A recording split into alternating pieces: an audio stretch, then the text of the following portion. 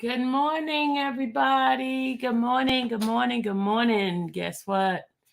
I have my tea today. Got my tea. See my cup? Hold on. Let me show you my cup. My cup. Let your voices be heard. Let your voice be heard. Infamous Sylvia. My teacup. All right, guys. We're gonna continue from the indictment, and I wanna clarify some stuff because there's some people um have questions regarding how many charges that Mr. Jeffrey Williams has. Um, those who have pulled off the original indictment had two charges, right? But the most updated indictment that he has a total 8 charges. Okay. So that's where the difference lies. And a lot of people are like, oh, but he only has 2 charges. No, he has 8. And it's the multiple charges of the gang charges. Okay.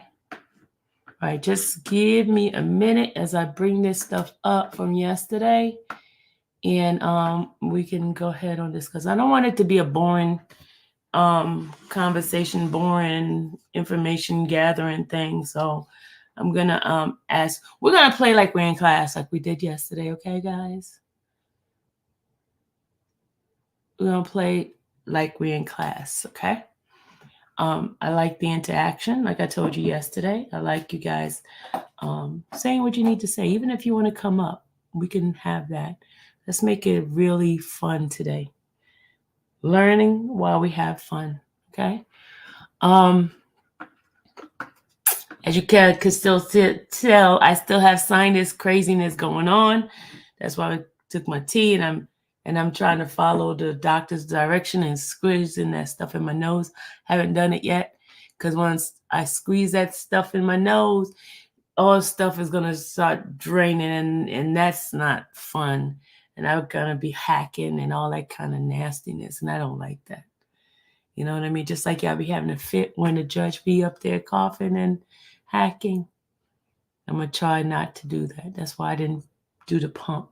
I did the pill, the allergy pill, but I haven't done the pump yet up in my nose. Okay, y'all. Yeah, Charis, where you been? Charis, where have you been? You haven't been in class. Danny's calling you out.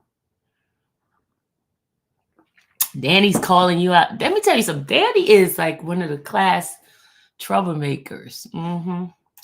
She had the pie recipe and all that stuff. Yeah, Danny's a troublemaker. Hey, Carvel. Okay, y'all ready? I'm gonna go ahead and bring that stuff up. Hold on. Hold down.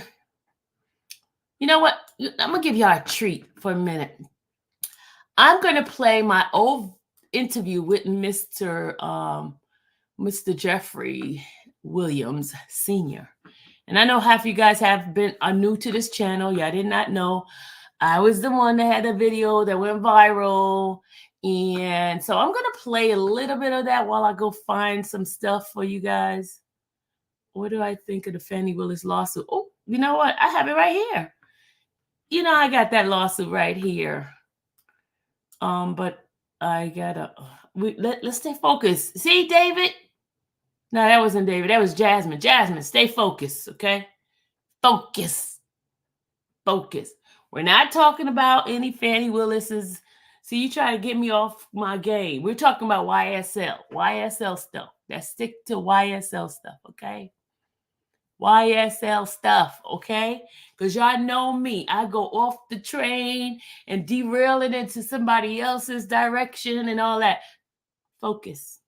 And people claim I have all this kind of like attention deficit and all this kind. No. It's just people in the chat say stuff, and I'm like, oh yeah, I have that. But okay, let's go ahead on and let me show you this little video here of the interview with Mr. And this is YSL too. This is YSL, so don't be trying me saying, but that's not YSL. Yes, it is. All right, here we go. Let's make this bigger. And this is my interview with Mr. Jeffrey Williams. Let's go here and play it for y'all. You hear me? Yeah. Yeah. Okay, the question I had, you said she became post-certified. What was the date? Because I didn't get it. I didn't hear you. She became post-certified September of 2022. So there was no way you should have been nowhere near my son's house in May. No way. No way, nowhere, no how. And this is on paperwork. Now, once we reprinted her paperwork said volunteer resignation. Fired, volunteer resignation. So that means someone had to play with that paperwork. Someone had to get that paperwork revised. And I can only see that being done by the district attorney, Miss Fani Willis, and whatever judge allowed her to have that done. So this is far more bigger than us. You know what I'm saying? I want the gang tax unit put on the investigation. I want the judge put on the investigation because the judge, to me, is incompetent. And I filed incompetence charges on him because he has a service animal that he has to bring to court with him every day. So that means he has a mental illness.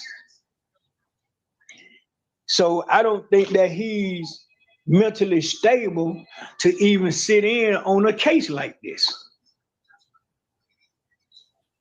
So that's why, when I make this last stand, this is what you all gonna witness.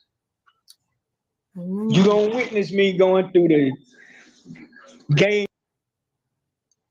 He's gone again, y'all. He's gone again. He's not. Even his people, even his own people know he's not the person of interest. So why did she believe that? It's not that she believe it. It's personal. It's personal.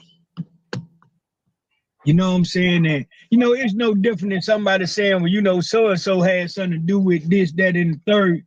So she's trying to make it look as if it's more of him than anybody. Okay.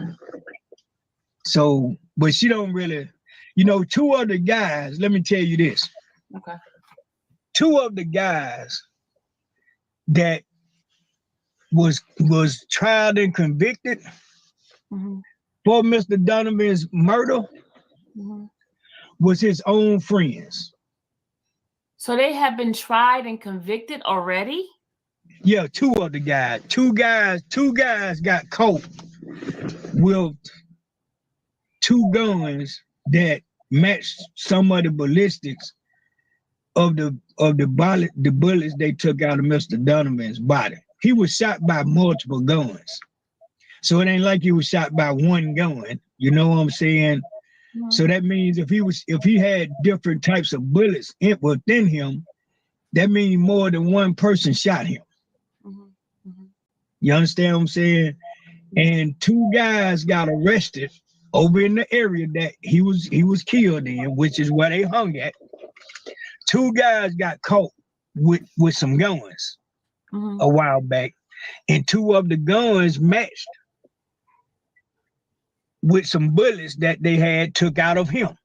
And the guys got prosecuted. The guys took pleas on it, and they doing time for it. His brother had to take a plea for 10 years for shooting Duke, YSL Duke, because he thought because of Duke being an artist of YSL. So it's not about gang. This shit ain't about gang whatsoever. First of all, let me let y'all understand this. There are no such thing as gangs in Georgia. We are not a gang-related state. Well, you know, Mr. The attorney that was just on here said that the guy that one of his defendant, the guy what's his name? Dorsey was part of the blood. He said so Dorsey was part of blood gang. Yeah, but we don't for real have gangs in Georgia.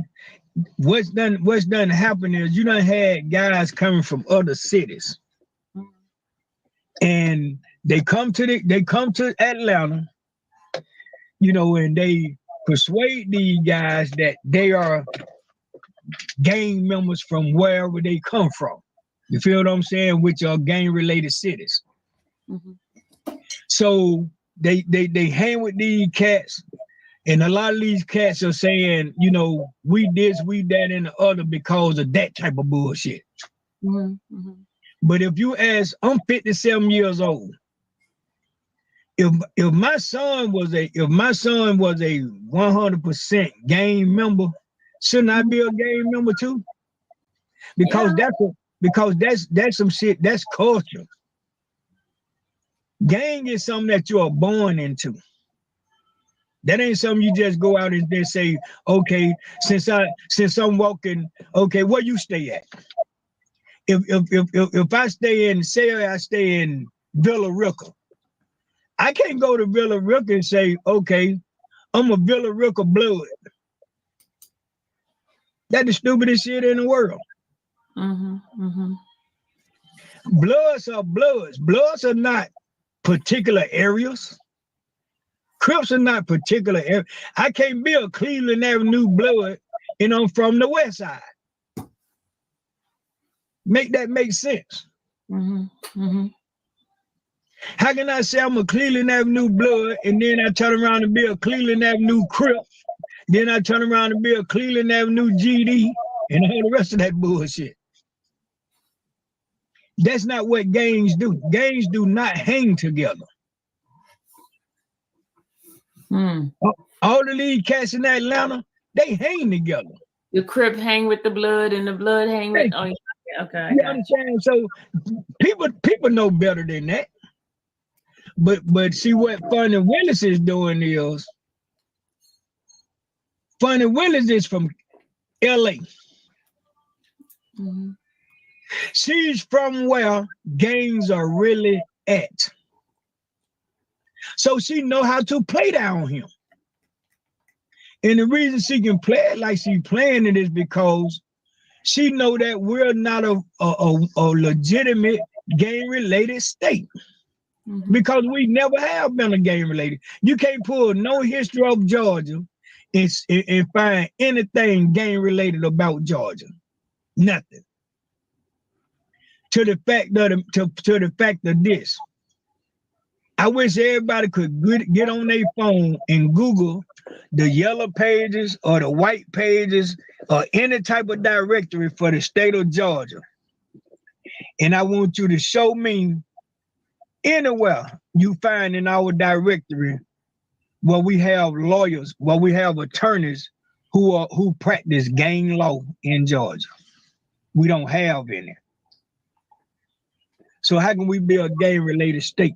We don't even have nobody that can protect us from gang-related charges. In other cities, anywhere you have gangs at, they got gang attorneys. Because I know California has one. Huh? I know California has big law. Because it's a gang-related state. Atlanta is not a gang-related state. We don't have no attorneys in Georgia who are who practice gang law. And she know this. And by the time we can get one here and they become eligible to practice, it'll be 10 years. Because he gotta be certified to practice in Georgia.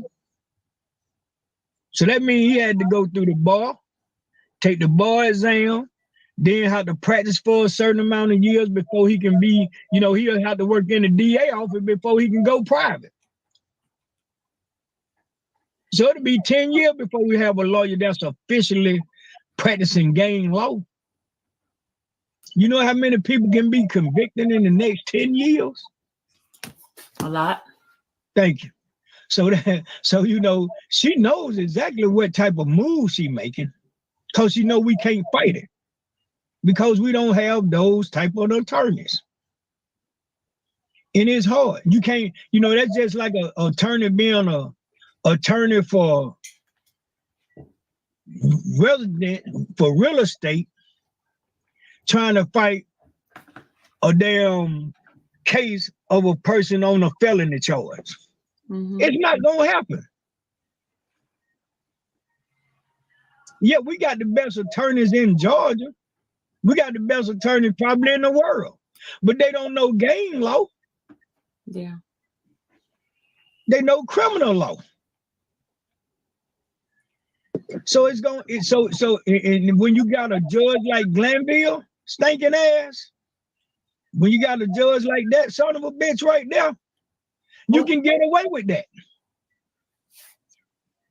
You can get away with that because he's being more of an attorney, of a district attorney, than he is a judge. He asks more questions than the damn attorneys do. He speak on more of the motion and profits than the attorneys do. But that's not his job. His job is to be the referee of a game. So he's biased. He's not fair or impartial. So that's what we dealing with. So that's why you got to file charges on him too, to uphold the Constitution. It's not about this game. It's not about this game that they playing. You got to charge him. I charged him with upholding the Constitution, because that's how you charge a judge. You charge a judge by not upholding the Constitution. He cannot go against the Constitution by no means necessary. So once he get that paperwork and see that I have filed these charges on him for not upholding the Constitution, if he don't uphold the Constitution after that, then he can be arrested and terminated from his seat. That's what you have to do. That's why he's not allowing the lawyers to argue in the motions like they supposed to be able to do. You know, and he's within the law because he's doing this jury crap. So as long as he do this jury crap, he don't have to hear motions unless he just want to hear it. Because motions are put on record. And once you get it on record, then if he don't uphold the Constitution, the attorneys can file charges against him. So that's why, ladies and gentlemen, we have been stuck in this jury shit for this long, because he knows he can allow them to argue these motions, because then he will have to make a decision. But isn't he making decisions on some of the motions now? Yeah, but he's making decisions on certain motions. Not all. And a lot of them he's still saying no to because he can. But see, it ain't about him making a decision now. What the lawyers are doing is they're just trying to get it on record. Okay. And then they can go to another, they can go over his head. See, as long as he don't let it get put on public record, they can't go over his head. I got you. You know what I'm saying? So now that he's allowed them to get some of the motions done, whether he agree to it or not, now they can go over his head and make him stand up on the Constitution. You feel what I'm saying? Yeah. You know, and that's what it's about. Now it's about making him honor the Constitution, the constitutional rights of these children. The case. All right, everyone that's coming in, I just want to, play my old video of the interview with Mr. Jeff. Now, if you guys want to see the full video, you can go to my channel. I pinned it at the top because I wanted you guys to hear some of this stuff. But let's get back to what our work is about today. Good morning, everybody that's coming in. Good morning, good morning, good morning, good morning. Good morning, Yvette. Yvette, I'm partial to you because you know why? You have my mama's name. That's my mom's name, Yvette. Okay, let's go. Y'all ready? All right, so I'm drinking my tea today, so please don't be like, oh, she drinking her tea, because I get all these annoying pain in the butt people always complaining. So I'm just going to address it right now so you don't complain. If you do, oh well. All right, here we go. So, you guys ready? Are we going to be interactive this morning? We're going to be interactive this morning. And I'll play some more parts of his interview. Some more parts of his interview with me. I know you don't complain, Danny. I know. Because you want to make that pie. You know what pie I'm talking about. So can you guys see this? Should I make it bigger? Can you guys see it? Let's make it bigger.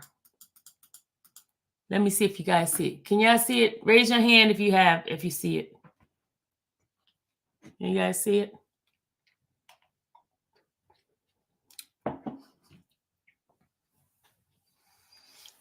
The apple pie.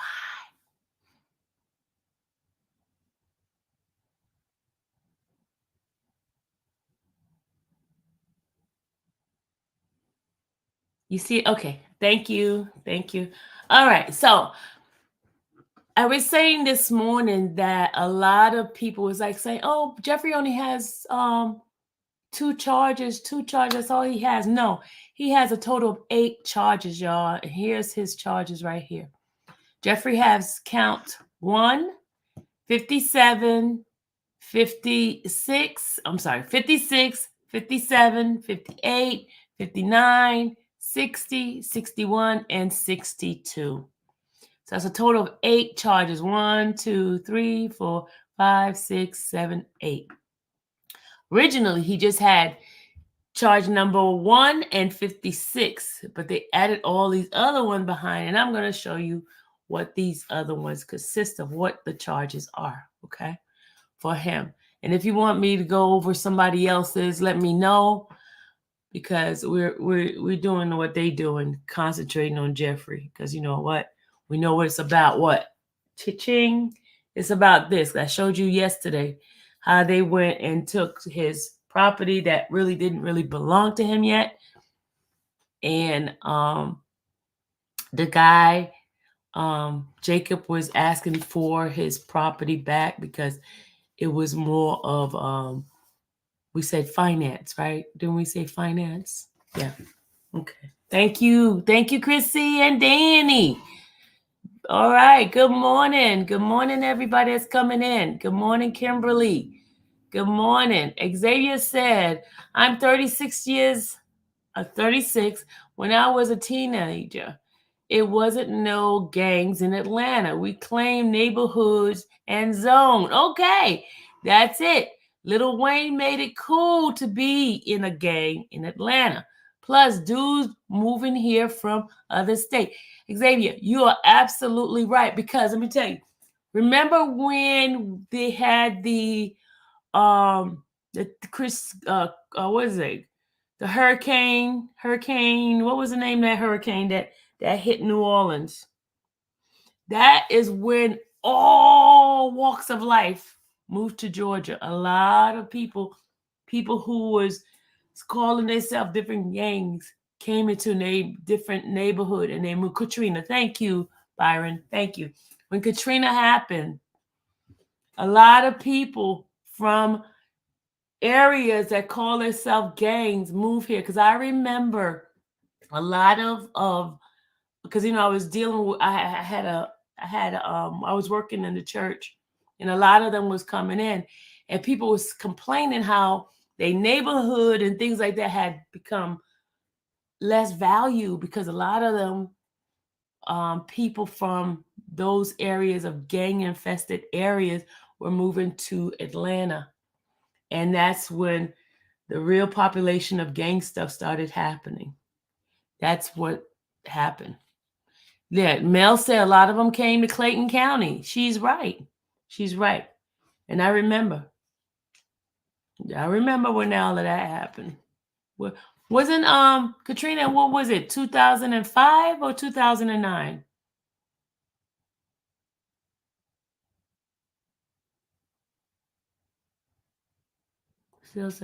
They like to take big money items to stop them from being sold and proceed using it to defend defendants. Sly move to take ability to defend away.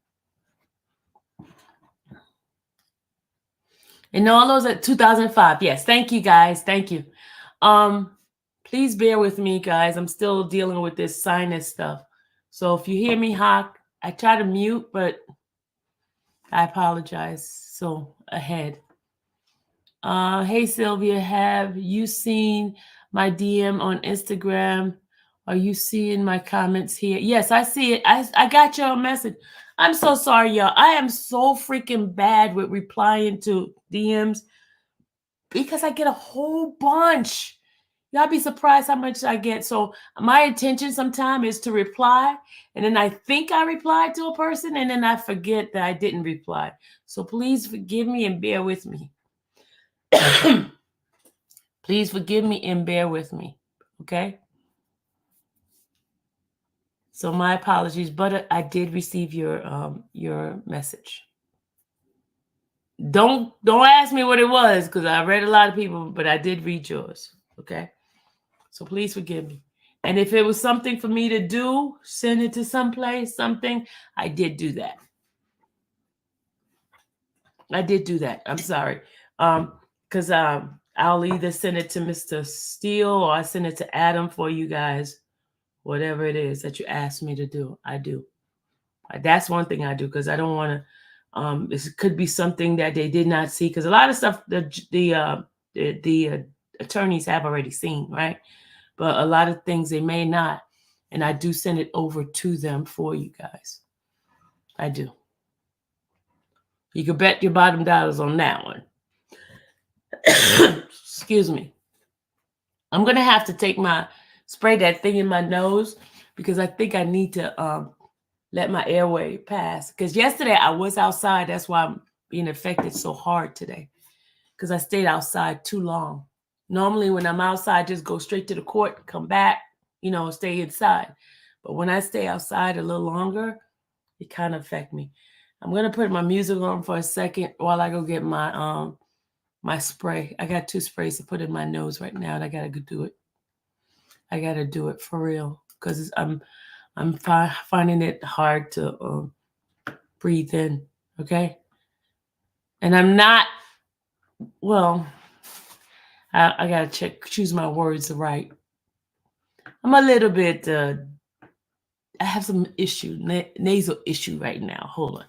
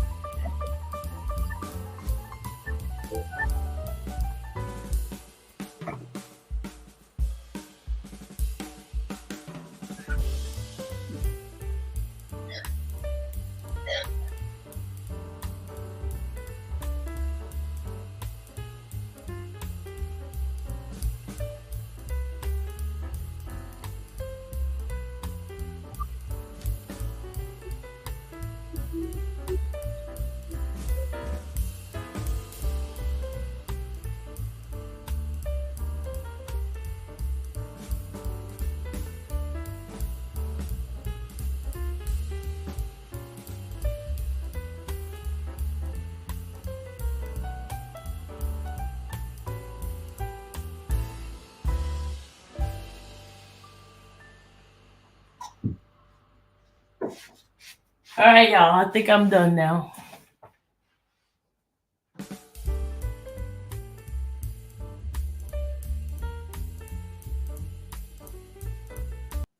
All right, guys. I am back. Don't I sound better now? I had to do that yucky stuff.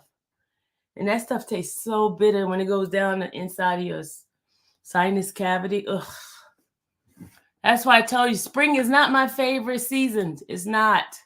All this tree pollen and stuff, it be getting in my eye, make my eye itch, my sinuses and all that.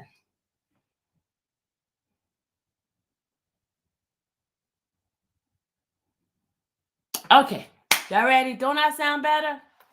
I sound better now, right? It tastes so bitter and nasty. Try to drink the water to get it down. Ugh. Okay, now I sound better, better. Okay, let's go.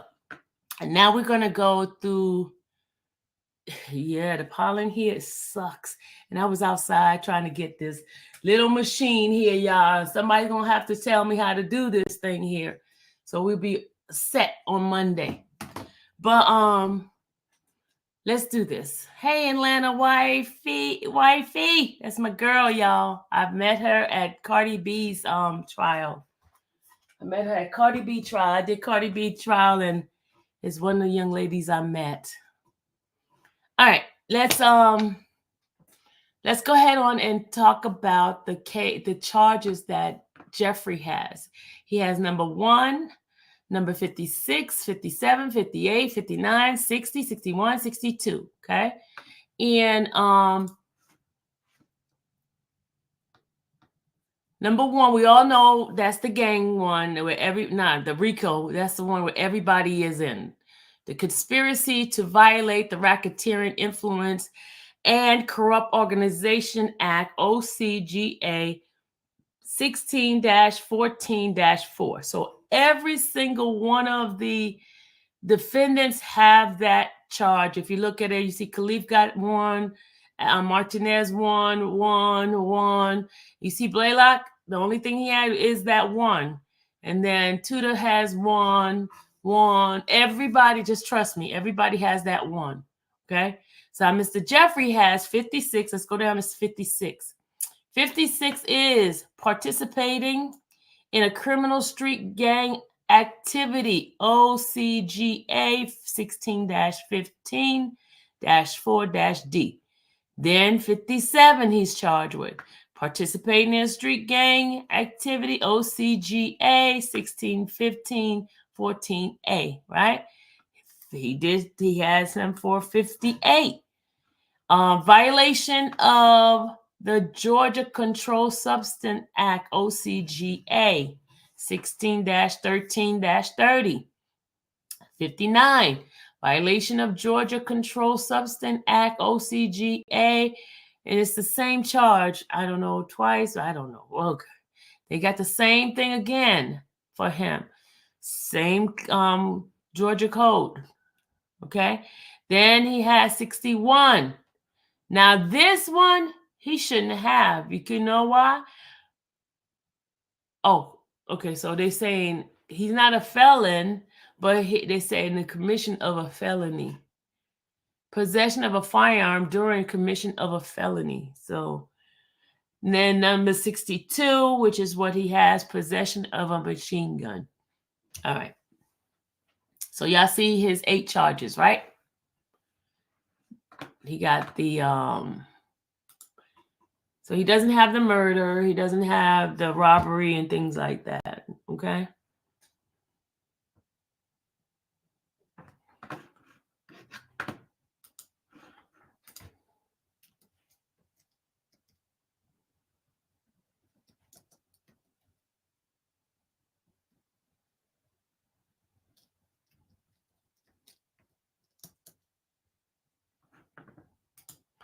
That is the official code. You just asked me, what do CGA stands for?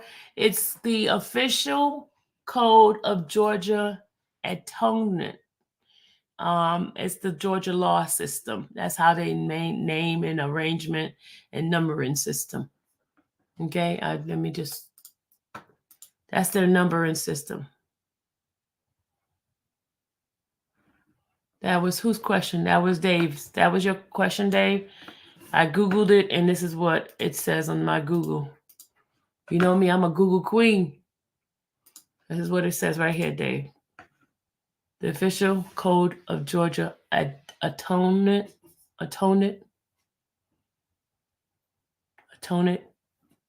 nated, whatever. Atonement. You know what? I told you I mess up on words, okay? So don't look, I'll find the information for you. Just don't tell me to say it right, okay? I will mess up on stuff in a minute. Okay, Mike says he has a random question for me. Go ahead on, Mike. What's your random question?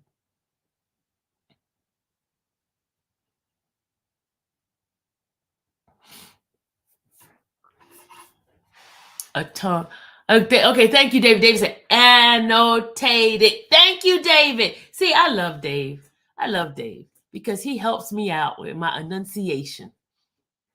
We all have weaknesses. And my weakness is, okay, and here's my excuse, y'all. I was a foreigner. English is not my first language, okay? I'm just going to tell you that. English is not my first language. I was a foreigner. So a lot of things, part of it is laziness too, in trying to enunciate things. But I still have that French and Spanish thinking sometimes, even though I don't speak French and Spanish anymore. Okay? That's my excuse, and I'm going to stick with it. Okay? At least I know my weaknesses. And another part of it, I'm lazy. Sometimes I don't even feel like enunciating it. Okay.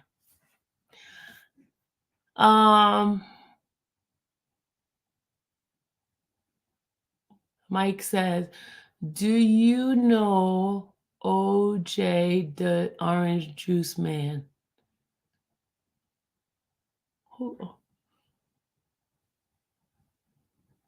You mean Orange Juice Jones? I know him. The one who sang, I saw you walking in the rain. Na, na, na, na, na, never be the same. That one, right? The rapper? I don't know who the rapper is. I don't know. Yeah, I know I don't know no rapper other than Run DMC. He makes trap. Oh. What time is court on Monday? 8:30, but 8:30. Oh, Jay, the orange juice man, the rapper. I don't know. Let me tell y'all, I don't know who. When people be coming up into that courtroom, I don't know who it is. Half the time people have to tell me. And now I'm reminding myself of my grandma. My grandma would not know nothing. That was a little small, little foreign lady. That means 10 start. Yeah, you're right. He was on your live. He shouted you out. So, oh, I did. Y'all, I should be ashamed of myself. Oh my God. The man was on my live shouting me out. Oh my God. Is it the guy from New Orleans? I know a couple of rappers been talking to me. Oh my God. Jesus. Oh God. I don't know. Oh my God.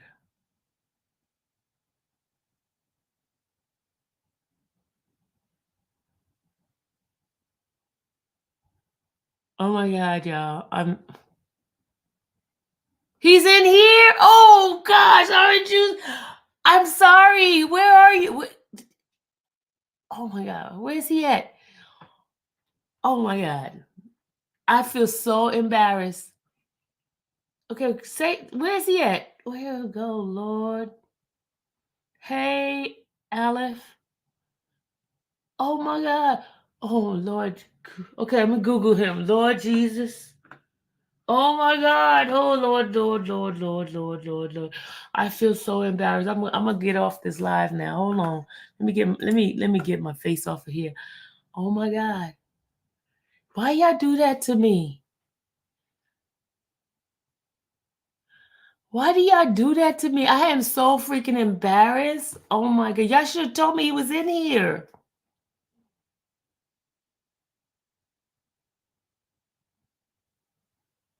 Oh, you talking about the young man that...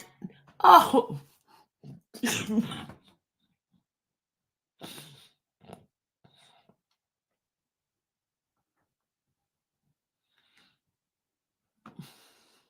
I feel so embarrassed, y'all. I feel so embarrassed. I feel so embarrassed.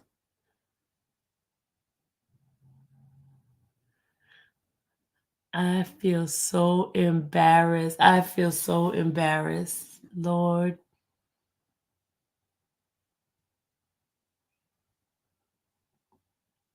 Reno, you guys, you young folks better help me out, y'all. Don't make me look like a fool like I just did. I feel like a fool. Lord have mercy. And you know my enemies be watching stuff like this and they're going to do a live about this. Y'all know that, right? No, you already know. They're going to do a live about whatever I do, whatever mistake I do. They magnify my mistakes and try to make me look bad. Oh, God. Lord have mercy. Oh, my God.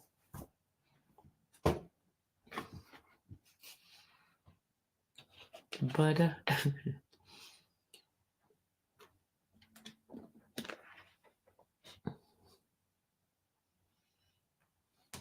I'm thinking about Orange Juice Jones, and you know, oh my God. They even call OJ Orange Juice. Oh, Lord.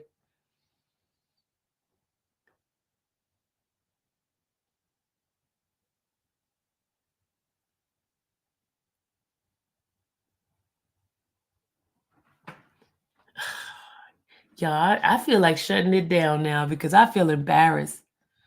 I really do. I'm going to blame it on my sinuses. I'm going to blame it on my It's my sinuses. My sinus is affecting my hearing and my ability to let them.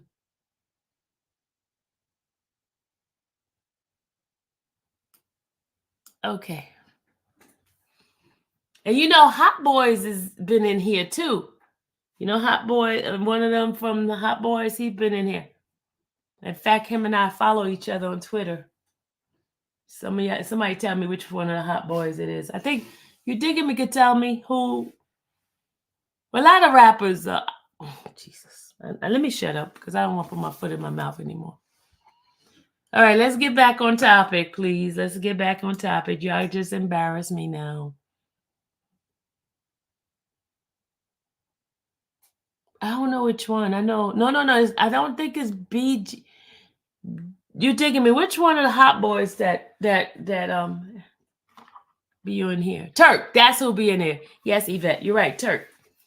Turk is friends with me on Twitter. All right, let's get back on topic. Bethel Boy Entertainment wants to. Y'all be surprised who's in the chat. I told you there's a bunch of folks up in this chat. A bunch of folks in this chat, y'all. So shout out to the rap industry, to all the people who represent them, the individuals who works for those companies. I know you guys are in here because I was told that a lot of you guys are in here watching and listening to what's happening in the courtroom because I'm there, and I appreciate y'all. Thank you, and please forgive me because just see me as your grandma back in the days. Remember, your grandma don't know who's who, so that's me. Okay, so when people come up to me and tell me who's this and who's that, and they say, "Oh, Miss Sylvia, I see you. Thank you for what you're doing for the industry, entertainment industry, and being there." So please, guys, I feel so embarrassed now. I feel like a nut. I feel like a nut. Oh, so shout out to you guys that's in the chat. Please don't get at me. Here we go. Sorry. Here you go. Let me move on. Let's go into the topic. Can I get you an autograph? Oh, Lord Jesus. Now they really try to get me in trouble. Can I get you an autograph? Oh, my God. I can't. I don't know. I'll ask. Who are you trying to get an autograph? First, I got to figure out who's who. Then once I figure out who's who, I have to have a piece of paper to get an autograph for you. I will do it. I will do it. But you guys tell me who's who. I don't know who's who. Okay. Why does it keep repeating? Oh, that's my computer. Oh, it's probably me repeating stuff. Try to get autograph from Chard. You want Chard autograph? Really? Okay, I could get that one. Soldier Boy is watching too? For real? How do you know that, Doc? How do you know Soldier Boy? I can't even say that. Soldier Boy is watching. How do you know? Morning, Sylvia. This week is jury off this month. Okay. Red Jane. Red Jane. Listen, jury is off from the 20th all the way to Memorial Day next week. I mean, they'll be there next week, right? Next week is the week of the what? The second, third, right? No. I need a calendar. I don't have my phone in front of me. I need a calendar. Hold on, let me get a calendar. Let me type up a calendar. Okay. So, we need May. Okay. May, let's see. Today is the 3rd, right? So next week is a week of the 6th to the 10th. They'll be there. They'll be there all the way until the 17th. And then from the 20th all the way to the 27th, they'll be off. And then we have a couple of more, like half a day, I think, on the 17th. I know the 14th we come in late because one of the jurors' family member has a graduation on the 14th. And the reason why I remember the 14th so well, y'all, that's my daughter's birthday, so I remember that date. That's my daughter's birthday.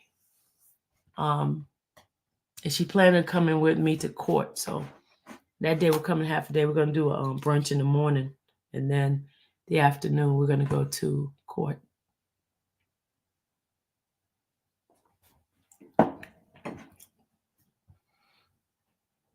Yours is a 12th? Oh, all the Tauruses in the house. Hey, Tauruses.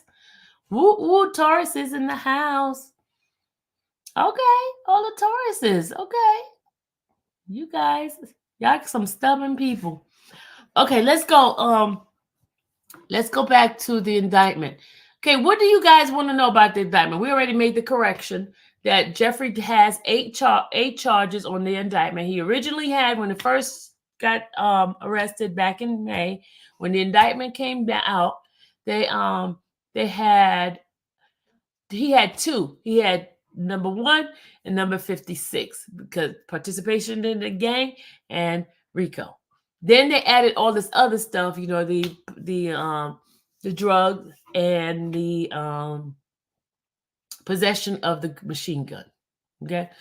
Oh, thank you. Let me hit my thank you super chat.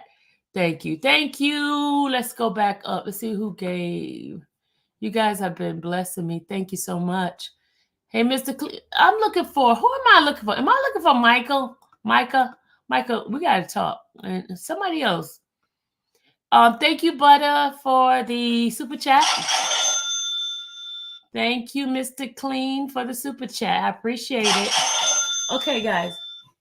So what else did you want to talk about? Because I don't want to talk about something that you guys already know. What do you want to know in regards to the indictment? Because I don't want to bore you bringing up something I already talked about. If you go back into my playlist, I went through each count and each act, because it's a count, which is what they're being charged for, and the act is what the they say that they did. I don't know much on murder. Oh, you want to know the murder, who has murder charges, right? Okay, let's go through that. Okay. Murder charges number 49, right? Okay, let's go through the ones in the top. I think, okay, let's go. And this is the thing. It's like, okay, we have a murder right here, number 2, right? And number 49. Yeah, somebody write those numbers down so we go to the list and see who has been charged. I'm looking for all the murder on this. Okay, let's see. We got 2 and 49 so far. Okay, armed robbery, first offense. You got murder. This is attempted murder. So that's not, we're not going to even look at those. So we got 2 and 49 so far. That's attempted murder on this one. That's possession, conspiracy, murder, 49. We got that already. We got 49. Okay, let's see. Okay, so it's only 2 murders on here. Number 2 and number 49. Let's go find out of the defendant who is being charged with murder. All right, y'all ready? Khalif does not have a 2 or 49. Arnold does not have a 2 or 49. Let's keep going. Keep going. We're looking for a 2 and 49. Even Eppinger doesn't have a murder. Okay. Oh, okay. Here we go. Miles Farley and Little Miles. He got a 49 right there. That's a murder. He's being charged with murder. Okay, let's go down to... We don't have 2 or 49 on this one. Okay, Yak Gotti. He's being charged with the murder. All right. We got Yak Gotti. So far, we got Miles and we have Yak. We need to write this down. Somebody write this down. I need you to enact it. Okay. Y'all writing it down, Mel? Are you keeping up, y'all? I need somebody who's going to keep up with this. Somebody who keep up with who we were saying that has those charges, okay? Write it down, people. Please help me out. We're going to go through. Okay, so we got Yak Gotti, right? For number 2. Okay, we have Nard for number 2 right here. Demise McCullen Nard. Okay, let's keep going down. See who else is charged with the 1, a 2, or 49. Okay, we have Mr. Nichols, which AKA Quay, with murder, 49 right there. Okay. All right, we got we got Shannon Stillwell with both A 2 and a 49. Are you writing down who that is? That Shannon Stillwell, SB? Okay, let's keep going. Let's keep going. Let's keep going. That's it. So is Mr. Nichols, Mr. Stillwell, Mr. Kendrick, and Mr. Miles, right? Did y'all write it down? Let me see who got it. Did y'all write it down?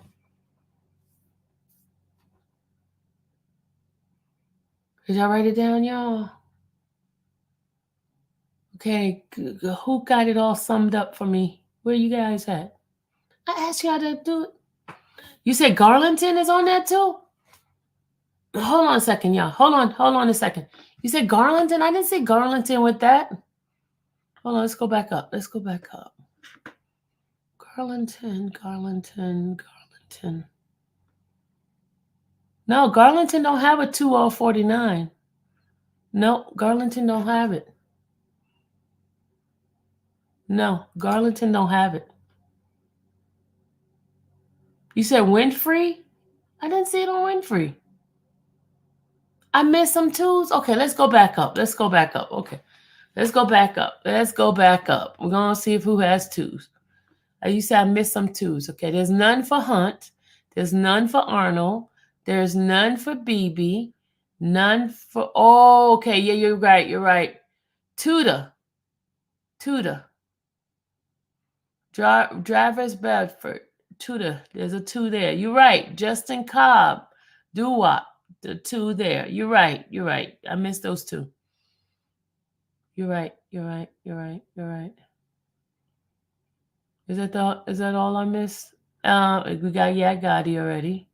We got Nard on that one. We got Nard. Are y'all writing it down?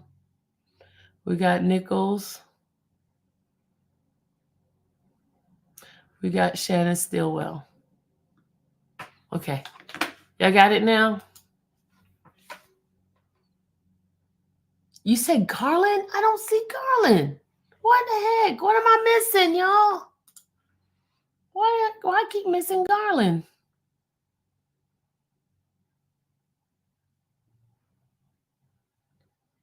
Okay, let me go back up. I'm doing it slow. Oh, you're right. There we go. Thank you. Because I was, okay. Thank you. So Garlington. So did y'all write everybody on there now? It was covered by the watermark. Thank you, Dee Dee. You guys see, y'all got bionic eyes. Okay, could y'all put all the names that's in the list? Did y'all write it all down? Somebody can put every name that's on there together. Let's see.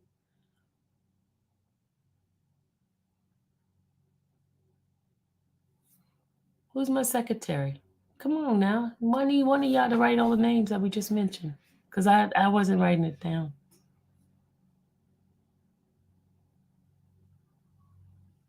Kiki, I got fake work too. Don't these people know it's Friday? Hey, Rachel. Where's my secretary? Where's my help? Where's my help at? I have no help. I just went through all of them. And y'all can't give me a help. Let me write this down because y'all suck. I'm just going to tell y'all right now. Now I got to sit here and get a pen, a piece of paper, and I'm writing. And I got to go through the list again, and then I got to write it. But nobody want to help me out. Nobody want to help me. That sucks, man. Hold on. Here we go. Let's put it in. Thank you, Shay. Shay is the only help I have. Thank you, Shay. Thank you. Shay is Cobb. I'm going to write it down. Cobb. Garlington. Tudor. Farley. Yak. Gotti. Nard. Quay. And Stillwell. Okay, there we go.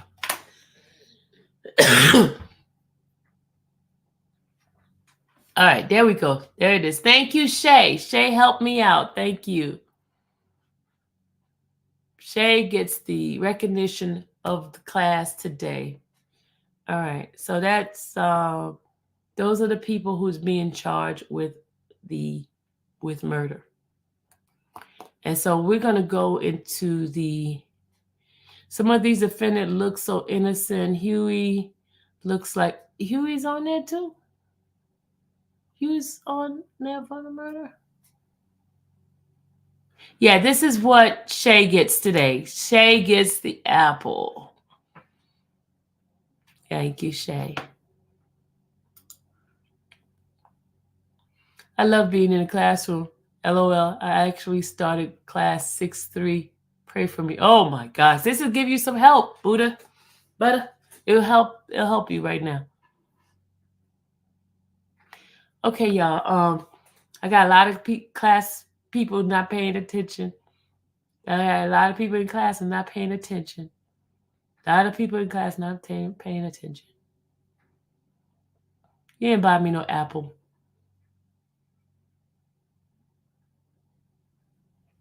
Yes, Butter, you got this. All right, y'all. Let's go ahead on and is there anything else y'all would like? So y'all found out who is being charged with murder. We found out that Jeffrey has more than two charges. He has 8, and the ones that y'all did not pay attention to was the one that they added on was the gun, the possession of the drugs, and that's it. Okay. What else would you like me to do? Do you want me to go ahead on and finish playing that video? Or do you want to know what those actual murders were? The acts. Do you want to know those acts of those individuals? Those numbers? You want to do that one?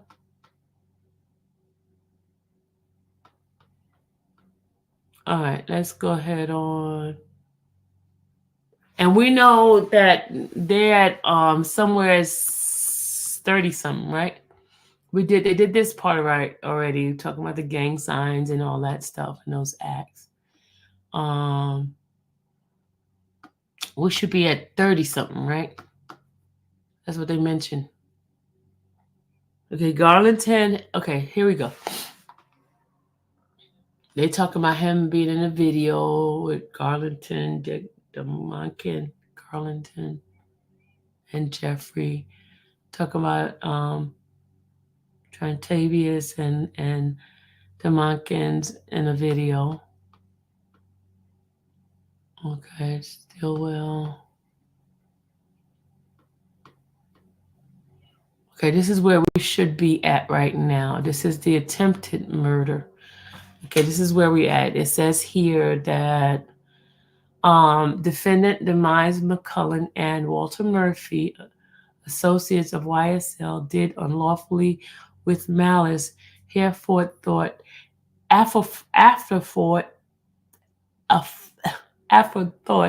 and with the intent to kill, commit the felony offense of attempted murder against a person of Dexter Montgomery. So now we just went past Dexter Montgomery case charges, right? But they saying that they went there with malice.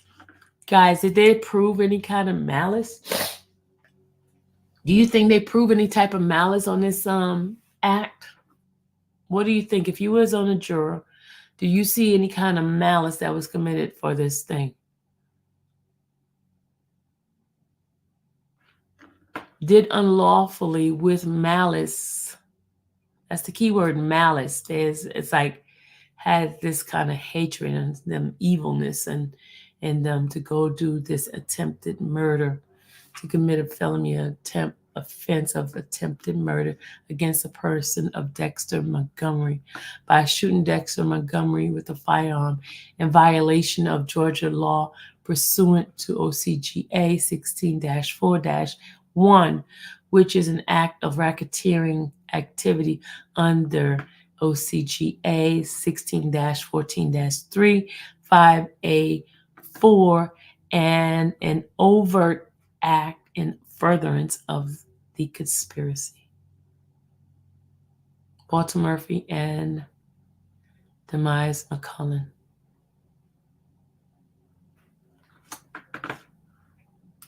What do you think? After class says no. Dee Dee says no malice. Just some dudes just doing the most. I thought he had a husband. Who? Who are y'all talking about? See, Lee, there y'all go, doing something else in class. Not paying attention in class as usual.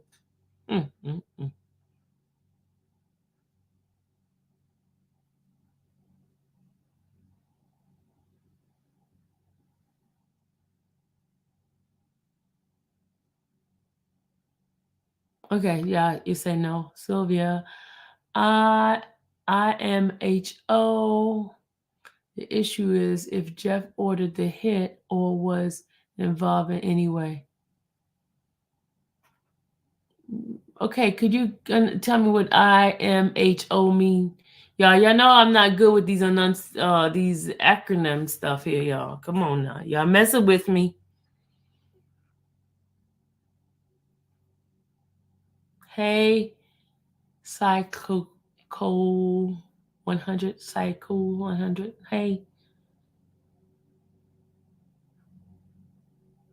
It means my honest opinion. Thank you.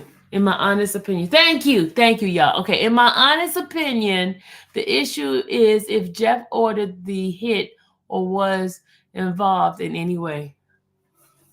That is definitely the issue.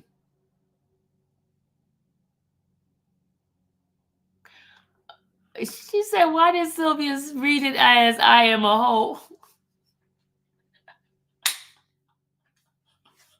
I didn't read it as if I am a hoe. I did not read it as that.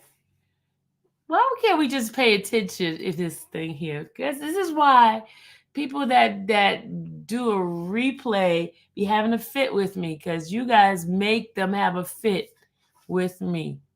Because we in here live, that's why it's best to come on live, then you understand what's happening in this live. Most of the cases, guys have already been convicted a long time ago. That is so true. This is what I don't understand about this whole freaking RICO thing. How is it that you could come back and get somebody after the fact that they've been tried or convicted and served time? How? Kat, thank you for that answer. Kat is paying attention in class. Thank you, Kat.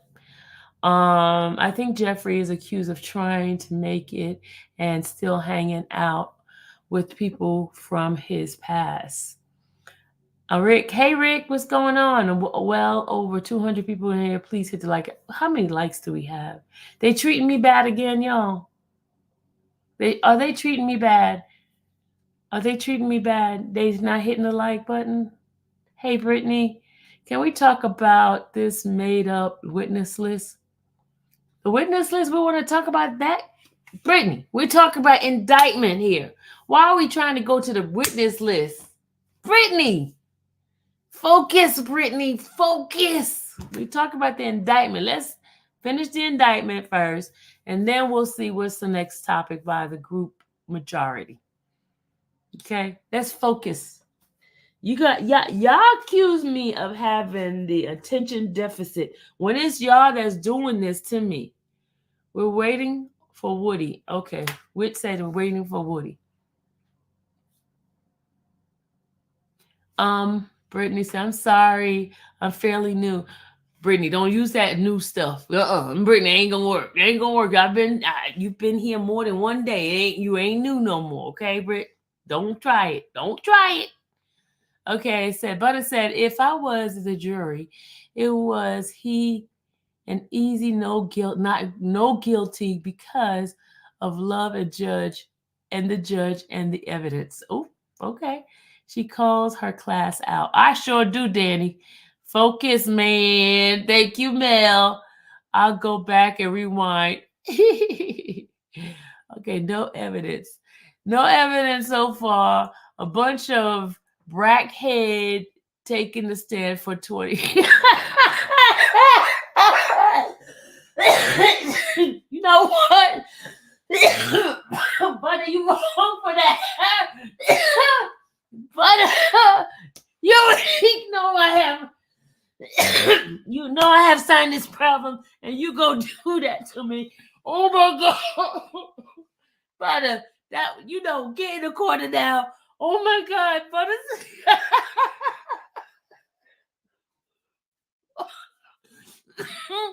Oh my God. Oh my God, what is wrong with you, Butter? Oh Lord Jesus, where's my water? Where is my water?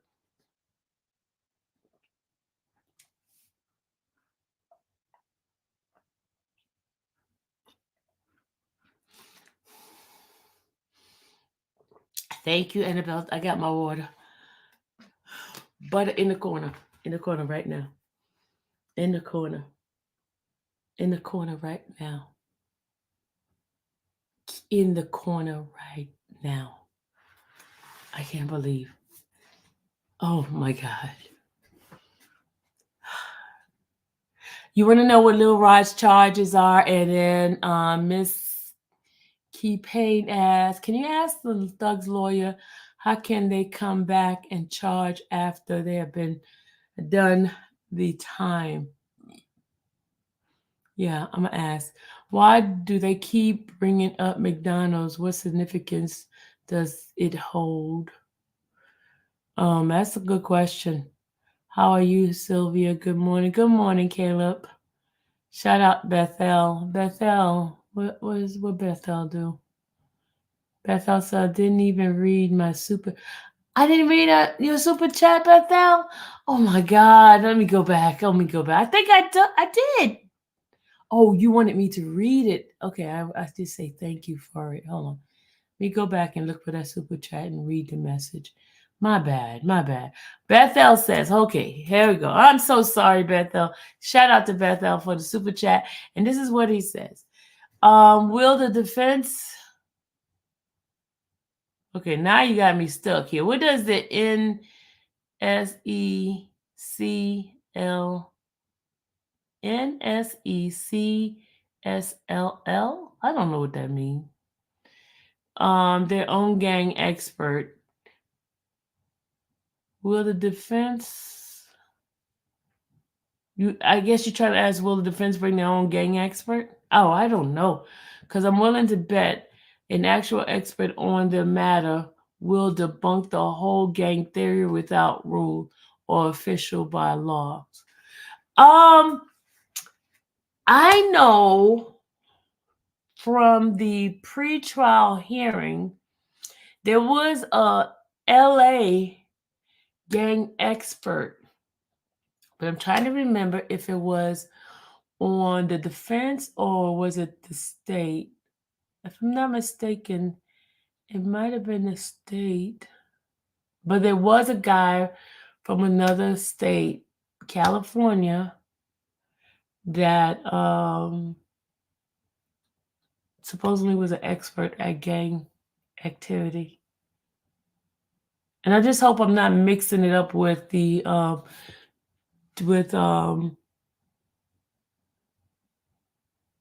with the Boosie thing, because I'm still doing Boosie's thing, because Boosie was with some guys who the federal government has been looking at, and that's how they caught Boosie with a gun in the back of his pants when he was doing a video. And the guy was talking about there was experts on a particular gang that they were looking at. So I'm not too sure if I'm mixing those two cases up.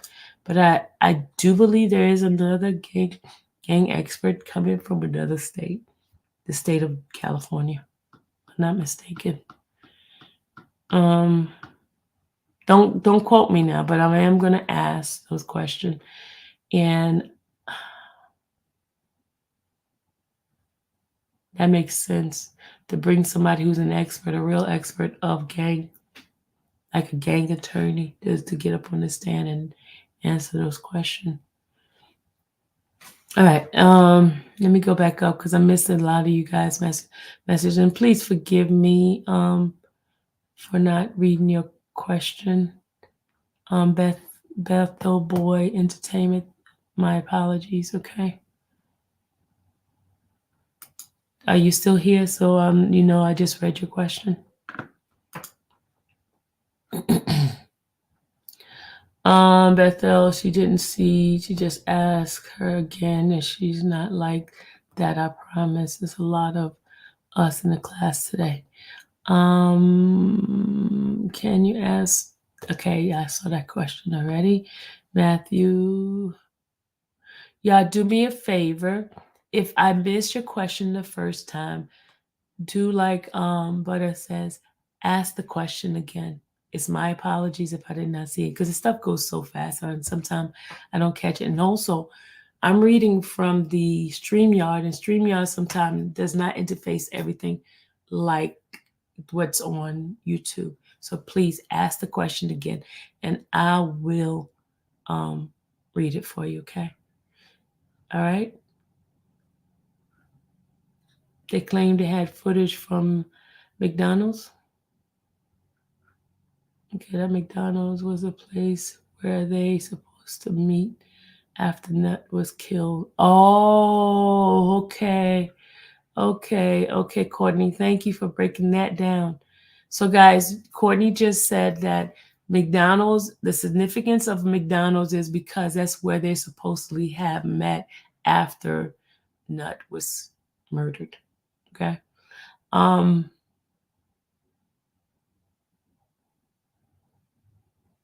A witness told them that they were hanging at McDonald's after the shooting. I believe Gaither said that. Okay. Wait. The young one in court? No, he's not one of them. No. McDonald is going to be big because if they prove that was at McDonald's, then that's going to prove that he knew about Big Nut's murder. Okay. Okay, so then then they should have the surveillance, right? Are they going to play the video from McDonald's? Are they going to play the videos from McDonald's? This is going to be very interesting. Huh? No, because the judge bias, he says the burden is on the state. Shake my head. Because Miss Love is saying Young Thug meet up at the McDonald's after the Nut death, but it's no footage of Thug being there. What? Is it going to pop up afterwards? But if it pop up afterwards, it's going to be about Brady violation and it's going to be thrown out.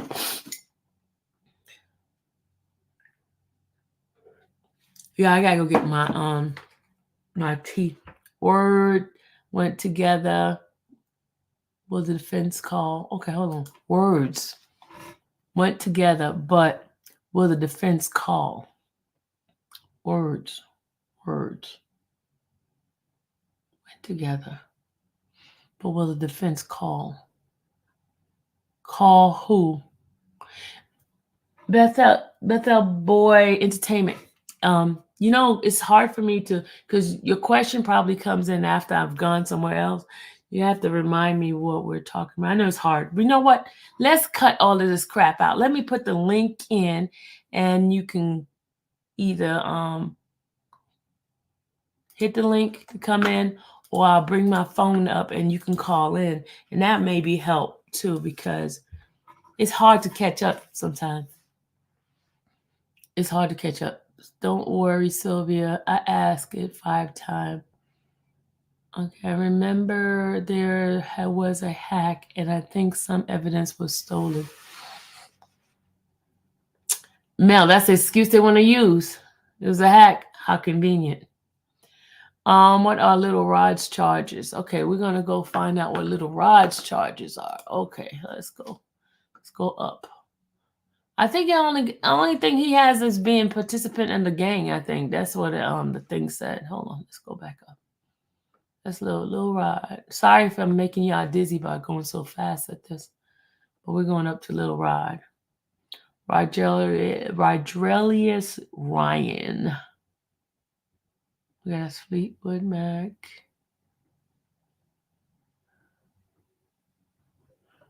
Okay, yeah, Lil Rod just got one charge, which is gang participant. So does Tick. Yeah. That's all Lil Rod has. Nothing else.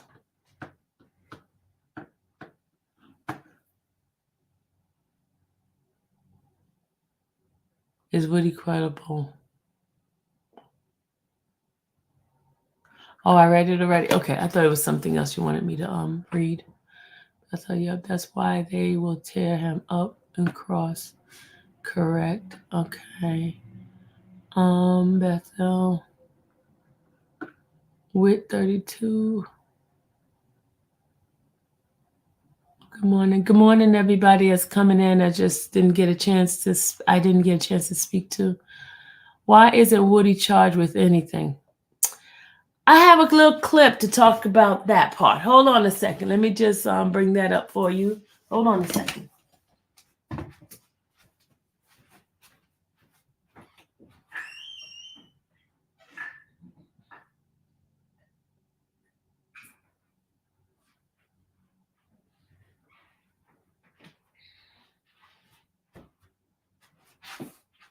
I'll have a little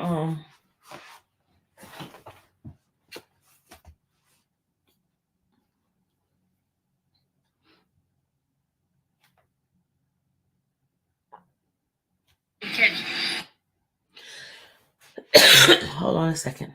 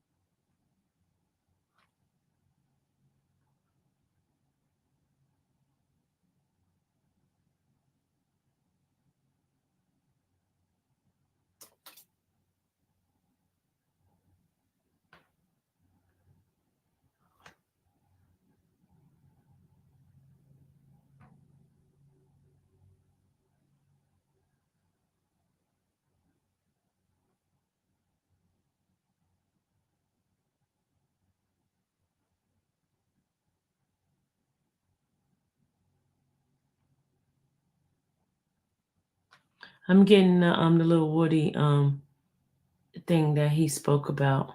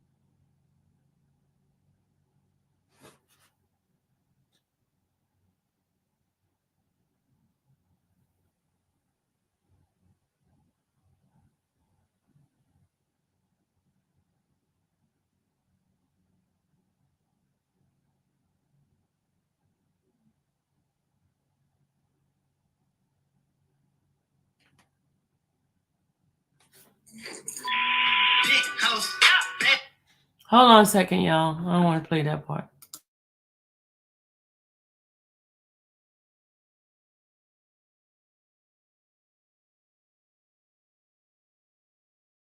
Okay, this video is coming from DGM Media, and this is them talking to Lil Woody and started to some stuff he said, prison and all that stuff. Hold on. What's in? How you feeling today, man? Shit, like one? Yeah. Appreciate you coming by, man. It's all good. Yeah. How you been holding up during this quarantine that we're going through? Nigga, I've been thugging every day. Yeah. Yeah. You know what I mean? It's 4 years ago. Yeah, you had just gotten out of prison, so you're kind of used to kind of just having to sit around, huh? I'm sure this is a lot better than sitting in there, though. I did my time already. Yeah. I'm free. Yeah. Shit. You been recording a lot of music since you've been Yeah. Since you've been out? Yeah, I record a whole lot. Okay. Yeah, that's what's up, man. And you're Atlanta native, right? Yeah. Born and raised. What part of the city you from? Mechanicsville. Downtown by Major City. Okay. Yeah. That's what's up, man. What was it like growing up there? You know. Ghetto, man, you know what I mean? Shit fun growing up, you know what I mean? Yeah. That's it was hard, you know what I mean? With personal issues, but you know, in the neighborhood, just like every other neighborhood. Yeah. Has the neighborhood changed much since when you were younger than that? Yeah, it changed a whole lot. There's a whole lot of suckers out there now. Yeah. Yeah, I see they're doing a little bit of gentrifying the neighborhoods out there too. Yeah. Something like that. Yeah. How old were you when you jumped off the porch? Ever since I can remember. Yeah. You know what I mean? Did you have any family or OGs in the streets that kind of guide you? Yeah, you know, it's always people we looked up to, you know what I mean? But on the real, I wouldn't allow nobody to guide me. You know what I mean? Kind of learned it by yourself just by being out there through experience? Yeah, you know what I mean? Just hanging, you know what I mean? Yeah. Fuck. Like I mentioned, it was last year that you got out. You did 51 months in federal prison, right?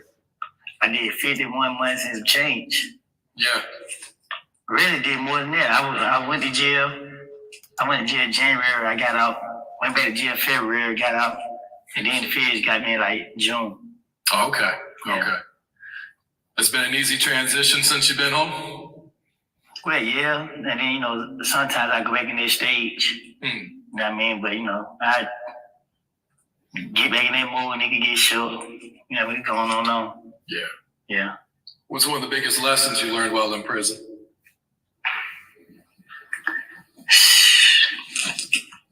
You can't take everything for granted. You feel what I'm saying? That's probably about the biggest thing I learned. Yeah. Yeah. I took a lot of stuff for granted. Yeah. What was the first thing you did when you got released from prison? Saw my kids, you know what I mean? Okay. This is the only thing that was more important to me. Yeah. How many kids you got? 2 little girls. 2 little girls. Same age. Yeah. How old were they when you first went in? One over 1 and the other a week before she about to turn 1. Oh, wow. Yeah. Yeah. So are your legal troubles behind you now, or are you on probation? Yeah, I'm on 3 years supervised release. Oh. And I got like a couple months up for state probation. Okay. Yeah. So what's your motivation to, you know, stay out and stay free this time? The music, that's why I tried, you know what I mean? Anything else, I'll be 2 feet in the street. So music, I see it as a way out. And you started recording while you were in prison, or started writing? I started writing while I was in there and learning. You know what I mean? Different people that was in there with me was, you know, kind of coaching me and helping me and stuff like that. Because I didn't know how to rap at all. So I got a lot of guidance from me now. When I got out, I just tried it, let a few people help. They really tricked me into just like, well, you got it. So before you went to prison, you never thought of being a rapper or anything like that? Never tried rapping? Never even thought about it. Oh. I mean, shit. A few people tried to get me to do it before I went. Oh, yeah? So I'm fucking gangster. You know what I mean? What had motivated you to start writing while you were in there? Just looking at the TV, be like, damn, so I was just with all these niggas, like, you know what I'm saying? Just watching them. Yeah. And, you know, realize I ain't got no future, you feel me?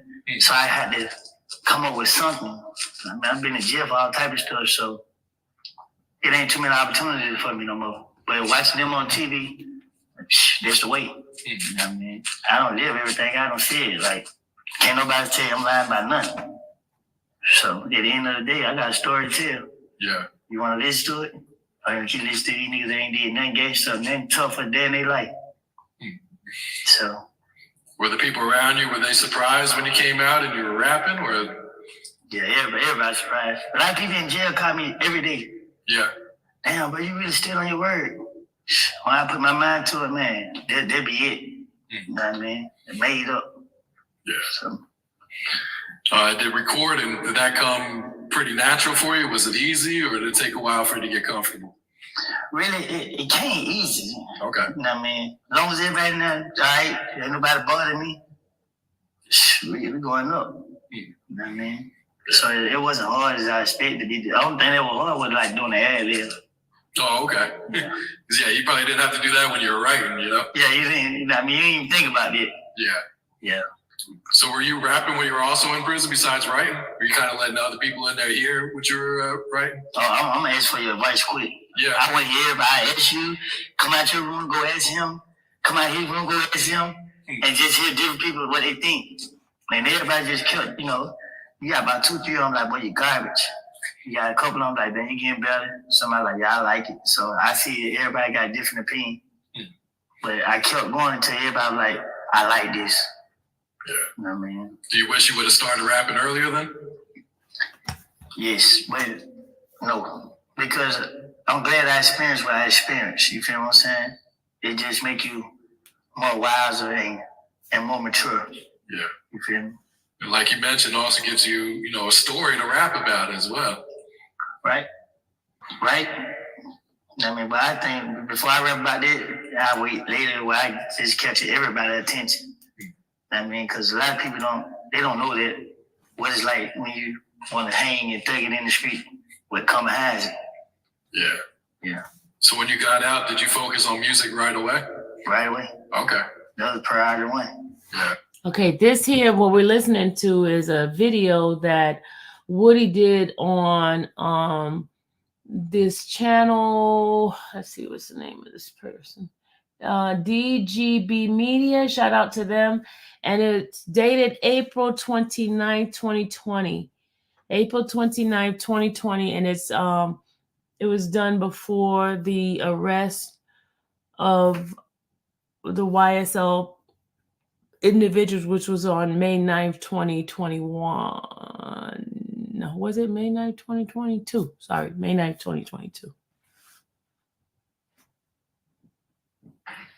So did you expect things to move this quickly for you? No. No. But I did. I didn't, but I did. I can't really explain how that.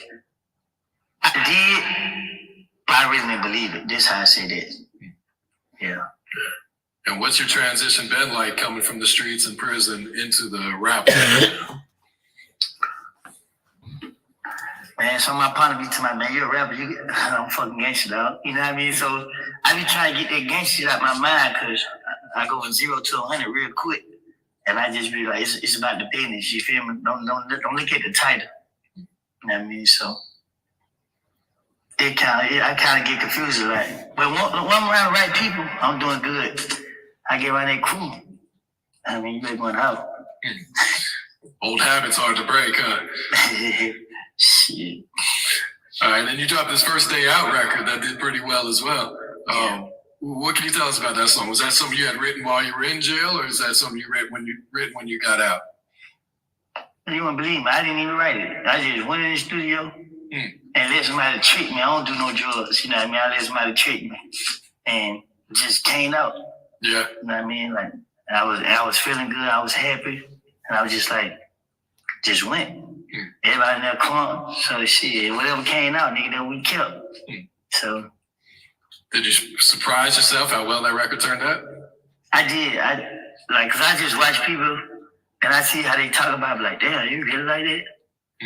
Like, and you know, to hear so many people like it just build my confidence.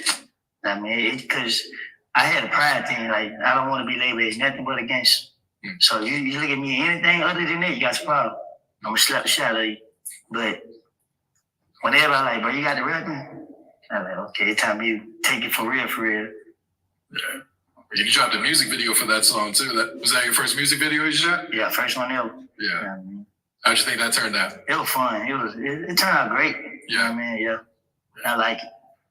Still watching today. Yeah. Yeah. Mm-hmm. And you rep YSL a lot in your music. Gang. You know, How far back does your relationship with them go? Still. I mean, well, when you see me, you know YSL. Give a damn who I walk in the building with. You know what I mean? Yeah. Period. When you came out rapping, were they surprised, or were they one with some of the ones that were motivating you to start even before you went in? You know, everybody was surprised. Okay. Because before I went, people were trying to get me, man, rap, son. Like, no. You know what I mean? It ain't in me. So when I get out of jail and I'm rapping, nigga like, he be really rapping. But a lot of people don't really believe it, like, he just doing something. So now when I just drop a tape, like, he really rapping. You feel me? So I'm still getting it a lot. Yeah. You know what I mean? A lot of people like, hey, he really rapping. Oh, I'm serious. Yeah. My mind made up. I mean, they can't beat me in nothing. So. Yeah, and I saw Lil Baby was promoting you as well on his IG. Yeah, I got much love for him. Yeah. Yeah. How'd you link up with him initially? Shit, through dog, you know what I mean? Okay. That's how I met him. Yeah. Yeah. And right now you're signed to Freehand Entertainment. Right. How did that situation come about for you? My uncle, you know what I mean? When I first got out of jail, my brother, you know, just see me playing around. He like, call my uncle, like, hey, well, we doing music. My uncle like send me something, so my brother sent him something. I had recorded. It's a song made about a fuck nigga. So everybody liked this song. And my uncle called his other buddy, and they liked it too, so that's how it all started. Yeah. Find yourself learning more about the music business each day? Right. I have learned a whole lot. Yeah. Yeah, like when I be recording, I catch your stuff. I mean, I tell them what to take out and stuff. At first, I just go in there, record, try to hurt them and get up out of there. Yeah. Yeah. But it was fun until I get irritated quick. So once I get irritated, I'm trying to go. Yeah. Yeah. Is this something you can get used to, being a rapper, though? Say it again? Is this something you can get used to, being a rapper? Yeah, I'm on this. Like, I'm willing to take whatever it come with. Yeah. I mean, I'm tired of being broke, you feel me? Like, I done did everything but got rich. So, you know what I mean? I watch all these niggas. You know what I mean? They come from nothing. You know, I be looking at them for having their way, man, do whatever they want to do. Yeah. So I've been having 100,000, 50,000 here or there, but millions ain't never had it. So my personality, you know what I mean, my life story, I know I can get it. I got the potential. I won't let that stop me. Yeah. Period. Yeah. And last month you dropped your debut project, I Am the Streets. Yeah, so. Talk to us about that project. It's people, what's up, man, you know? Nigga be talking, you know what I mean? Like, I'm the streets. Like, I've been in the streets. Like, my grandma's house was a trap house. My mama's house was a trap house. So I didn't just restart. Like, anybody that didn't know me tell you that. I've been crazy. That's the first thing a person gonna say. He been crazy since he was little. Was he caught window out every time you ride by? So, you know, the project is more like basically like me. You know what I mean? Coming up. Yeah. I've been in the streets. That's all I know. I don't know nothing else. Were these songs that you had written in jail, or were these ones that you kind of freestyled or written since you've been home? The songs I written in jail, when I see they mail home, it never came. So I just ran all them songs and probably, you know, stay in jail or wherever it is at. So a lot of songs I memorized, I did a few of them, but ain't none of them on I Am the Streets. Okay. So a lot of the stuff that I did since I've been out, it was just me going in there, chilling, and just going. Yeah. Yeah. Who are some of the producers you work with on that project? I work with D Hill, Helliver, Quay, Beat Monster for sure. Okay. You know what I mean? I work with a few of them, you know what I mean? Those some big names.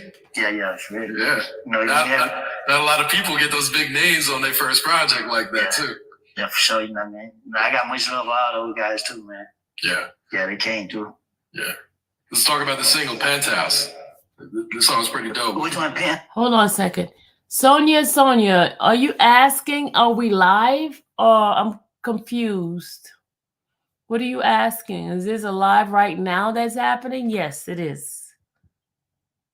She keeps saying, is thus live May 3rd, 2024? No, it's not Vlad on the interview. It's somebody from DGB, D as in David, G as in George, B as in boy. Media. Sylvia, I email you on his comment. Okay, let me go look at my email. Yeah, it's his live, Sonia. Okay. Yeah, okay, what you say about it? Yeah, it was pretty dope. What can you tell us about this song? I was feeling good when I came over there. Yeah. Yeah, you know what I mean? It's just, you know, what you want to know about it? Like the video, the song, like. Well, I know the video was pretty big, man. Yeah. Riding around in the helicopter, all that. What was that experience like for you? When I got in the helicopter, I thought about Kobe Bryant, like, you know what I mean? Like, damn, man, he had a horrible death, man. Just, when we riding in the helicopter, I couldn't think about nothing else but Kobe, like, just seeing you fall into your death, like, and, you know, the shaking or whatever, like, I just only thought, like, damn, like, his reaction, what would my reaction be if this helicopter was just fall out the sky? Shit. So I couldn't get my mind off nothing but that. You know what I mean? Like, I was stuck on it. But, you know, once we landed, you know, it was a great ride. Yeah. And once we landed, I was off of it. Probably not doing any more helicopter rides in the future, huh? No more. That was it. You know what I mean? You go up that ride, they go to shaking. Yeah. Sound like it did a cut out. Hey, man, get me off of here. Yeah. But, you know, the helicopter ride was all right. It was decent. Just, it wasn't for me. Yeah. I think that. Any other music videos you plan to shoot off of this project? Yeah, I actually shot a video to Hell Yeah. Okay. We waited to get edited and stuff. Okay. Yeah, and we shooting a few more videos. We might just shoot a video for the whole project. You know what I mean? Just showing when you have your way, you can do stuff like this, man. You know what I mean? Yeah. What have the fans been saying is their favorite song on this project? Penthouse. Yeah. You know, they the females, they love when I talk shit, so they go there, ain't playing, you know what I mean, with me and Threat. But that Penthouse, they never go past there. Yeah. What about you? Did you have a personal favorite song on the project? I like all of them, but my favorite one might be Hell Yeah. You know what I mean? Like, niggas be talking, you feel me? So, and Hell Yeah, I talk about everything I did, like, you know what I mean? Yeah. So how'd you get the name, Woody? Mama named me that. Okay. Yeah, you know what I mean? So, I'm gonna go out there for it till I die. Yeah. Yeah, I ain't trying to pretend to be nothing else. Like, don't name myself after nobody else or none of the other stuff. Yeah. So that was your name even before you were rapping then, right? Right. Yeah. Right. All right, what's some of your goals for your music career? Well, one of my biggest goals is, you know what I mean, like, providing for my people. And when I say people, I'm not just talking about family. You feel what I'm saying? I'm talking about friends. I'm talking about the communities. I'm talking about the city, the state. Only reason I chose this life, because I had no other choice. You know what I mean? Young, lost. My dad died when I was young. Mom died, so with the mind frame I had, I didn't care. So I went through a lot and experienced a lot. When I was just in the feds, I was in there with dudes that had 230-some years. Dudes that had released, they just say deceased. And that's when I realized, like, man, hey, man, there's more to life. Best thing they ever had of me was hang with Thug. He took me from state to state to, you know, see different things. So once I started in jail and I seen where I came from to where I was at, I decided, nah, this ain't it. I still got a side of me though that made me feel like fuck all of that. But it's only a certain person can bring that side out. So I did the music to be able to, you know, open a lot of people's eyes. You know what I mean? Like, this is my whole plan. Yeah. I don't want people thinking my lifestyle or being a gangster or doing whatever you want to do to people because you can. it's the way. It ain't. Yeah.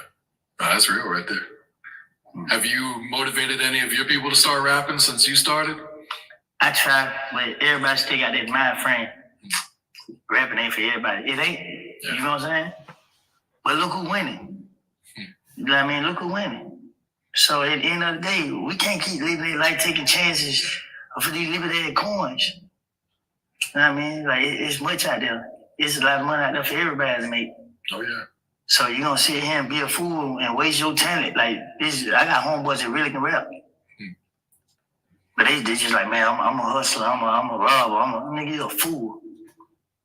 You know what I mean? So I only get. Did you hear how he said that hanging with Thug helped him to basically see that lifestyle, the old lifestyle he was living, was not good. It wasn't good for him, and so he still have friends that still like. Did you hear that? Did y'all hear that? Yeah, I can't make you. Yeah. But I know I'm gonna get the means. Yeah. You know what I mean? By any means. Yeah, now you're showing them a way too, besides just telling them as well. Yeah. Yeah. All right, what else you got working, man? What else coming up? Well, I'm really trying to drop another project, you know what I mean? Oh, yeah? Yeah. You just dropped one last month. Yeah, I can stay consistent. I can rap about anything, like, especially when you talking street. Yeah. You know what I mean? Like, I ain't got to put no cap on. I got millions of stories. Like, my life is like 3 times more than a guy twice my age. I mean, I experienced a whole lot. So, you know, I just gotta break myself back down because I've been in the street for a certain amount of time and away from the studio. Like, get back on that. You know what I mean? But other than that, you know, everything. Yeah. Yeah. That's what's up. All right, any last words or shout outs before we get you out of here? You know, shout out to the game. YSL for life. You know what I mean? Shout out my nigga Munt, Ralph, you know, Threat. You know what I mean? For the ops. You know what I mean? Everything else ain't about that though, you know. I appreciate you and him for y'all time, you know what I mean? Okay, that was his interview. But interesting thing, he says from the time he was a little boy, his house was a trap house. Did y'all hear that? His mama, grandmama,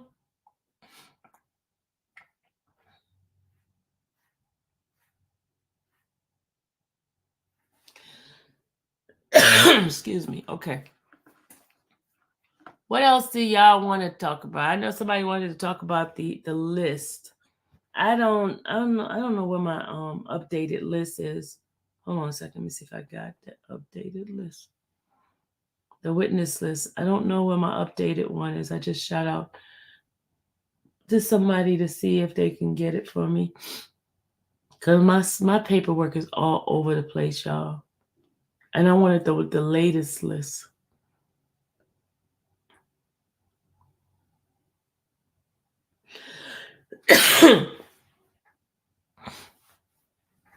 All those that's been asking about Mariah, she is fine. I texted her yesterday. She is good. That happened on Wednesday, I think. She's good, y'all. She's fine. She's good.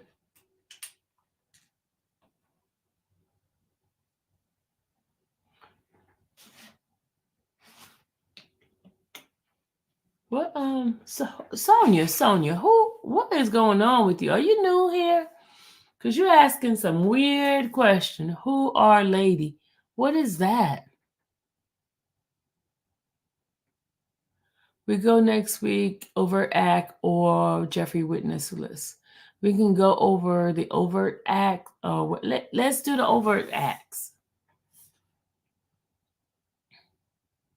We can do that.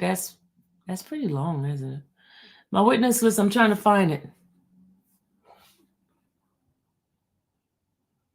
Oh, you think that's a troll? Okay. Raheem, so is he testifying in this case? He's on the witness list. I was trying to get the update. His name is Kenneth Copeland on the witness list. Sylvia, she had to get a pitch last night in your live stream on a ride along.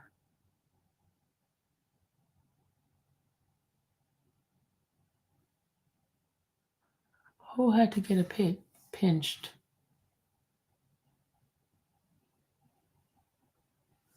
Sonia just got back.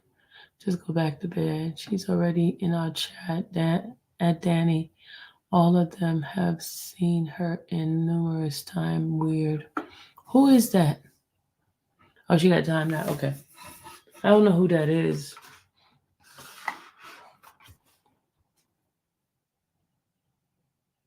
Oh, do you know what? The Narrow. What is going on with you?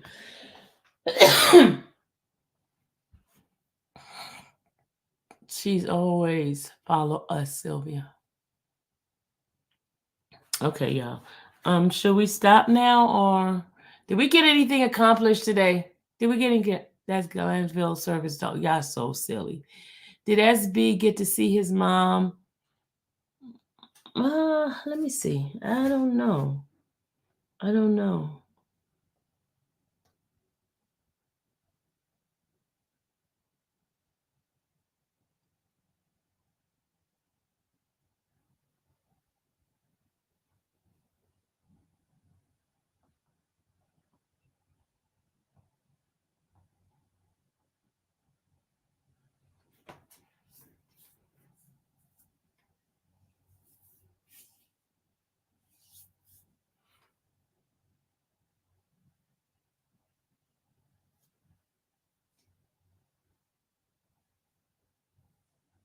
What did I speak on what Seti posted about Fani? Oh, no, I haven't spoken on it. I watched a little bit of it, but not all of it. So do you feel like Thug is getting a fair trial? Raheem, it's a lot of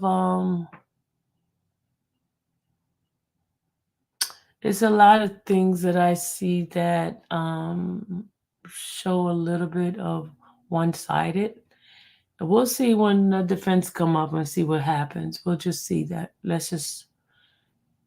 But I'm not convinced of the case of him, them putting everything on him. I'm not convinced yet. I'm not convinced at all.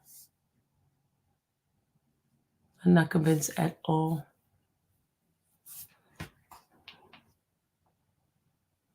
Do you guys want to go ahead and listen to Big Jeff?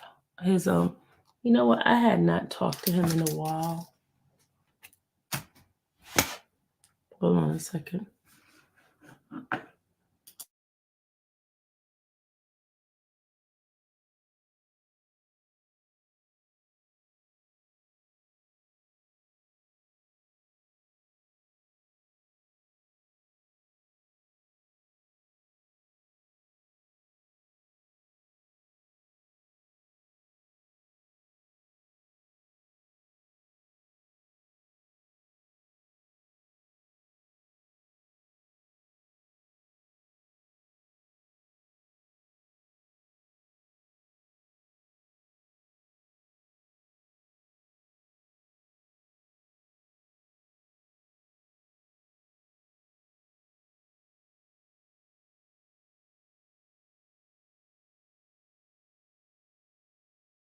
Yeah, I haven't talked to him in a while, so I don't know how he's doing right now. Just try to call, but I didn't get an answer. Will you be keeping this live up? Yes, I will be keeping it up, Lorraine. IMO, the state was throwing people's name on the list for a scare tactic. Remember? They had Birdman, Lil Wayne, and a few others. Now the list is on mostly APD employees boring us with no evidence. Baby Casey, are they at least halfway done? I'm being told they supposed to be finished in the end of June. I think that's what she said. Didn't she say that, y'all? Around the end of June, she said that they supposed to be finished. Oh, did I dream that? Didn't she say something like that? Because, okay, in the last hearing, let's go see. Let me stop that. Hold on a second. Let me see. The last hearing from my channel. Let's go see. Come on, let's go see. Hold on a second, y'all. Let's see. She mentioned that she didn't have that much long to go. Let's see.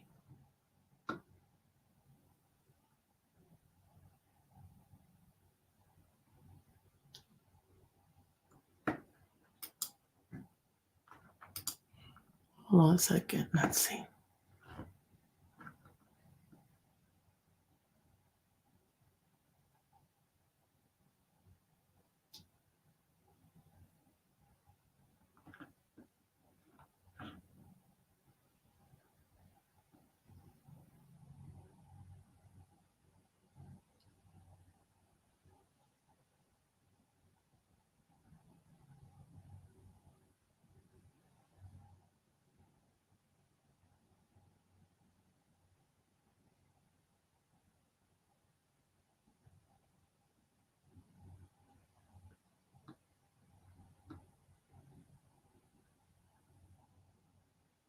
Trying to pull it up for y'all. Hold on. This thing here.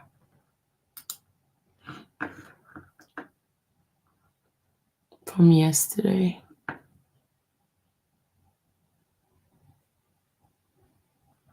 I think the judge asked her. Hold on, let me share this for a minute.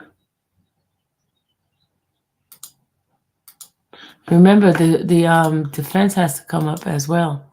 Defense has their witnesses. Okay, I think it's like right at the end. He asked her. Hold on. I was about to put it up, but I was going to put up 8 Zulu Zulu and show what Mr. Shard is arguing doesn't exist. Actually, in fact, does. What I have already expressed. In terms of the reason that the commentary was made, the beef between Wayne, Thug, Game stepping in, all of that. But we didn't. Okay, well, we don't have to show that. Okay, play it for me. It may further elucidate me as to a reason why, but I need to kind of consider it in terms of that. Because here's the thing you don't want it to be admissible for, Ms. Love. You don't want a reviewing court to think there's propensity. And that's my worry. So as the gatekeeper in this case, it would be like for me to tell you that it may be more prejudicial than probative. I mean, if you're wrong, you're gonna have some problems. Yeah. So that's why. And the trouble that I have is that the game is not a party in this case. He's kind of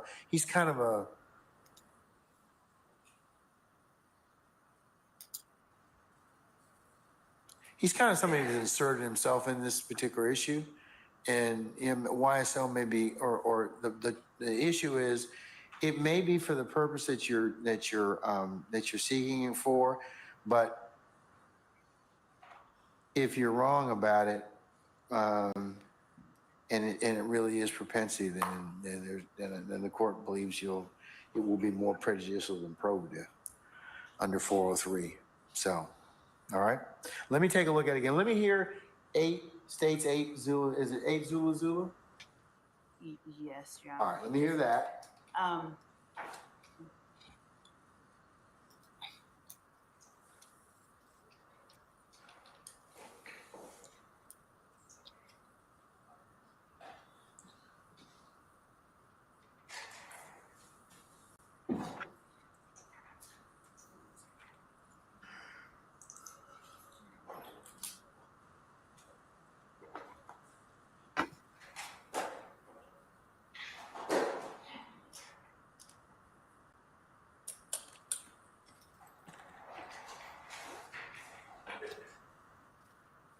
So, Your Honor, what I have are, for the court's consideration, are simply, they're not, these portions are not the game's threats. We have served in discovery the game's threats and then the responses, but I'm going to tender for the court's consideration 2 articles as 8 Zulu Zulu.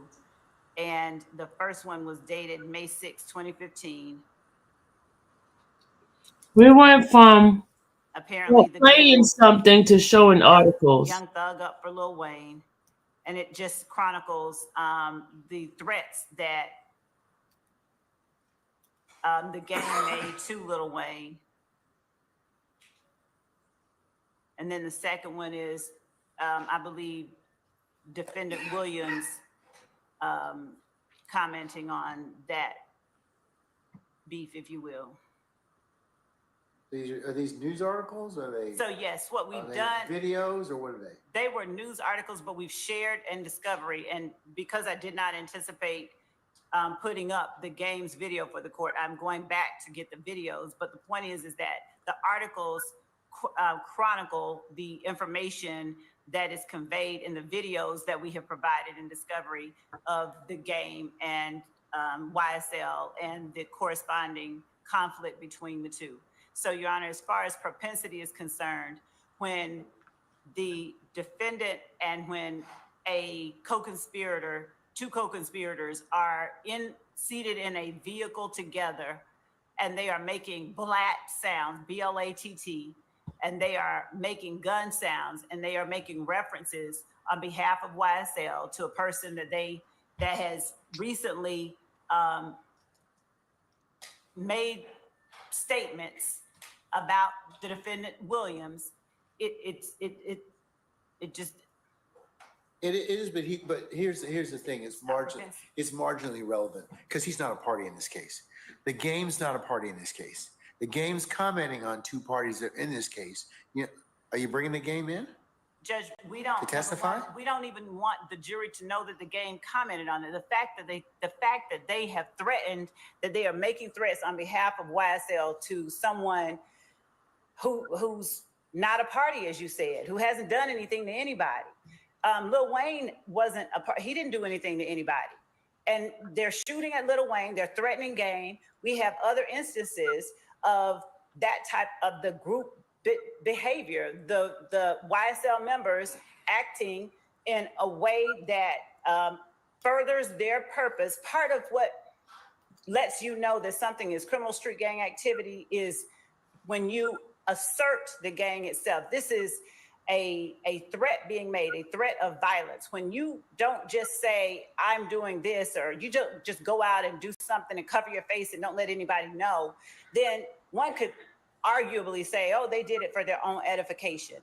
Not only did Mr. Stillwell make the statements that he made, not only did they talk about YSL in the statements being made, but they publicly posted it. So it's to further the interests of the gang itself, to further the notoriety, to increase the fear of YSL, to make people know that they are not to be played with. In no small manner, I don't believe, Your Honor, with all respect to the court and the court's perspective on it, can it be considered a marginal effort on their part. They didn't just whisper it to themselves, we're the best. They're saying that, you know, we will cause harm to you. You come to us, we come to you. As a group, as a whole. Not me. It's not Jeffrey Williams threatening the gang because the gang says something bad about him. They're threatening a person who has done nothing to anybody. They're offering violence on behalf of YSL. That can't be propensity when it's the enterprise itself that they are acting on behalf of. It's argument keeps shifting, the goalposts keep moving, but the bottom line is they want this in to show that Shannon Stillwell is the type of guy that threatens people. That's not true. On behalf of YSL. Yes. Not this threatens people, but I mean, but does his action purportedly further the purpose of the gang YSL? Does his statement further the notoriety? Does his statement further the fear? Are they offering violence on behalf of YSL? Of course, the jury makes that determination at the end, but the statements themselves, they're pretty damning, but they may be relevant for that purpose. And I mean, I know you're saying that the goalpost is shifting, but he doesn't say YSL. But there is no, but does he refute in the video? Hey, I'm not one of these jokers. Your Honor. I mean, exactly. That's my point. He unfortunately for or for your client is that there's a perception that he could be, adopting these particular statements because he's in it. Well, he did not stop mid-sentence. No, I realize that, but the issue is he is in the video and other people are saying things, but he is making the statements of come down here and about see what happened to Lil Wayne and Biggie. No, he did not say see what happened to Lil Wayne. No, but does he talk about Tupac and Biggie? Yeah, well, I just want to be clear. He didn't say Lil Wayne. Oh, no, I'm sorry, not Lil Wayne, but he mentioned Biggie and Tupac. Yes, he did. Okay, so I mean, the insinuation in that is both of them are dead. Well, the insinuation is both of them are dead. See what happened to them? I mean, it's a contextual video. It's the insinuation is he's the guy that's threatening. That he's the guy that, hey, he's telling the game, hey, keep talking that smack, and this is what's going to happen. I don't dispute that it's a threatening video, and that's exactly, but it's not related to Lil Wayne. It's not related. No, but it's related to unfortunately, the state is telling you all and trying to convince the jury that these are the type of statements that are made on behalf of YSL. Your client is a YSL member who's offering violence on behalf of YSL, who, for purposes of fear, their notoriety, and they did post it on a public website. So it's kind of like, so whether or not they draw those conclusions or beliefs in is an argument is for them to decide, the jury, but it doesn't make them not relevant for purposes of showing the video to determine. It's not propensity. It is to show those particular things in particular, like, does it further the purpose of YSL the gang? Does it further the notoriety, the fear? Are they offering violence on behalf of YSL? I would submit to you as a threshold measure. Yes, that could certainly be drawn as a conclusion out of this video. Now, whether or not the jury decides to draw that conclusion is their choice. Well, so you're saying that, if I hear you correctly, that you feel it's relevant under 401, but there's still 403 balancing, and I think we can all agree, or I may not state, but I think we're in agreement that it is very prejudicial. Of course it is, but is it more probative? And right now I got to make that determination. But Your Honor, and I know I've said this before, but I think it's important. From the very beginning, we filed motions. We asked, and we also orally court said, please identify videos that you want to use from us. Way in the beginning of this trial, we were begging to be put on notice. This is the exact type of video that falls potentially under 418. we argued that last time because remember I heard that argument last time. Okay, well, I'm just saying that that's a procedural bar to the admission, in addition to the 403 balance. And we were begging for those. But I don't think it falls under 418. Well, if it doesn't fall under 418, then that's the only. Because I don't think it was offered for that particular purpose. If it's not 418, that's 404, because there are other. Well, 404 would be uncharged misconduct. It would be uncharged misconduct. I mean, essentially, they're saying this is a terrorist. No, but here's the thing: they're offering it for the purposes of, if it were, like, for example, if it's not charged in the indictment, but this is a RICO conspiracy case, so they're telling, the state's count one, they're telling you, hey, this is how purportedly YSL operates, and these are the things that YSL does, and for the purposes of this particular indictment, this is what they're alleging this particular conversation goes to. So I disagree with you about that. I think you argued that very well last time. I just don't agree with you on that particular issue. Okay? Okay. All right. Okay, I want to look at the transcript first, though. And as it relates to our earlier hearing, I want to just, satisfy myself. But I would like to play or look at these news articles just for the purpose of chronology. So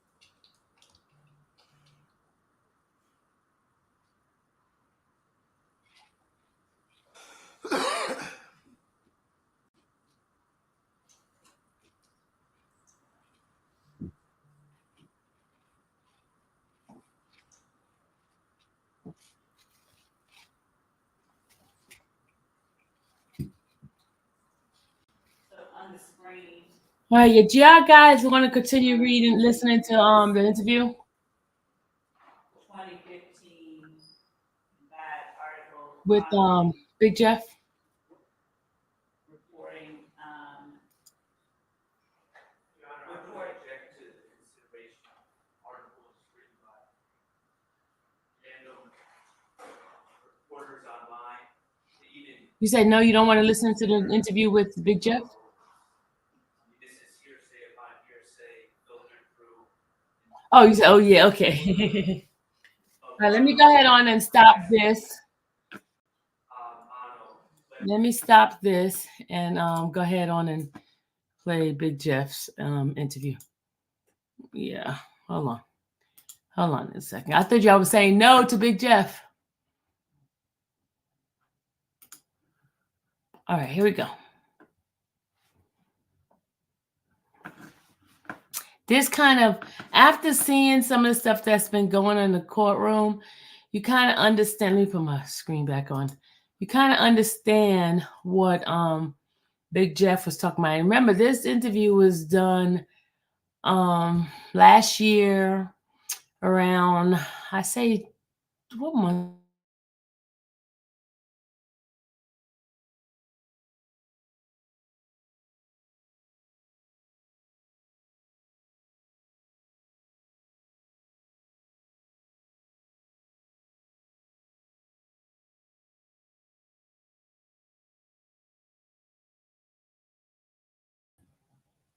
Yeah, my thing is acting up. I don't have the date, but let's play it. I think it's, let's see what date that did this. This was done 7 months ago. 7 months ago, we did this interview. And let me let y'all understand this. The RICO case has been over. This is not about the RICO case anymore. When you say it's over, what do you mean? The RICO case was dismissed. It was dismissed? When the judge told the district attorneys that he was dismissing all of the evidence that they was trying to present in court, and I think that was in January probably I think February or March, when he found out that they obtained a lot of their information illegally, and he threw out all of the evidence they say they had that came from 2015. That case was over with then, believe it or not. Because if you can't present none of that stuff into evidence, and the judge tell you that you can't use none of it in court, no kind of way whatsoever, because you illegally obtained it, that means that case is over. Mm-hmm. That's why they start saying that the only charges, if you look at the paperwork now, the only charges they say they have Young Thug. Okay, Tall Glass, I will definitely show my footage. Let me play a little bit of this and then I'll start doing the footage that I have. Okay. Charged with is 8 charges. Yeah. And that's from the second indictment. So why in the hell are we still talking about a RICO case? The charges that they're talking about came off the second indictment, which is all of the stuff they took out of the house when they arrested him, which was a gun, which was 3 guns, some money, and some pills and some marijuana. And none of that stuff is something that you can charge him with as a felony. The guns were registered. One of the guns that they got one gun that they put a lot of emphasis on, and they calling it a machine gun because they saying it's got a switch on it. Isn't that the gun that they showed on the camera and they were shooting it like pew, pew, pew, pew, pew, pew, pew? Yeah. They say it got a switch on it, so they trying to say he obtained a machine gun. But first thing first, he's not a convicted felon. Mm-hmm. Second of all, he has a license to carry.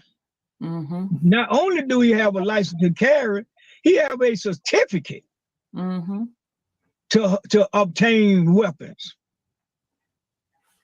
Now, he's a gun collector. Mm-hmm. They didn't tell y'all they got brand new guns in the box at the house as well. Okay? They took this young man, one of the young men that stayed at the house with my son. He was in a real bad accident back in December. I want to say December or January this year. Mm-hmm. Okay, well, last year, I mean.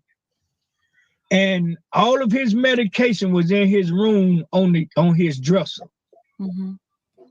So what they did was they got all of his medication, pulled it out of the bottles, out of the prescription bottles, into a bag. What? And charged my son with it. What? As if he was selling pills. Yeah. Okay, we had somebody that had just paid him because he was about to go on a tour. So his front end money was delivered to him, and it was $200,000. Mm-hmm. Okay, they counted the money. The money came up to $179,800. So what they did, they took all the money out of the bank bands and put it in a bag to make it look like drug money.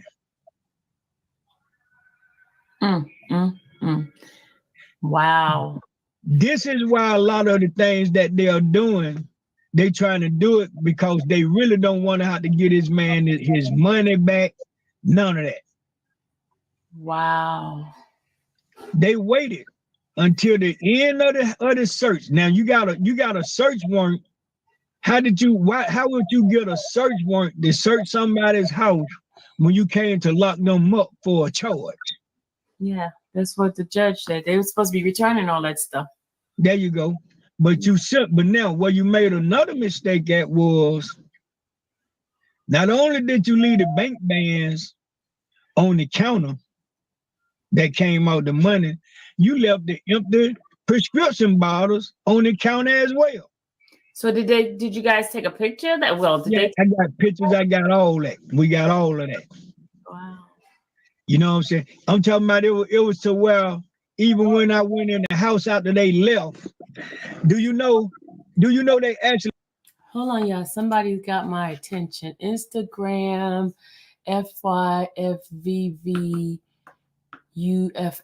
I don't know who this is, but I'm going to read this stuff. It says, I'm the reason Quay even hired Carlton Matthew and his son. I don't put on social media, so this page not famous or with lots of sub, but you talking to no fan.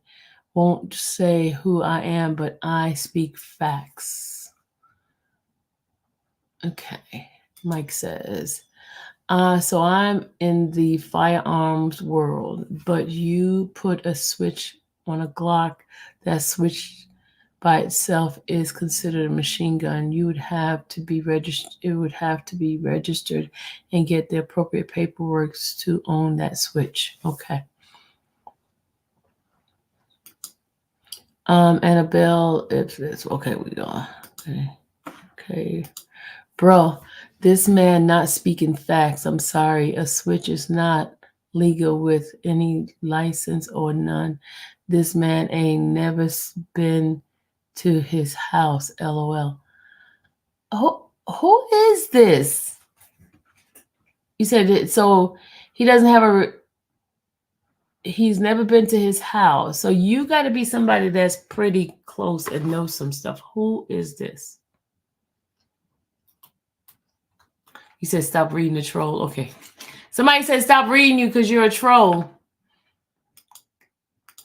They said, stop reading the troll. Okay, let me finish playing this. Left their evidence bags.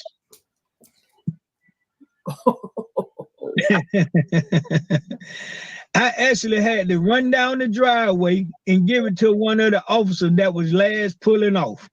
Wow. You understand? So, it is, it's a lot that y'all don't know. And they know that once it come out, it's going to be ugly. So I've been... Well, I know for a fact that Mr. William is on the witness list because he cannot come in the courtroom any longer. He was coming in the courtroom in the beginning. That's how I met him. And he no longer can come in the courtroom because he is on the witness list for the defense.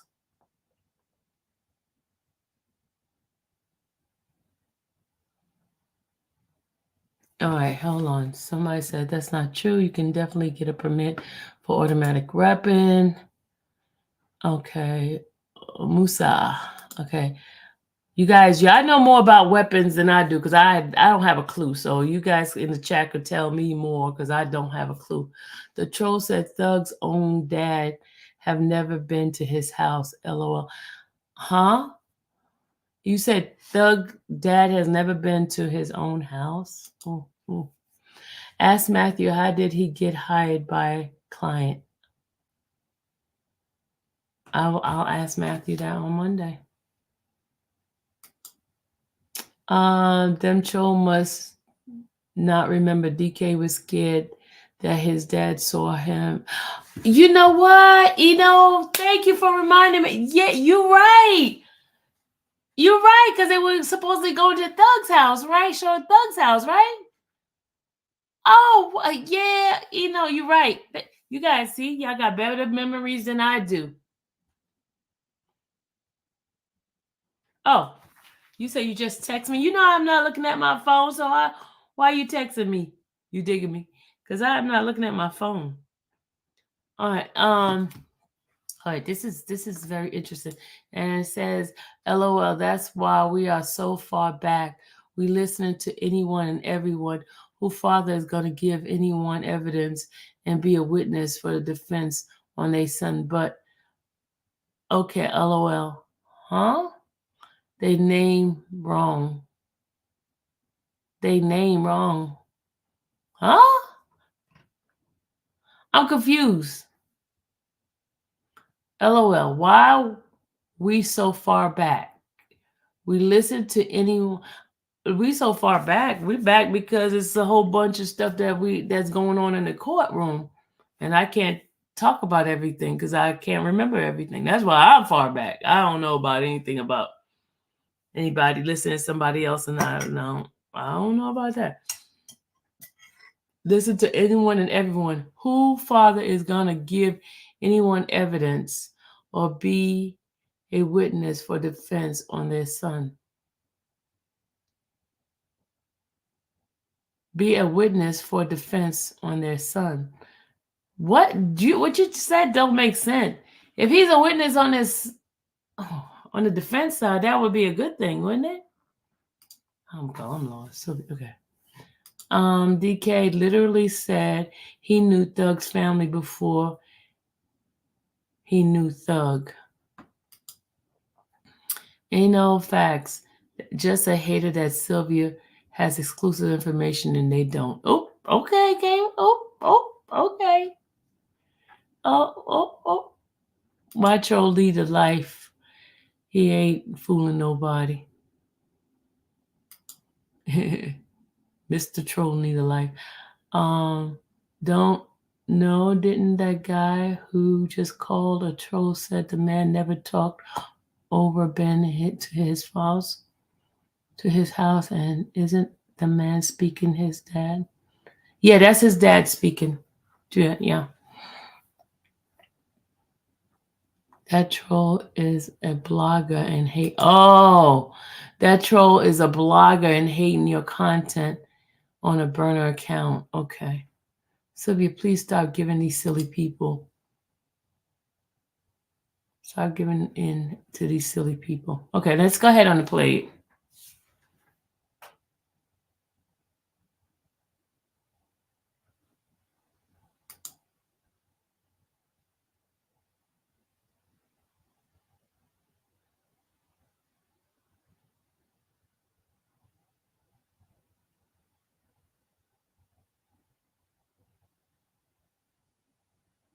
All right, let's okay, let me go ahead on and play the thing here and move on. Thank you. Memphis, you just read my mind. Memphis said, play the video. Okay, let me go ahead and play my video. Okay, hold on. Holding it this long. So now I'm finna tell it. Now I'm finna put it out there. I'm about to put it out there. But okay, back to this whole relationship thing. You have receipts for all of this because when Trump said it, they shot it down. Yeah. So. But see, you got to shoot it down because they got to do an investigation to make sure that it's concrete. I'm going to give them the concrete they need. Okay. Yeah, I'm going to give them the concrete they need. You know, I have even had people that call me and say, I got pictures of them. Of her and the guy? Yeah. See, you know, what y'all don't know is this, mama. This kid stayed with my son for 4 years. He went on tour with my son. Wait a minute. Somebody just said, this ain't her video. She's a liar. Who's on a... What? Oh, Lord, y'all. They being funny now. John Hemp, you definitely a hater. This is not my video, but my thing all over this video, but it's not my video. And my face is right there. My face is right there, but it's not my video. I'm talking to the man, but it's not my video. Okay. Let me play it. He went on 4 tours with my son. My son him and my son was friends. But why would she think he would be the one if they were friends? I don't get it. My point, because it's personal. Because see what happened, the kid did some stuff, and him and my son stopped dealing with each other. You know what I'm saying? So, you know, she taking it personal. You understand? But like I say, if his mom say she's not gonna be part of you trying to railroad somebody for her son's death, shouldn't that tell you something? Yeah.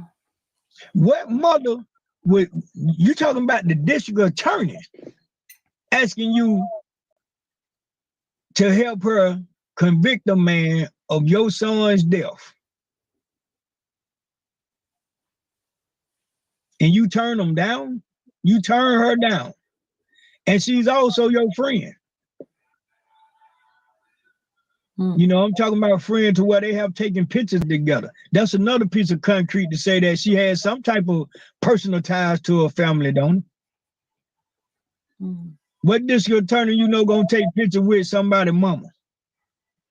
With the mama? Yeah. None. Okay. Unless they're friends, you know. There you go. They friends. Y'all had to become friends some kind of way. Wow. Okay. So yeah, there's a lot of concrete out here.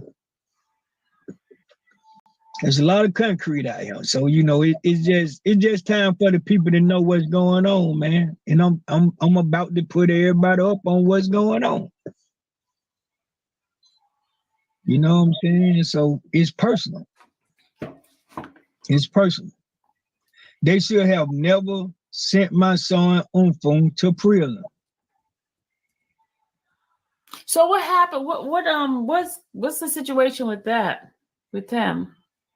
Umfung, it was everything they did to Umfung was for the cameras. Okay. The judge did all that revoked 9.5 years bullshit. That was just for the cameras.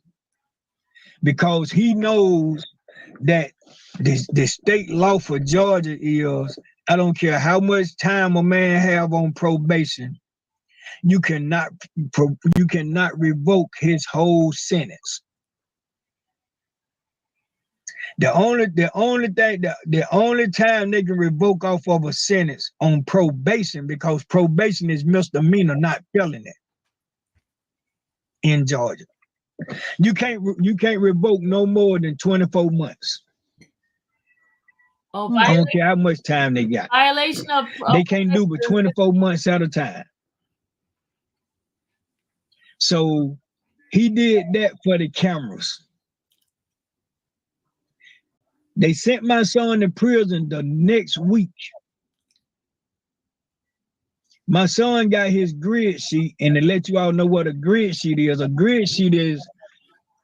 letter that they send you when the board and party and parole has determined when your release date is going to be. Umfung's release date is 2026. Is that 9.5 years? No.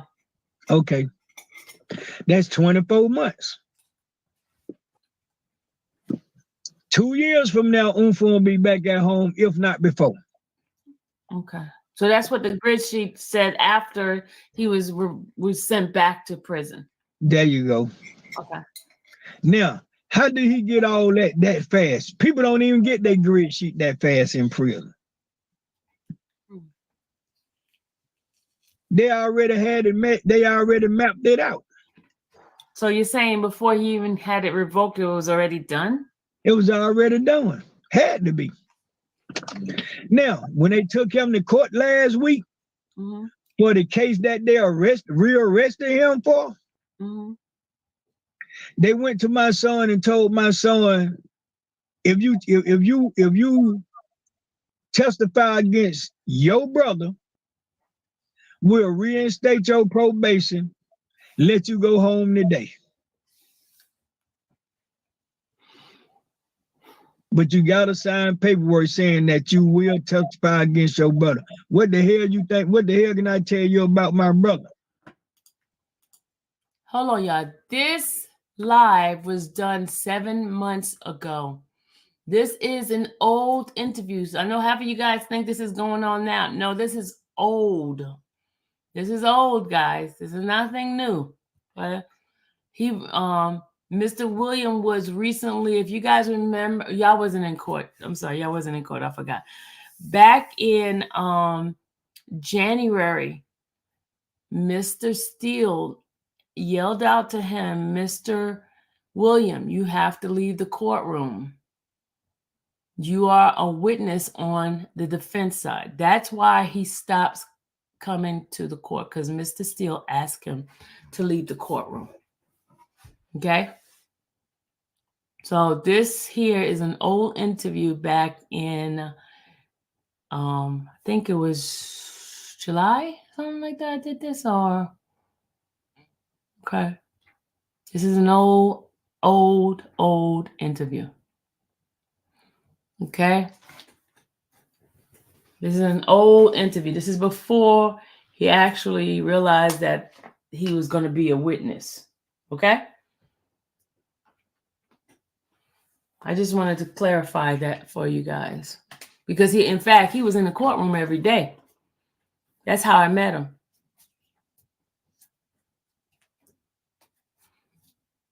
No, we're not blocking anybody today. We're letting anybody speak their whatever they have to say. We're not blocking people. We just don't want cursing.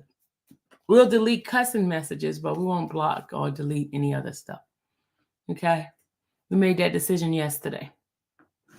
We're not blocking. We're only deleting messages that has profanity and threats. Okay? Nothing else.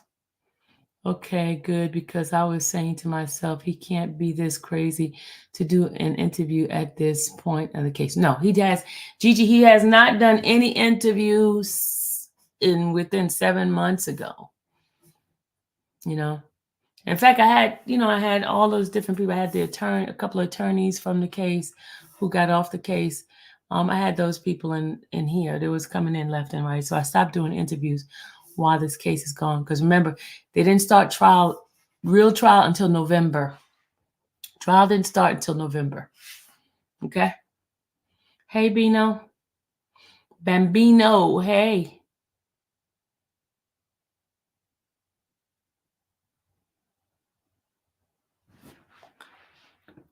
I think he did, Bambino.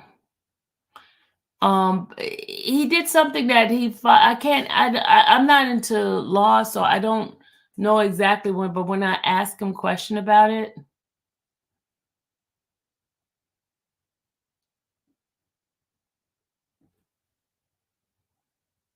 yeah, 6 months. Yeah, the video is older than that.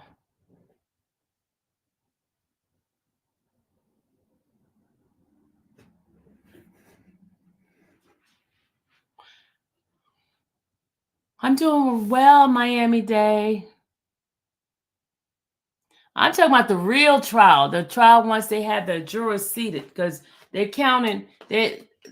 For legal purposes, the trial started in January 4th, right? Last year. January 4th, the trial started. But real trial didn't really start until the jurors are seated. That's when they're counting that. So that was November 24th or 25th, something like that.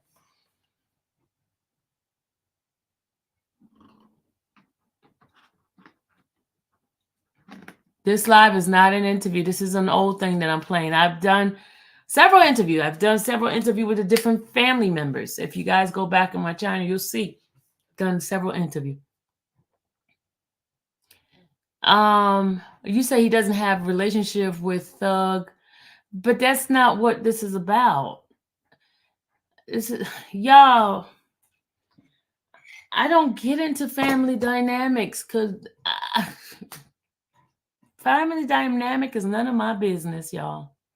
I'm just bringing you guys information. I'm just giving you guys content. That's it. All this other stuff about whether person had a relationship with this person, all that, I don't know. I don't know nobody. I just let people come onto the channel and give their voice. That's all I do. You said, man, it all matters. I can see I'm talking to people that never been on trial and then courtrooms themselves. No, I've been in courtroom a lot. I've covered a lot of cases. Cover a lot of cases. Been covering a lot of cases. Check my channel out. You'll see. This is not my first rodeo in court. And in fact, I've caught a case a couple of times, so I'm not new to this. I'm not like experienced in gang and stuff like that. It's about how some people speak back. Someone, especially someone that a rich rapper, man, people don't get close to like that. Shake my head. I have none against you. I respect you. I don't understand what you're talking about. Okay, I realize now this is a distraction. Let me go ahead on and move on and play this, okay? We were having class. What you want me to just make up? Excuse me. We were having class and now all of a sudden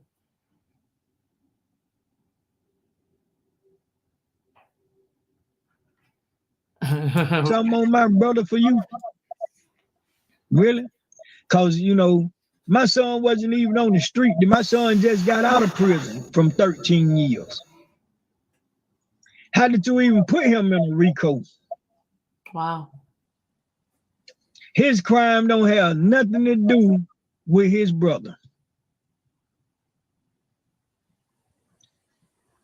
A lot of these cats on this RICO ain't got no business on it. Damn near all of them don't have no, I'm gonna say this, don't none of them have no business on the RICO. Mm-hmm. Because everything that they did with their own personal crimes, man. They didn't conspire with anybody to do all that. Nobody. Some of these guys done did their time, came home the whole 9 yards. And then you put them in a RICO and lock them back up for the same thing that they just did their time on. That's double jeopardy anyway. Yeah. You can't call a man twice for the same crime. No, you can't. Okay. Wow. So it's a lot of, you know, they really trying to pressure him like the attorney said. They trying to pressure him into taking a bullshit plea, and we not having it. You're not finna make me say I'm guilty of something I know I ain't guilty of. So now you done violated my rights, and I'm gonna sue your ass. That as soon as you open these doors, I'm gonna hit the state of Georgia with the biggest lawsuit ever. And I don't care who know. They already know. They already know I'm coming. They just don't know how. But you're telling everything now. No, I ain't telling them how I'm coming. Oh, okay. I'm telling them what I'm gonna do. I don't like telling people, I'm gonna tell you what I'm gonna do to you before I do it to you. Okay, so they could be aware of it, right? They'll know that. Yeah. Because I mean it. Because I mean what I said, and they ain't trying to hide it. I'm not a coward. I'm not a coward. I ain't gonna sneak and do nothing. I want you to be prepared for what's coming. You can't stop it. How you gonna stop me from doing it? You gonna kill me? You gonna kill me? That's the only way you're gonna stop me from talking. Yeah. Okay. So if something happened to me, Fani Willis did it.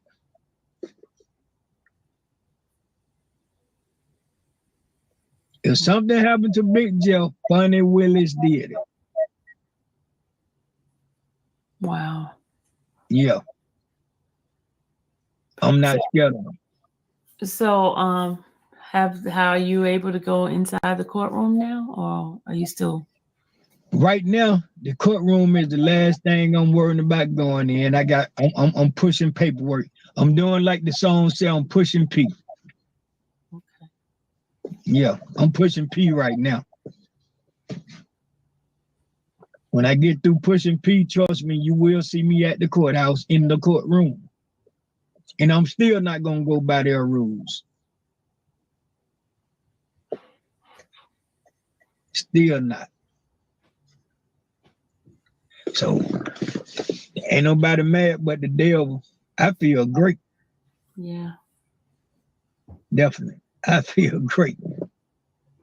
But yeah, we got a lot we gonna discuss. When I come on, I'm gonna be all the way live.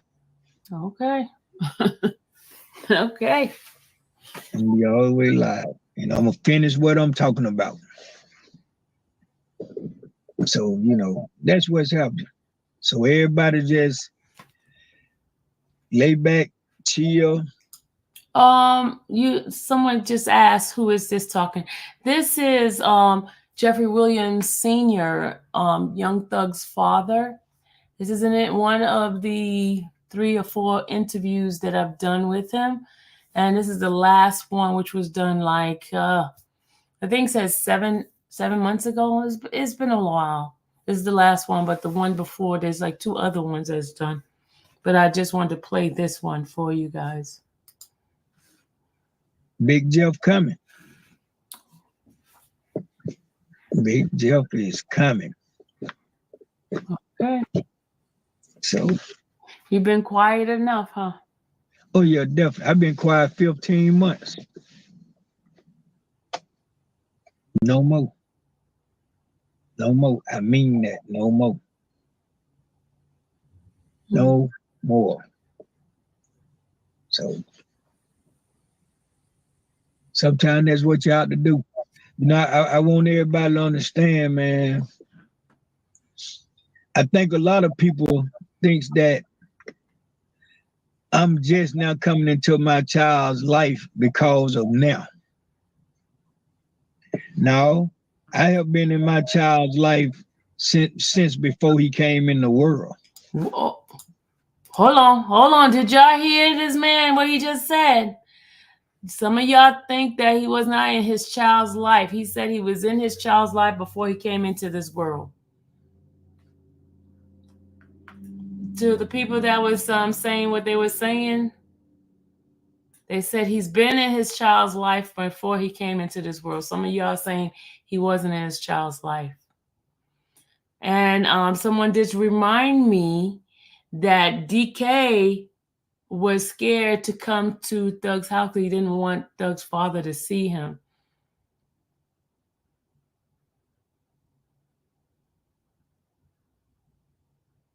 Oh, wait a minute. I'm just said Thug said several times in several interviews that his dad was the only one who stuck around him and his sister.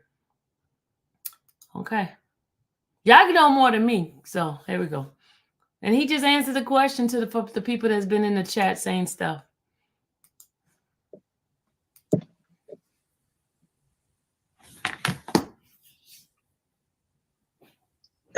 So, I want everybody to understand that. Yeah. I'm not their father. I've been that father. My children have never been without their father, but one time.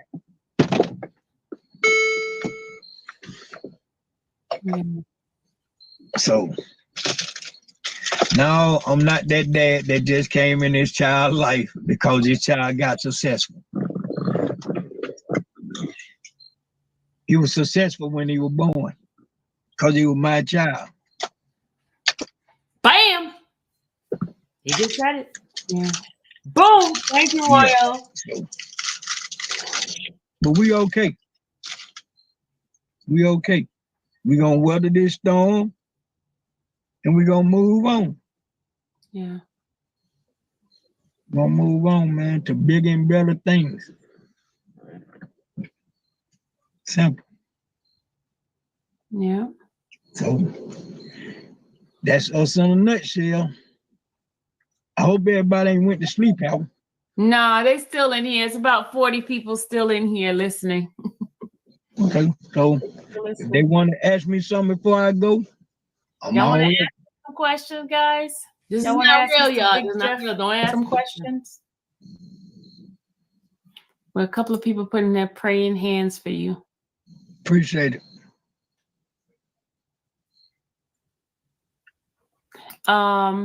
No, he said, I don't think she would do any harm to you. I guess she's talking about Fani Willis. She wouldn't do any. Fani Willis, not Fani. Fani.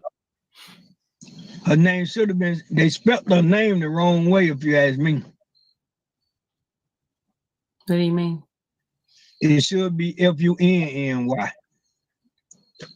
They spell it wrong? Fani? Yeah, I said that's how it should be spelled, because she's funny as hell.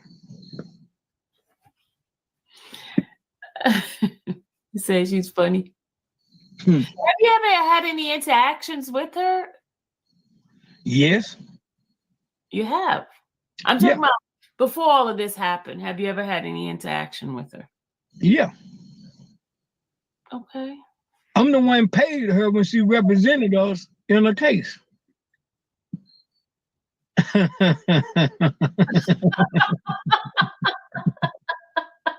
What? When she represented YSL Mundo, I'm the one had to pay her. Wow. Wow. Yeah, so she's more of a YSL gang member than anybody she got on the indictment, because she was on the payroll. Wow. Somebody said, well, Father. They said, Lord have mercy. Yeah. It's a lot y'all don't know. Wow. No wonder why you have so much information. Oh my goodness.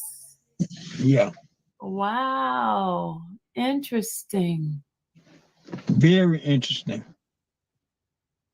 So that's why you say it's personal. It's very personal. We were asked to sponsor her in her campaign to run for district attorney. We just couldn't, because we was already sponsoring the guy that was running against her as district attorney. His name is Chris Smith. Okay, so this was prior to this arrest and all that. She had asked you guys to sponsor her. Yeah, they asked us to sponsor her campaign when she was running for district attorney. Wow. We just couldn't, because we had committed to Chris Smith. Wow. Okay. Yeah, so it's deep. Interesting. It's deep. Okay. So everybody knows each other. Everybody's intertangled with each other. There you go. Okay, I got it. So I know if she was that close to us, my son have had some dealings with her before, because Nut was his friend.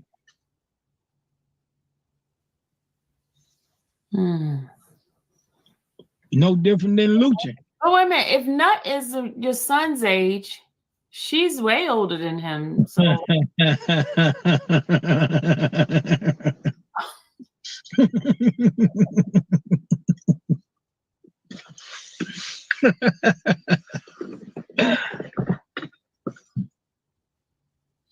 Fani Willis had been playing the game for a long time. Her exes is gang members.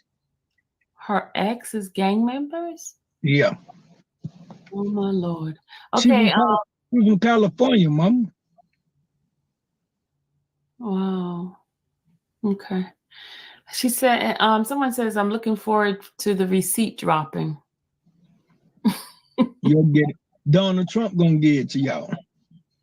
Donald Trump gonna give it? Oh Lord. Somebody said, you dropping bombs tonight. And then it's motive. And then Gigi says, she starts laughing and she says, like he got a lot of receipts. That sounds like you got a lot of receipts. That laugh sounds like you have a lot of receipts. Oh, guys, guess what? You guys gonna get a treat in a minute. I need to put my my what's the name up. I need to put my what do you call it? Watermark all over the place. I need to find a place to do my watermark. Let me put my watermark up. Y'all about to get a treat. Y'all about to get a treat. Y'all about to get a treat.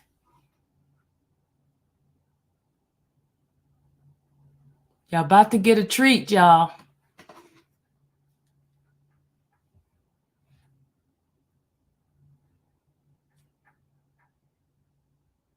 All right, let me finish.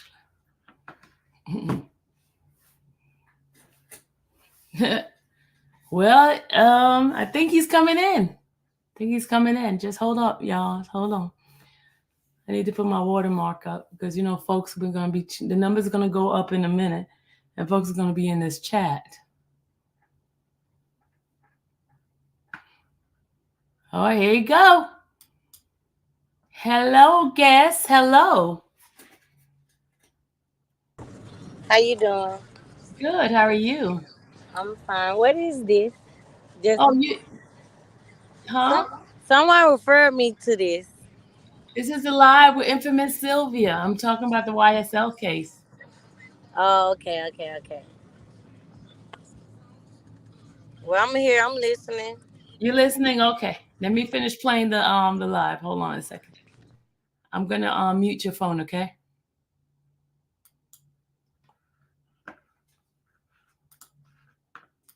Big Jeff, man. I am Mr. Atlanta. Well, Lady Coltrane says, shut your mouth and keep on talking, Mr. Williams.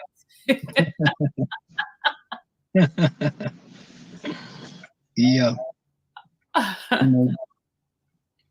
You're not going to get in trouble for all the stuff you're saying, are you? I mean, I don't want you to get in trouble and cause this case. I mean, there's everything you're saying on here.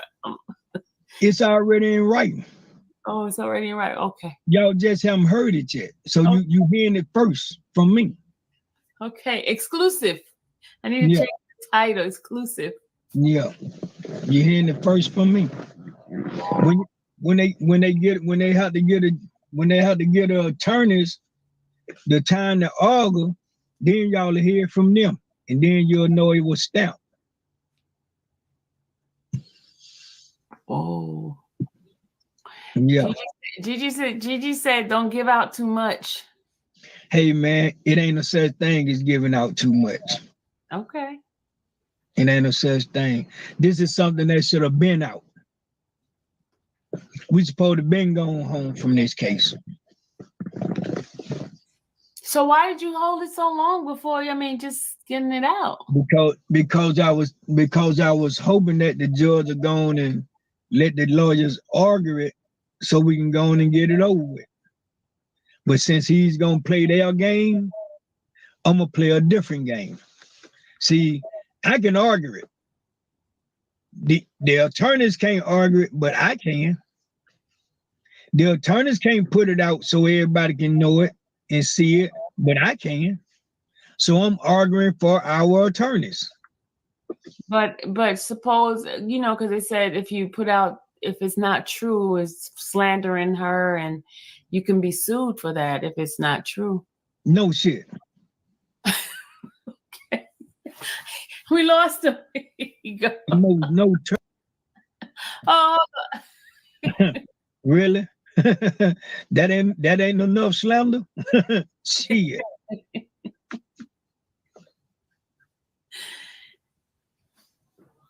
Wow. If it's slander, prove that it's slander. They making us prove shit for him. Mm-hmm. Okay, what make them better than us? Okay, Courtney got the hands up. Right on, Big Jeff. Yeah, what make them better than us, man? We are all equal now. But she has the power right now. She's the district attorney. You think she's bigger than me? Well, her position is pretty hefty. Yeah, she's in a hefty position. But you think she's bigger than me? No, I don't think so. When I speak, people gonna listen. When she speak, people think.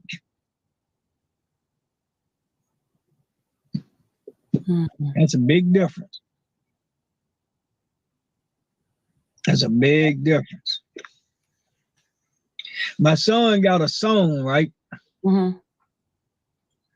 And it's called Power. Do you know the lyrics of that song? No, but I can go check it out. I'm gonna tell you what it say. Okay. It say first you get the money, then you get the power. Fani Willis just got position. She don't have power. Oh, okay. She don't have power. And I ain't being cocky, I'm just being real. But they're trying to take the power from you guys by taking your money. Money don't make you powerful. Well, the song said you said first you get the money, then you get the power. Yeah, but money don't make you powerful though. You get the power, like it say, then you get the power. You don't buy the power. Certain aspects of what you do gives you power. I can move a lot of things with no money. Trust me when I tell you that. I got a lot of things that I got going on right now, and it ain't costing me not one dime. Because you got the power. Because I got the power. Mm-hmm. Knowing how to talk to people gives you power. I believe some of the richest people in the world got their richness from being outspoken. A lot of people call it finesse. Mm. But when you real, people want to deal with real. People don't want to deal with finesse. They want to deal with what's real. I can't get no realer than I am. That's true. On top of that, when I say something, I'm willing to stand on it. I'm willing to stand on it. They're saying they can't wait till the receipts drop. When you drop those receipts, everyone in the chat saying they can't wait for those receipts to drop. Donald Trump gonna drop them. President Trump is gonna drop them. Believe me when I say that. So it's coming. The time coming. I want y'all to understand, man, everybody can be put on the investigation. That is so true. You are so right on that. Oh my God. You spoke some truth on that one. Absolutely. Anybody could be put on investigation. That's it. Anybody. So yeah. That way. Nobody's above the law. That's what I learned. Nobody else. That's one of my favorite movies, believe it or not. Above the law? Above the Law. That's one of my favorite movies. Yep. But the movie that inspired me. What's that? The Godfather. The Godfather. That's the movie that inspired me. That's the movie that teaches me how to play with the system. Mm. That gives me my motivation to play with the system. You can't be scared. Gotcha. You can't be scared. When they throw a rock at you, you throw a brick at them. You throw a brick? Okay. Throw a brick at them. That's it. That's what they do to you. Yeah. And you can't be scared. I mean, that's true. Because if you show fear, that's when they're going to try to give it to you. And a man that don't stand for something or fall for anything. That's so true. I'm not that man that's going to fall for anything. No way, no how.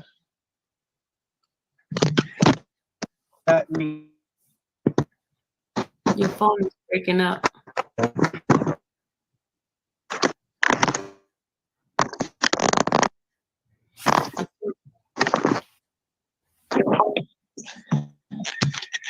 It's understandable. I don't hate the game or the player.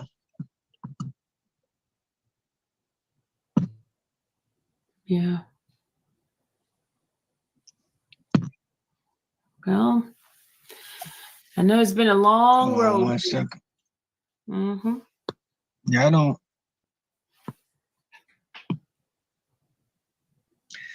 Yeah, it's been a long road. It's been a long road, man. But you know, it's okay to lose the battle. As long as you don't lose but the you war. can win the war. Mm-hmm. As long as you don't lose the war. It's okay to lose the battle.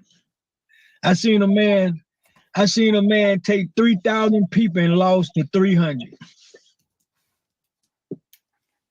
Mm. Yep. He took 3,000 people to fight a war. Okay. Did you sign on another phone? Now, I see two. I see two of you. Clipped out, so I had to sign back in. Oh, because it has you and the other one over here. Hold on. Oh, okay. Which one shall I remove?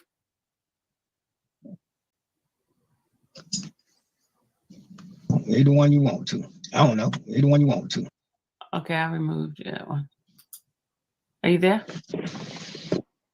Yeah. Okay, I got it. It was kind of weird to see two of you on. Yeah, I got you. Whew, okay. Man. You gave me a lot tonight. A lot. I just hope that the people don't come after me after all that you just put up here. Now, if they come at you, you tell them to come at me. I'm the one said it. Tell them I'm the one said it. Come at me, and then you can play it back for them, and they can hear for themselves. Come at me. I'm the one said it.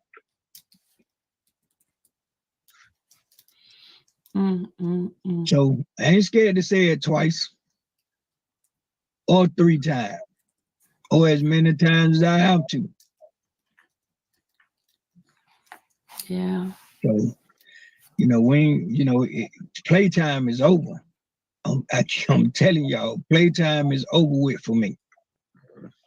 It is what it is. It has been a while.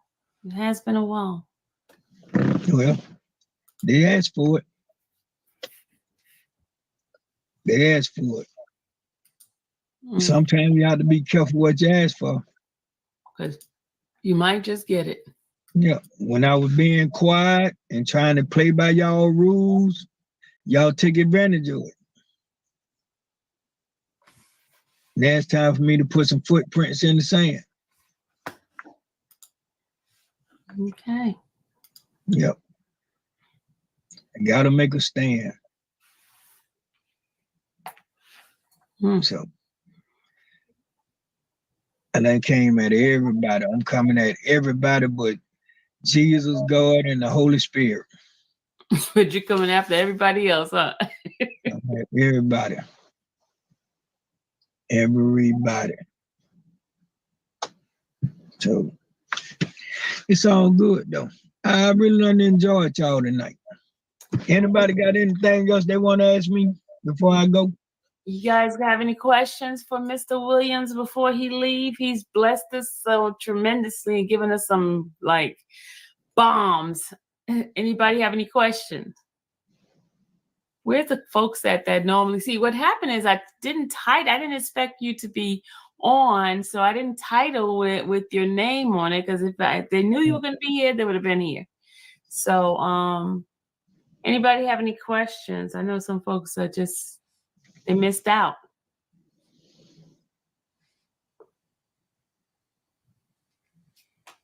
So will you be in court on Monday? Yeah, I'll be there Monday. Okay. I'll be there Monday. Yep. I actually be down there every day. I just be filing paperwork. Okay. Okay. Yeah. I be down there every day. So they walkie-talkies can get rest. Oh, so they do walkie-talkies when you're there? Oh yeah, they soon as I come to checkpoint, they start calling, alerting everybody that I'm in the building. Mm. Yeah. Someone said that nope, they don't have any questions. This person said they don't have any questions. They just can't wait to see the receipts. Okay. They will see them. Definitely. I can't wait to show them. So, can you give a hint when you're gonna drop them to the? Or is it a secret? Nah. I ain't gonna tell y'all when I'm gonna drop because I don't know who all listening right now. Oh, okay. It's gonna have to be a shock. You know, somebody just said, "Don't tell too much." Oh yeah, Gigi said that. Gigi said don't say too much. Yeah. So I don't know who listening. I don't want them to get the word downtown before I get it out. No, okay. I want them to be there and receive their letters first. Yeah. So but people, we better learn the laws, man, and we better start exercising our laws and our rights. Oh, look who's in the chat. Tasha's in the chat. She said, hey Pop. What's up, Tasha? What's up? Okay, Courtney said, how do you feel about Gunna? This is the one that I was love viral. Gunna. See, that's the thing. People don't understand the relationship. They got this thing saying that Gunna is a rat and he's done this and done that. But see, let me try to help the attorney clarify that a little simpler. Okay. Gunna hasn't done anything whatsoever that can hurt us on this case. Period. Mm-hmm. You know, Gunna, first of all, for all of you who are listening, you have different types of attorneys. You got attorneys that are trial lawyers. You got attorneys that are plea lawyers. You got attorneys that are lawyers who just practice law on a criminal base. The only thing they want to do is satisfy a case. Mm-hmm. Just like Mr. What's his name was saying. The lawyers sometimes what people don't understand is sometimes your lawyer can take a plea for you. And when he present that plea to you, he's gonna tell you everything convincing to make you think that plea is what you need to take. Mm-hmm. And you being the type of person that Gunna is, you trust your lawyer. Gunna is not a street kid. He's not a kid that's down like that. So if his lawyer make it sound appealing to him, he's gonna believe that because he trusts his lawyer. All right. Mm-hmm. Now, what you all don't know is Gunna has a recorded plea. Mm-hmm. And in his recorded plea, he states, I'm not taking a plea deal because I'm not leaving my brother in jail. They just didn't let y'all hear that part. So it's a recording that says that? Yeah, so what his lawyer did was his lawyer agreed to the alpha plea for him not to have to testify, for him not to have to do nothing to be released from this case. Right now, Gunner can separate himself from this case permanently. Guess what? Guess how? How? Just by doing his community service. Once he finishes his community service, he's done with this case. So has he done any of it yet? I don't have a clue. I told him 4 times you need to start doing that community service and get it over with. So you can be done with this case. See, anytime you take a plea, once you satisfy that plea deal, you through with the case. You through with your case. Because he didn't have that long probation things like those other ones had. No, because see, he took pleas on a different note. He didn't take pleas, understand this. She asked him, this was her question to him. This is what got everybody thrown off because they stopped listening after she asked him this question. She said, is YSL a business and a game? That should have sent a red flag up to everybody then. Why would she ask him something like that? Because it's 2-part question. So Thank then you. the answer in the first part, she added this. There you go. Now, just like the attorney said, the only thing he was told to do was say yes, ma'am.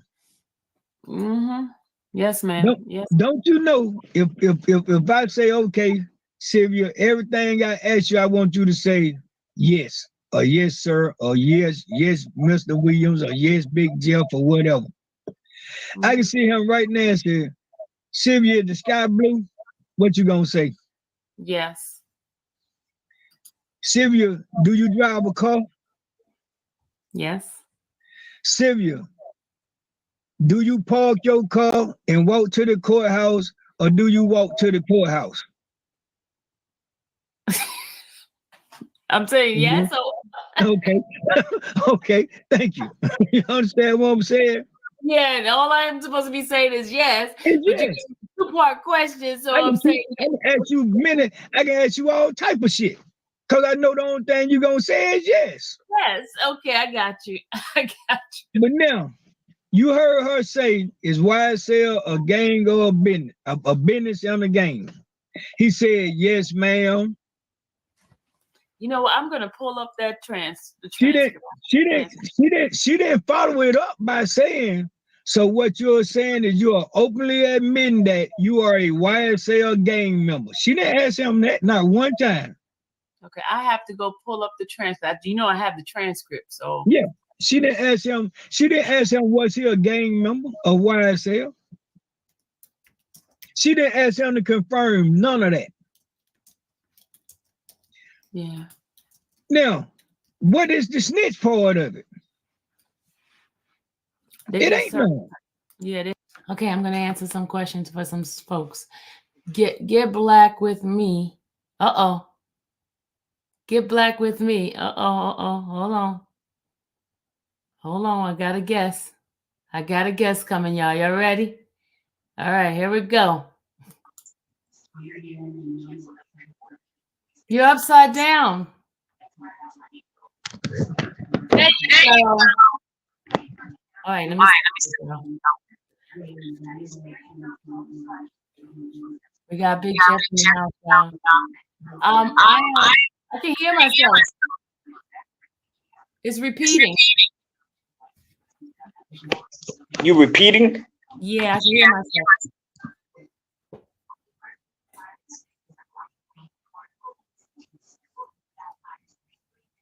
What about now? I don't hear it. My blank here. Hold on. Because folks are going to be trying to take my stuff. Hold on. All right, here we go.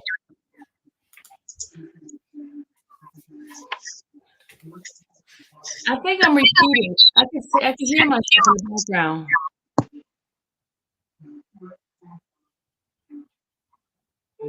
I don't hear it on my end.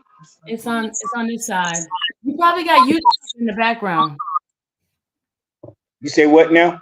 I have YouTube in the background. Who, you do? You do. I don't hear it now, but I do hear it. Do you guys hear it like a repeat? You have 2 devices on. Is there another device? Turn the other device down.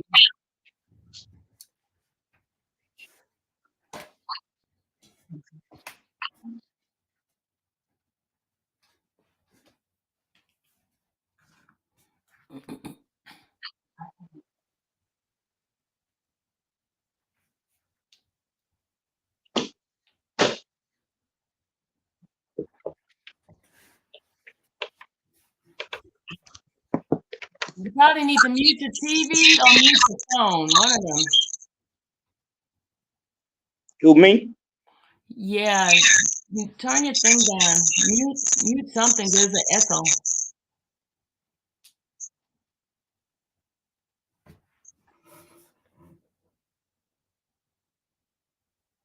Oh, say it again. Can you hear me now? I can hear you, but I hear myself too. Oh, we go.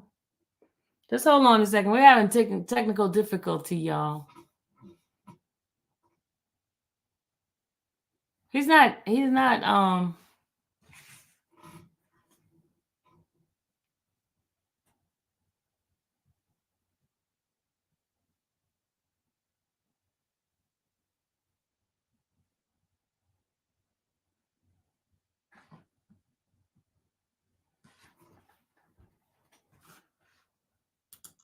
Is that better? I still hear myself. Oh, I don't think that's me. You sure it's not you? Nah. It is you. Because I can hear myself.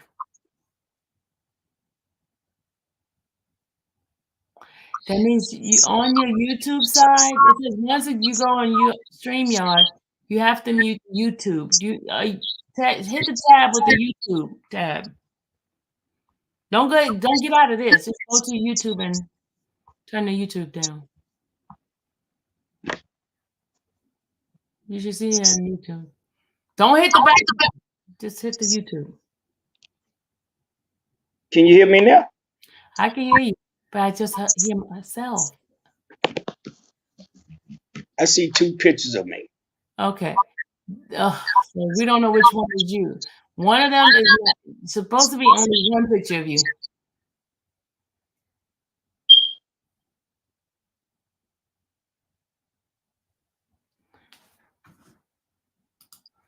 Huh?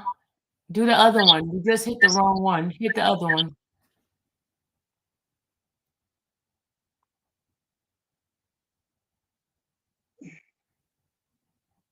Can you hear me? Yeah. What about now? Hello, hello. Much better. Oh, no, you didn't do it. No, I hear it. I hear it. I don't know what you need me to do that. I don't know. I'll just shut up when you talk. No, I'm good. So how are you doing? I'm doing great. Haven't seen you in 100 years. Oh, we lost him again.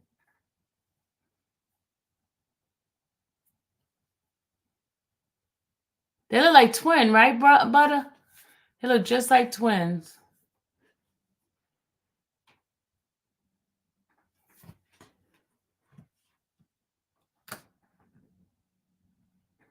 Can you hear me now? Yeah, I can hear you. It's just that I hear myself when I talk to you because it's like another app is open in the background.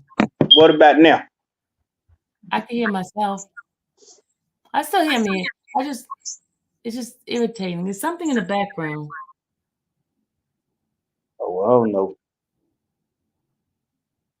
Maybe I should email you the link and then you close everything out and just go in your email, open it up instead of opening it up from your phone.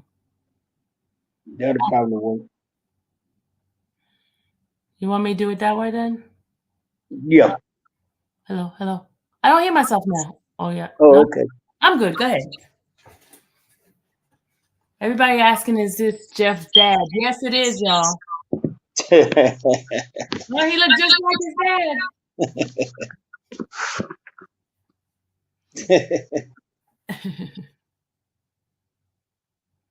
How y'all doing? We're doing fine. You have 269 people in the chat right now looking. Oh, okay. That's what's up. So how are you feeling right now? I'm feeling all right. I'm okay. How long these cases have been? Hey, too long. Too long. Yeah. You got that alarm thing twerking, tweeting again. Oh my Lord. That fire alarm. Yeah. When you gonna change that battery? No. I don't come here that much. You don't hear it? Yeah, I don't come here that much, so I don't even worry about it.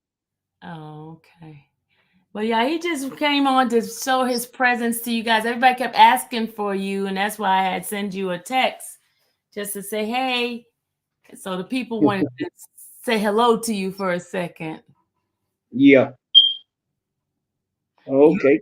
You and that chirping thing gonna destroy me. Yeah. Because I got on somebody's nerve the other day. I was doing a garage sale, and the chirping from the bug repellent was irritating somebody. So I know how it feels. That's like chirp, chirp. Yeah. You'll get used to it. I'm used to it. I don't even hear it, really. Yeah, I know. It gets get like, yeah, I guess used to it. How's Greg doing? He's doing okay. He's okay. We working on his situation. Okay. I know you stay busy with the court system, don't you? Yeah, well, you know, when they got it in for you, you know, it's gonna be like that. Yeah. You know what I'm saying? So they got it in for my family. So, you know, why I don't know, but we're gonna figure it out. Hey, we see you. How you doing? I had to get off real quick. You had to get off? Okay. How you doing? I'm good. That's good. You know, we can't talk anything about no case now. You know that, right? We just want to talk regular talk. Yeah. Regular talk. I can talk about whatever I want to talk about. Oh, Lord, don't do that to us. We ain't trying to get you. Because, look, I was watching the court the other day, and a couple of bloggers' names have been put on in it. I'm like, wait a minute. You know, I don't know, wait a minute. You know, oh, well, you know, the bloggers gonna be the bloggers. Yeah. I want everybody to see this, though. You know, you advertising for Trump, huh? Blacks for Trump. That's what it is. That's what it is, 100%. Jeff, you're going to have to close your YouTube in the background because I can hear it talking.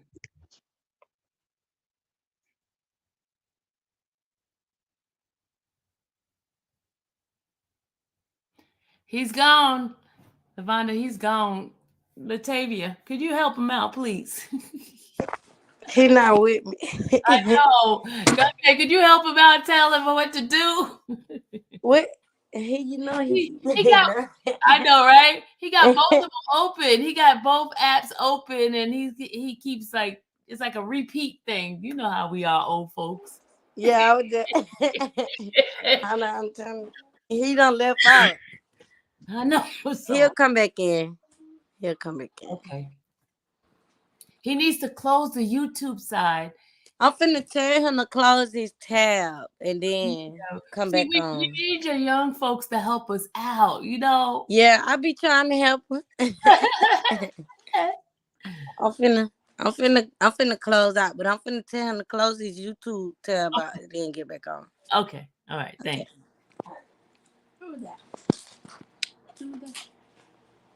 No.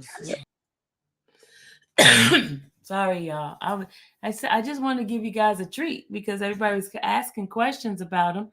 So I was going to bring them up. Hold on. Look at Latavia's trying to come back in. Hold on.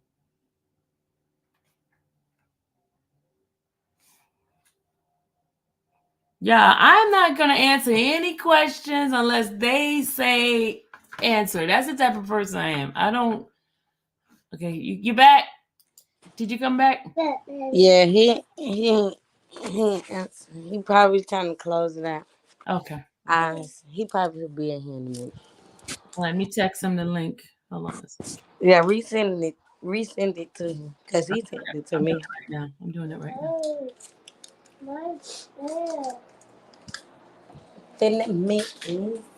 No, come on. Let's. Oh, hold on. I gotta cut the pickles up.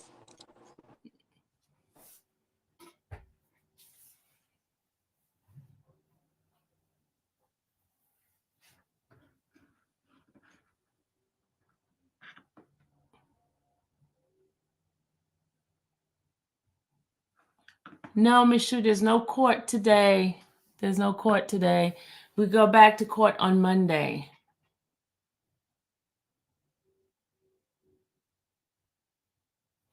Okay, hold on. You want me? I had muted you. Did you want me to unmute you, Latavia?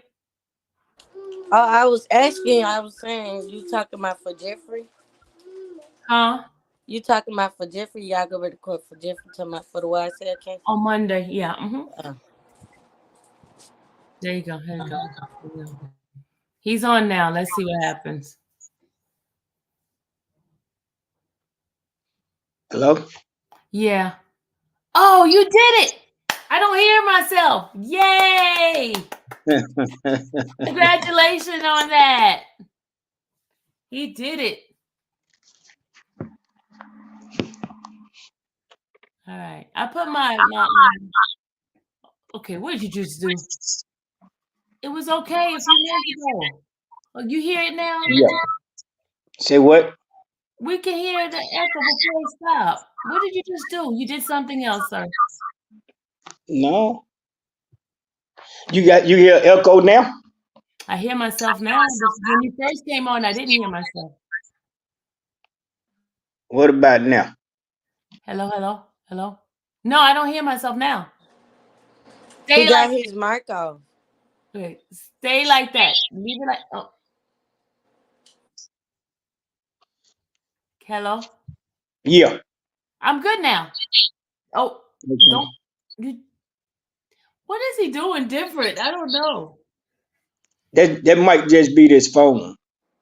Oh, okay.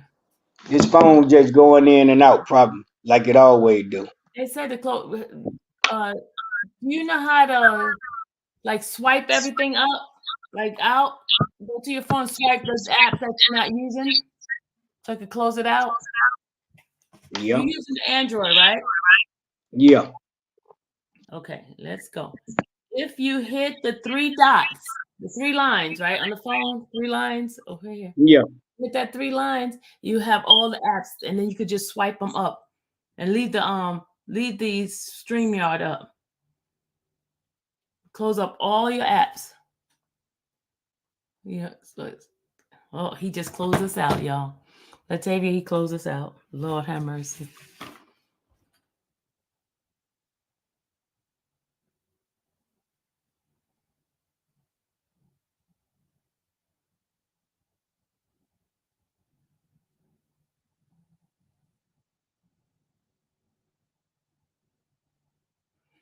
It's on my side because when I'm talking, that the app is open. That's why you hear me on my side.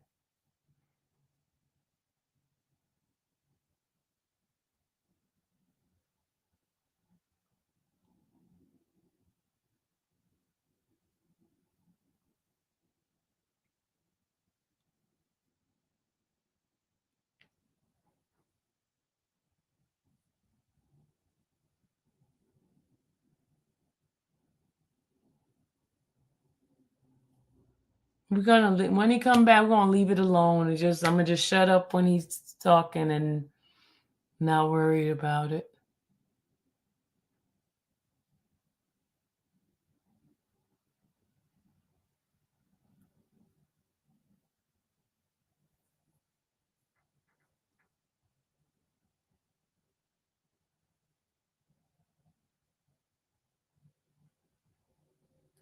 Justin, you have to do some work. Hey, the baby's showing. Hey, baby. Tavy, he's got the camera showing up.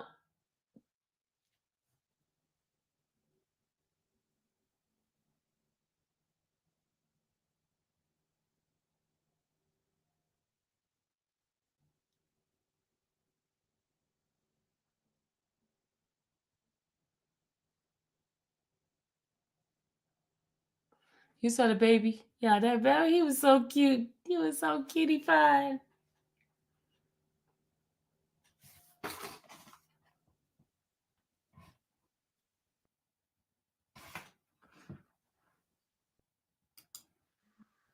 You back? Yeah. Okay, much better. It's good. It's good. It's good. We're gonna leave that chirping thing alone too.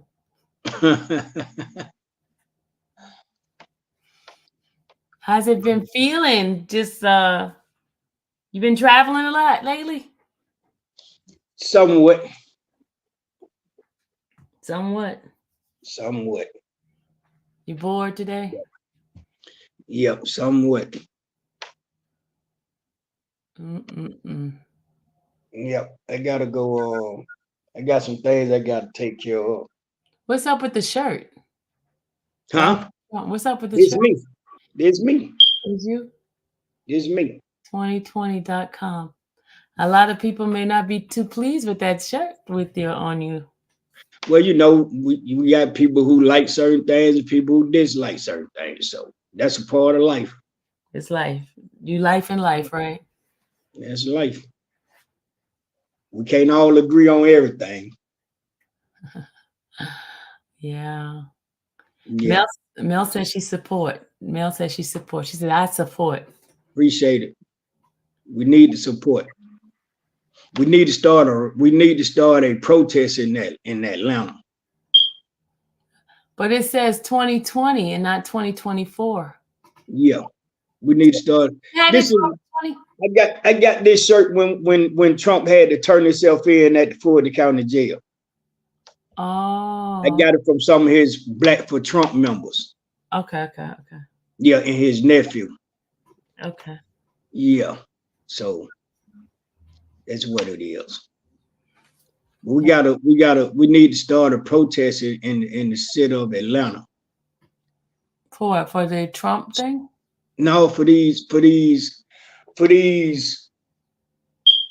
false charges and accusations that they put toward our young Black men in the city on being gang related. Mm-hmm.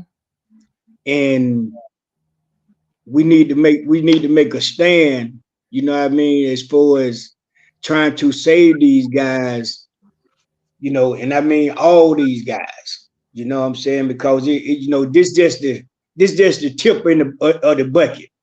Mm-hmm. You know what I'm saying? And to, you know, for you to have loved ones who's being falsely persecuted because of, you know, something that they think that they are, but they aren't. Mm-hmm. You know, and the young man who testified couldn't have said it better.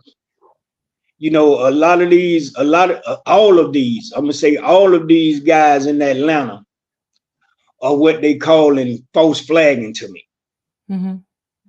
You know what I'm saying? And I hope that they give them a chance to watch this show. Mm-hmm. So and hope that that'll help them understand that, you know, in order to do away with this crap, they got to be the ones who disorient themselves with this mess. You know what I'm saying? You know, because you got these guys in the jails, in the prisons, you know, and everything is makeshift. I would never consider, like the courts, these guys being hybrid gang members. How can you be a hybrid gang member? Mm-hmm. You know, either you one or you ain't. True. You know what I'm saying? You know, so you know, to make up something, first of all, let's make this clear. It's not illegal to be a gang. It's not against the law to be a gang. It's against the law, people, to commit acts as a gang and be considered criminals. Then it becomes a felony. Then it becomes a charge. These guys, you know, we got a lot of guys who are in the system right now, and their charges are being upgraded for what purpose, we don't know, but we do know that the motive for the charges being upgraded is to acknowledge them as gang members. These kids have been prosecuted. Some of them are being prosecuted, some waiting for prosecution, some waiting for court dates, this, that, and the third. And their charges started out being one thing, and now it's being a gang charge added to their charges. And that's not right. Yeah, just That's like not right. just recently there was a case that just ended, and they just did the sentencing, and they added the gang, YSL gang, in that case as well. Yeah. So like every case that a young man in the Atlanta area has, they're gonna put YSL involved in it, or I'm just trying to figure this out. Hey man, why not? You know what you know, and I'm saying that to be frankly, you know, why not put a gang name to it? So YSL is the only gang in Georgia. Yeah, thank you. There you go. There you go. Okay, you know what I mean? So, you know, it's hilarious, but it's serious, because these guys are being left with no choices but to take these bogus plea deals. You know, let's be for real, man. How many of us right now, by show of just punching something on this website, that can ever say that anything you have ever purchased, anything you have been, any contracts you done had to sign, or, you know, anything that you have had to take the time to read before you put your signature on it? How many of us, honestly, I'm saying even with the court system, you know, with the people of the court systems or whoever, how many of us have ever just read each and every page in a contract?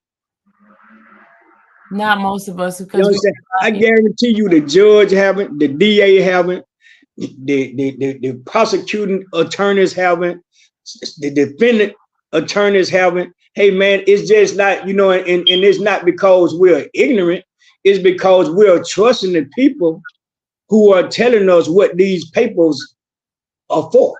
You understand what I'm saying? You know, and if your attorney sits in front of you and say, hey, this form right here is to say, you know, you agree to do this. This form right here is say you deny to do it. No, none of these people are going to read that shit. Yeah, especially like when you're doing mortgage, buying a house. You don't even have to sit there and read all those paperwork. You just gonna sign. Sign here, you sign. Sign there here. You go. All you want to know is the bottom line, how much I got to pay. There you go. When is it over? That's all you want to know. And that's the old folks used to say long time ago when I was growing up. They always get you in the fine print. Yeah, they used to say no one reads the fine print. They don't. They don't. You understand? Really. So that's an easy case to argue. To say, well, did you go over this with your attorney? Hey man, we're trying to get out of jail. But he was telling the truth. Yeah, there you go. There you go. They were like, there you go. No, I remember he said he'll cut off his right arm for his to go see his Hey daughter. Man, who wants to get out of jail? Who won't do that? You know what I'm saying? You know, but somebody said, please stop talking about the case. We're not talking about the case. We're doing reflection of what was already said on the outside. Now I'm doing a reflection on life, on what has taken place in life. These are not the first people to take plea deals. These are not the first people to sign paperwork without reading. These are not the first people, and like I say, let's make this for the record. I'm not speaking on just criminal cases. I'm speaking on period. Life, yeah. When you go to a car lot, buy a car, you're not going to read the contract. Yeah, but they say ignorance of a law is not an excuse. It's not a defense. That's what they say. Ignorance of a law is not a defense. There you go. So we have what you cutting, Latavia?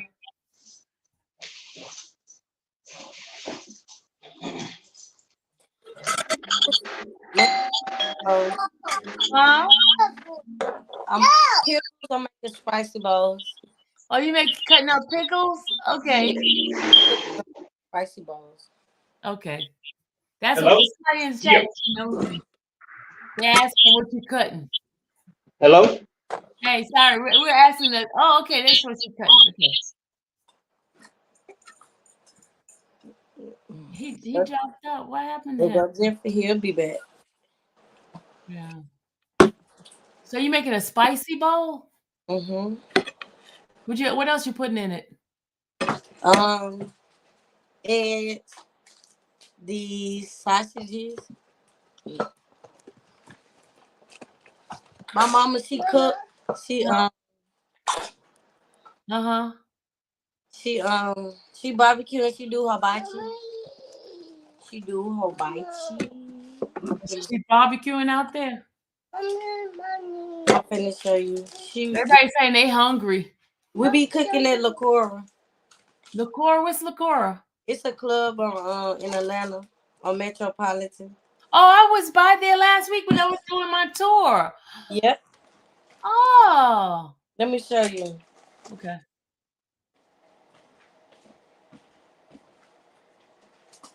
Oh, we don't really got. Okay. That's rib tips. Okay. She's barbecuing rib tips right now. No, we doing it later on today, like it. We be getting there like at 10, 9 o'clock, 10. Okay. She cook hibachi too. Hibachi. I need to put some in her.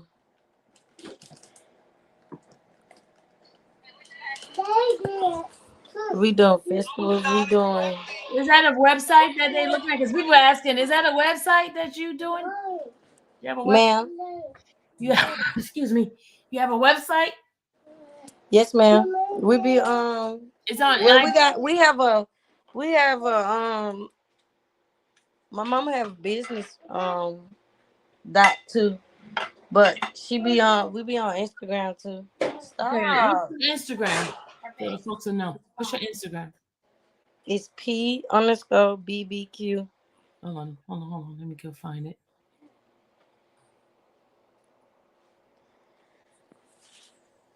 People coming on here? Yeah, it's 270 people in here. I can't even see. I can't even see it. If you hit comments, you should see them. They talking about, yeah, I need y'all number. Since Slime will play it. Oh my God. Is it P_QQ? Yes, we do. Yes, we be at. Yes, we do. We don't.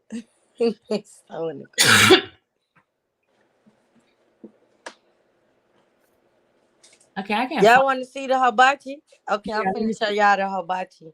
Okay. Hibachi. Go get my mama phone for me. It's my mama's business too. Okay.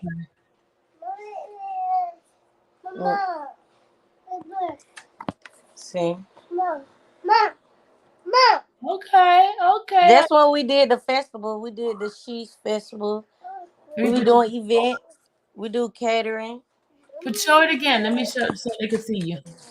I'm trying to get my mom paid so she can my mom phone so I can pull up the hibachi plate. Okay. Oh, here you go. Let me see. Look at you. I know she did.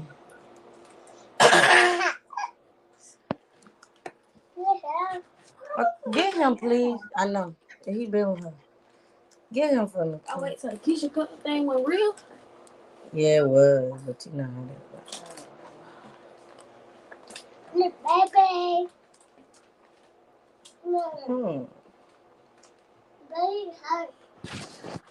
Baby. This the hibachi. Oh, that looks good. That looks good. Oh my gosh, she make hibachi plates. Oh Lord, This shrimp. oh, oh, that looks so good. This the chicken. Oh, yes. I see the chicken.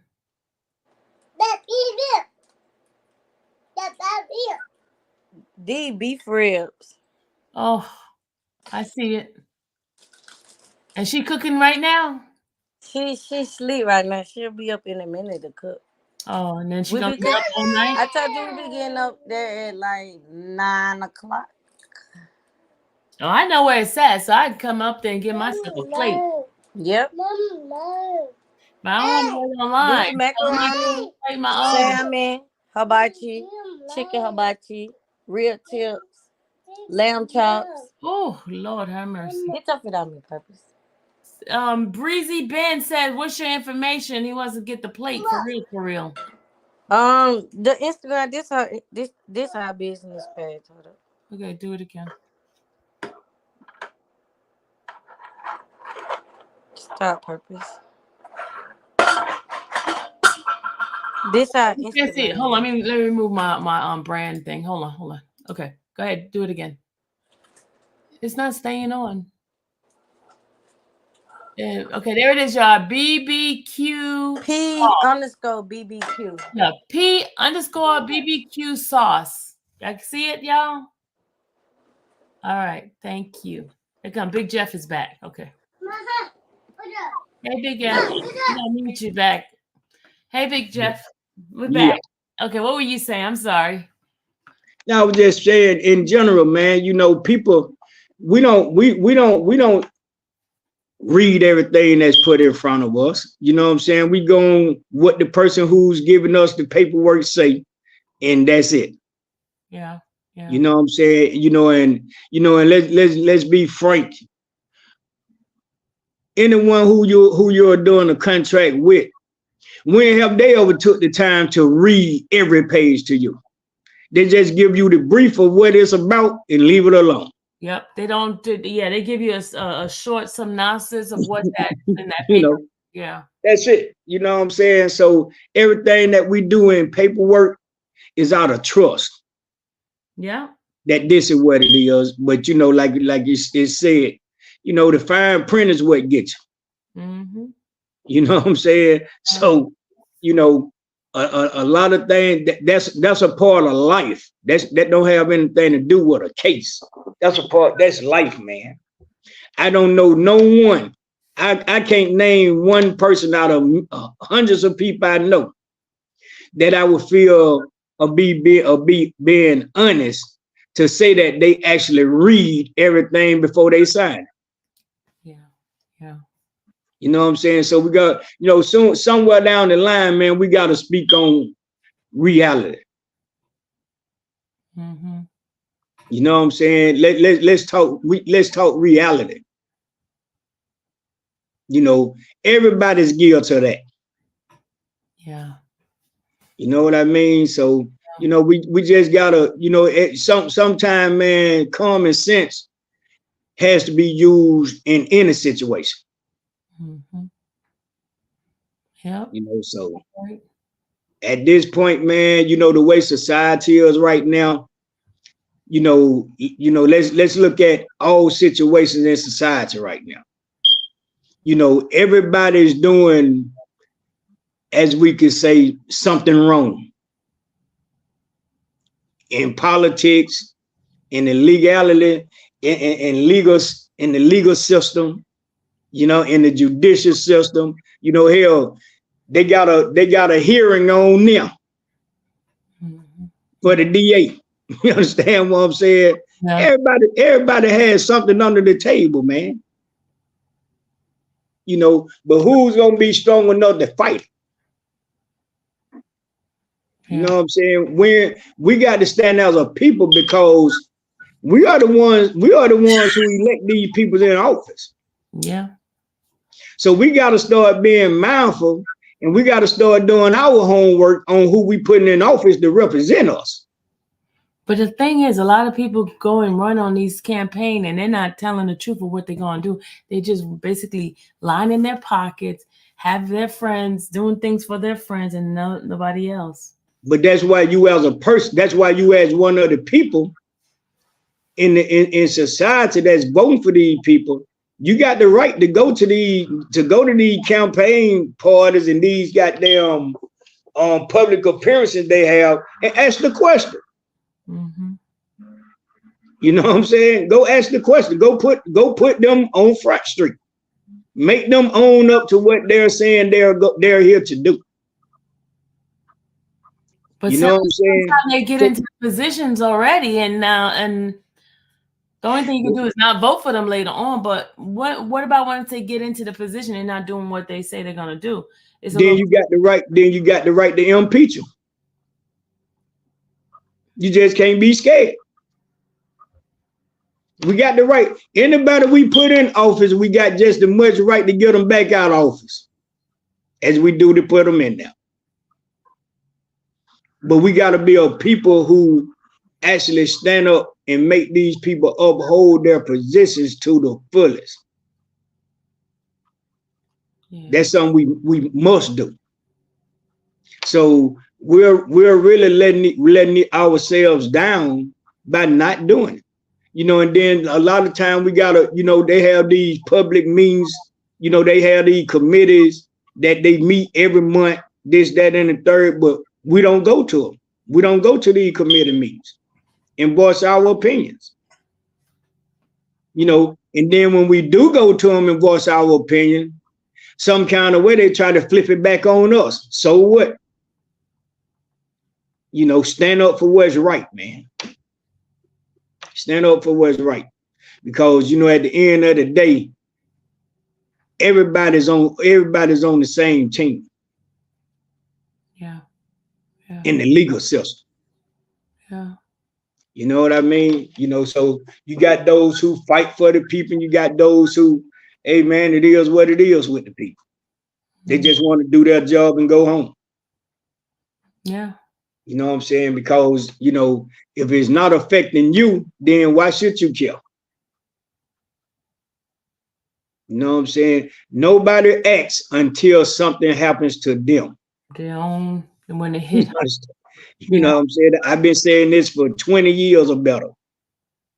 Why act on something after it happened? Yeah. You know, anything in life, you know, we got to understand that anything that happens in life has already happened before now. Somebody just asked, why do you support Trump? I support Trump because in a lot of things that he stands for, I stand for it. You know, I don't support him in a whole. I support him on certain things that he speak on and act on. Like what? Give me some example. For instance, doing away with certain things in our government, I'm with that. You know, and I'm speaking frankly on that. Why would we, you know, let's be real. Why would we get rid of communism and still have the law? Why would we get rid of communism, but we still have the communist law? Okay, gotcha. You understand? You know, what's the damn purpose of tearing down monuments, statues? What's the use in getting rid of a flag and we still got the law? So what do we gain? What did the people gain from that? Nothing. Okay, so the law means more to me than a damn monument, a statue, or a damn flag. We got a United States flag, but I don't see it being represented. until something happens. You know, if we're gonna change a law, if we speaking to change laws and change rulings and, you know, change anything in association with the law, why would we do one and not do all? You know, that don't make sense to me. You know, if we put up a wall to keep people from crossing the border, why would we allow aliens to come in the country? What that makes sense at? If I'm gonna keep a Mexican or an Italian or whoever from trying to enter my country, why not let it be for all nationality that's not of this country? You understand what I'm saying? So, you know, is bird in the hand, nothing in the bush. Okay, yeah. You understand what I'm saying? But we are considered a free country. The only people who are free in this country to me is everybody but the blacks. But to me, Trump even the scope because he did something that affected the nation, not just a particular group of people. I respect that. I ain't got no problem with that. That's what I stand on. If the law come in, the law go for everybody, not just certain people. And that's how I feel about it. All right. So does that answer your question? Whoever asked that question about why he support Trump? There it is. Okay, he said, can you please ask about the police immunity? You know anything about the police immunity? The police immunity, they are gang. They gang related.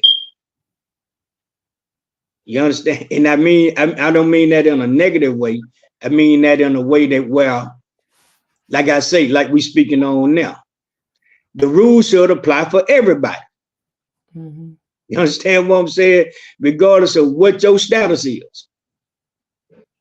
If you're a gang, you're a gang. You got police officers who are nice. You got great police officers. No, then you got that handful of police officers that's totally suck. But at the end of the day, what we got to understand is when it come down to them being together, they be protected by each other, whether they're right or wrong. Okay. Well, she was mentioning because Trump mentioned about police immunity. That's why she mentioned it. Yeah, you know, a lot of countries police themselves. I know in Africa they do. You know, they police themselves. So, you know, and you know, that's why I say certain things he speak on, I'm with it. I'm with it, man. Why should it pertain to a certain particular group of people? Just let the rule be for everybody. That's what the law's supposed to be made of, right? The law's supposed to go for everybody, right? But it's only upheld on a particular group of people. And as much as I hate to say it, we the ones that is held up on the most. You know, yeah, you got whites in prison, you got Mexicans in prison, you got every nationality in a jail cell. You're right. But what's the percentage of them and us? You understand? We got a jail that's overcrowded. We have a jail that's overcrowded. We have a jail that people are losing their lives in about nothing. In the system is not doing not one thing to make it better. Well, but you spending all your time worrying about one trial. Really? You got people dying over him.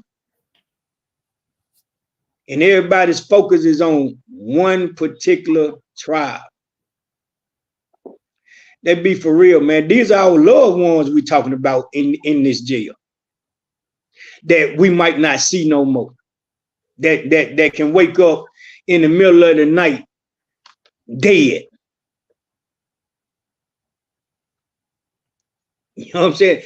We got to stand for these people. They can't stand for themselves. We got to stand for our people. You know, so they still human now. Yeah, some of them committed crimes, some of them done did this, that, and the third, but they are still people. They are still human. They still should be treated like human, not like animals. You know, if a man got enough time to create a weapon that can do bodily harm and fatal harm to a person, that means this man has too much time on his hand being unattended. Somebody's not doing their job. It takes a long time to file something to make it short. A long time.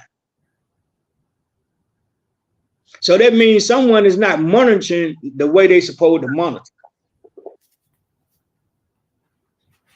You know, if I was a sheriff in a county this big, and I know I was being faced with a task like that, I guarantee you I would solve that issue within 30 days. How? By participating in my jail, like I do on the street. Okay. Then you'll see exactly what's happening. There you go. I know the Clayton County Jail, the sheriff did that. He put somebody inside there and felt certain things because of stuff that the women was going through, and he went and had somebody to go and act like they're a detainee, and then once they found out some changes happened in the jail. I would agree. You got to be active in it. You know, and I'm gonna tell you what's a trip to me. I'm gonna tell you what's really wild and ludicrous to me. I looked at a TV show. I'm not a TV person like that, but I looked at a TV show one day that was being, you know, someone was showing me, and they had this TV show on called 60 Days In, to where they have people going into the jail, and they actually record these people for 60 days in the jail. Okay, I'm cool with that. But what about after the investigation is done and the jail is still being ran the same damn way? Gotta get rid of people from the top. That's what you gotta do. Because if the top is still thinking the same way. But you have live feed. On what's going on. You actually sitting here looking at what's actually taking place in the jail. And nothing happens behind it. You know, it's just a TV show. We get the ratings, we get the money, and it is what it is. You just leave it just the same. It is what it is, man.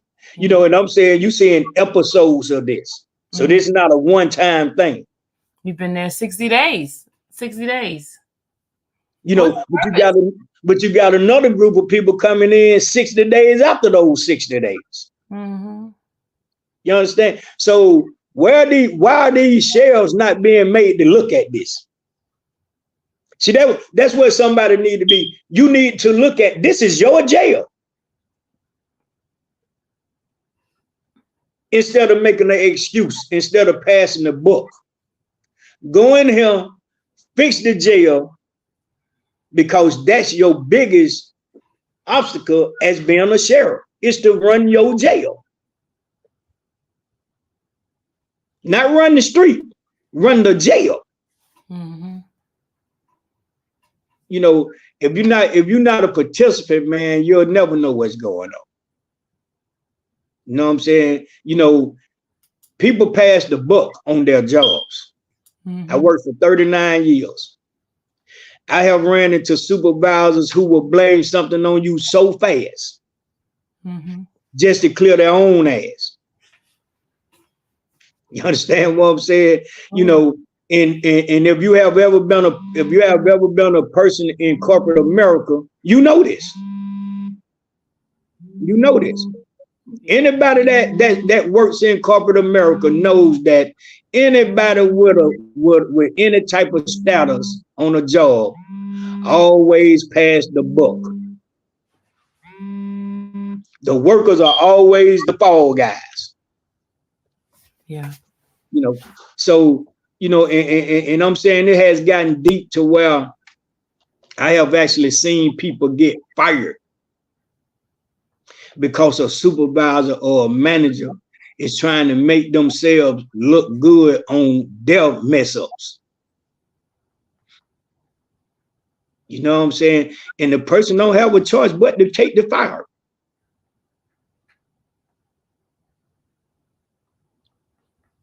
No, so I'm not going. I was the supervisor that I wasn't gonna ask you to do nothing I wouldn't do. That you wouldn't do, yeah. Yeah. You understand what I'm saying? You know, because that was the creed. I'm not gonna ask you to do anything I won't do. Your people are supposed to be just like you, man, in leadership. There are some that, you know, in leadership, when you leave, everything still should be ran accordingly. Because your people are supposed to be a representative of you. You know, we're not gonna always have that on the job site. Yeah. But you can put it, you can enforce it for so long until that one or two people who buck the system, it won't even matter. Because you're gonna always have somebody gonna buck the system. Always. That's on any job. You got people who are gonna stand up, you got people who are gonna lay down. We got to protect those who lay down.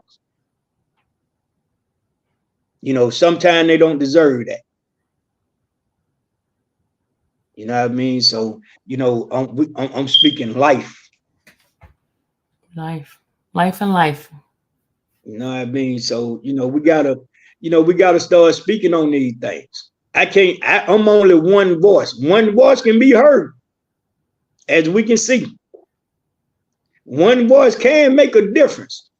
But wow, look at the damage we can do with 1,000 voices, 2,000 voices. You know, social media right now leads the game.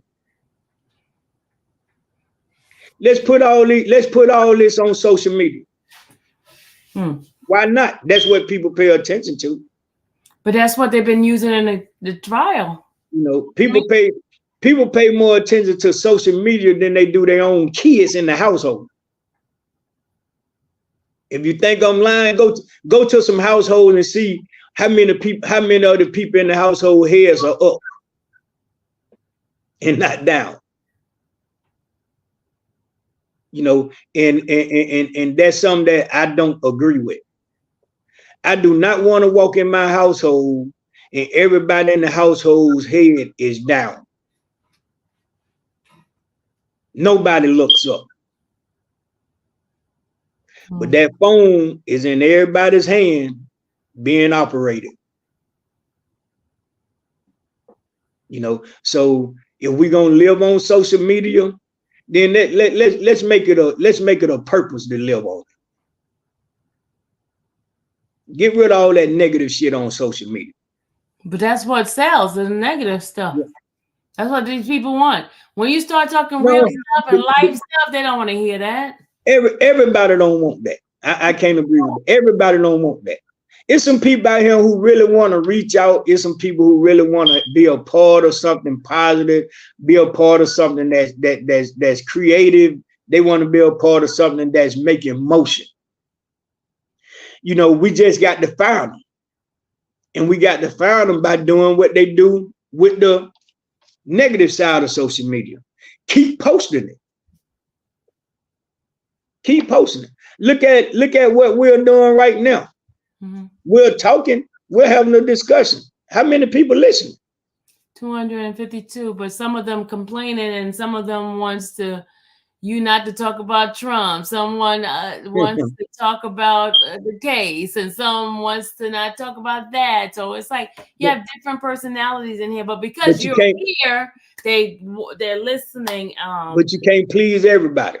You can't. Let's you know, we being real right now, so we should be able to talk about any and everything. Mm-hmm. Mm-hmm. It's okay. It's okay, people, to agree to disagree. It's okay. There's nothing wrong with that. Everybody can't be right. And everybody can't get what you want all the time. You can't get what you want all the time, man. I still want my 40 acres of the mule. Me too. They ain't giving it to me though. You know what I mean? So, you know, let's look at the bare facts of life. Let's look at what makes this world evolve. Let's put some things together, man, as a people. Mm-hmm. You know what I'm saying? And make a stand on it. You know, it shouldn't take for a cop to kill somebody before we stand up for blacks. You know, what about little Johnny who stayed next door to me killed my child? He was black. He was still black. Mm-hmm. You know, we gotta get an open mind to things in life. You know, every time you turn around, you hearing somebody on a courtroom or you hearing somebody on the street and you hearing somebody in protests saying black on black, black on black, black on black. Mm-hmm. Oh, I have a question. I have a question before you start that. So you be on here, does it affect anything with the case or anything like that? You talking? I just want to know if it's affecting anything with your son's case. Not to me. Okay. Okay. Not, I'm talking reality. Okay. I'm not talking about my son's case. Okay. I'm talking about reality. I'm talking about facts of life. Facts of life is everybody focuses on black crime more than they do in the other racial crime. Every race kills each other. Mm-hmm. Every race fights with each other. We got a dictator tearing this damn country up. Those are his people. Putin tearing his country apart. But who is he fighting against? His people. Mm-hmm. So that don't, you know, that don't just go for us. Every race kills each other. Every race has an issue with each other. So, you know, we as the people gotta stop. So we gotta stop it from being only noticeable on us. You know, we know that. We know we kill each other. Who don't? Mm-hmm. But why make it a big deal on us and making it an excuse for everybody else? Interesting. You know, if a white man kill his family or a white woman kill her family, they insane. A black man kills somebody, he's a terrorist. He's a killer. He's a menace to society. Why? What if he had to protect himself? What if he had to do what he had to do so that he can be breathing? You know, why he can't be insane? Why he can't be incompetent? Or a thug, or they're a thug. Or they're a thug. Yeah. You understand? You know, it's always a narrative on us. And it's always negative. It's a negative connotation. Always. Mm-hmm. Always. We had a woman decapitated her husband's penis. And they say she was insane. They say she was being abused. Why my sister couldn't have been insane when she had to stand up to her husband? You know, why you send her to a battle women unit and say we gonna put him in jail and we gonna just put you over here on a shelter? Cause that's all it is. And then something happened to her in the shelter that you supposed to be protecting her in. Wow. You know, come on now. Yeah. Right. Let's make the scale balance. Let's make the scale balance, man. You know, let's stop allowing the system, and I mean this literally. Let's stop allowing the system to make us and our loved ones always being the bad side. You know, we can't help where we come from. We can't help where we were raised at. We can't help none of that. The only thing we can try to do is do better. We can try to do better. You always try to do better in your circumstances. Yeah. Sometimes it helps you, sometimes it hurts you. But why? If I'm doing the right thing, then why should I be condemned for doing the right thing? If I decide to help my people in any kind of way to try to better themselves, why should they be condemned for that?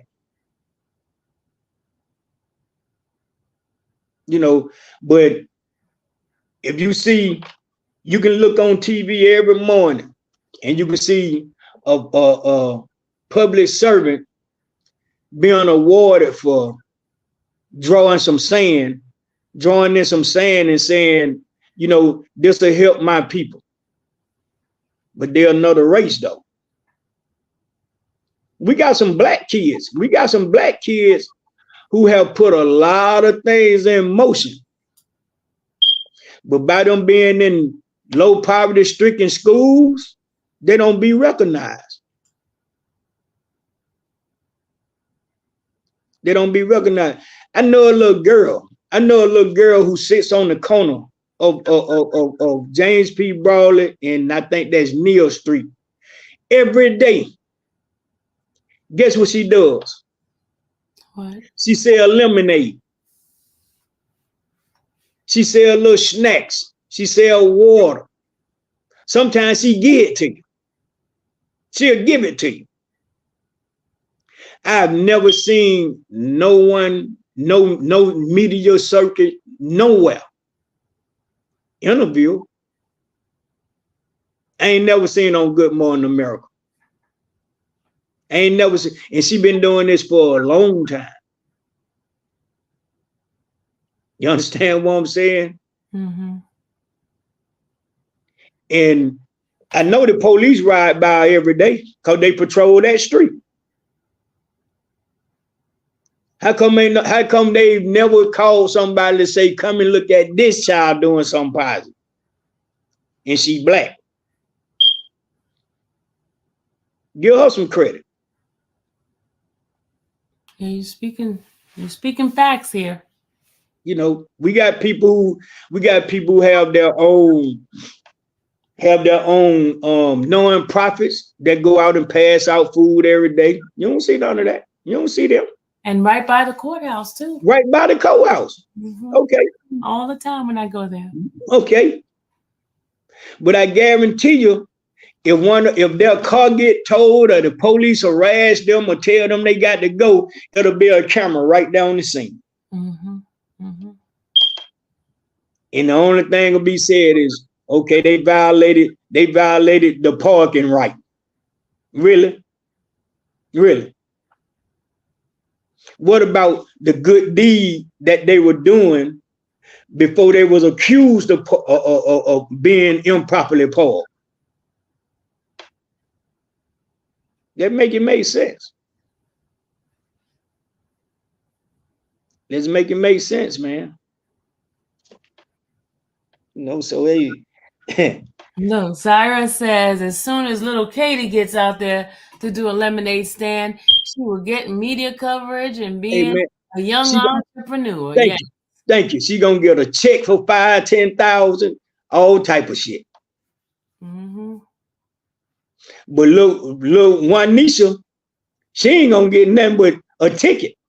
See, they gonna ask her who her parents is, and then when her parents come out and ask what the problem, they gonna say, well, she ain't got no permit to be right here on the corner with this goddamn lemonade. Yep. So we gonna write. So since she a minor, we gonna write your ass a ticket. Really? Yep. Mm-hmm. Okay.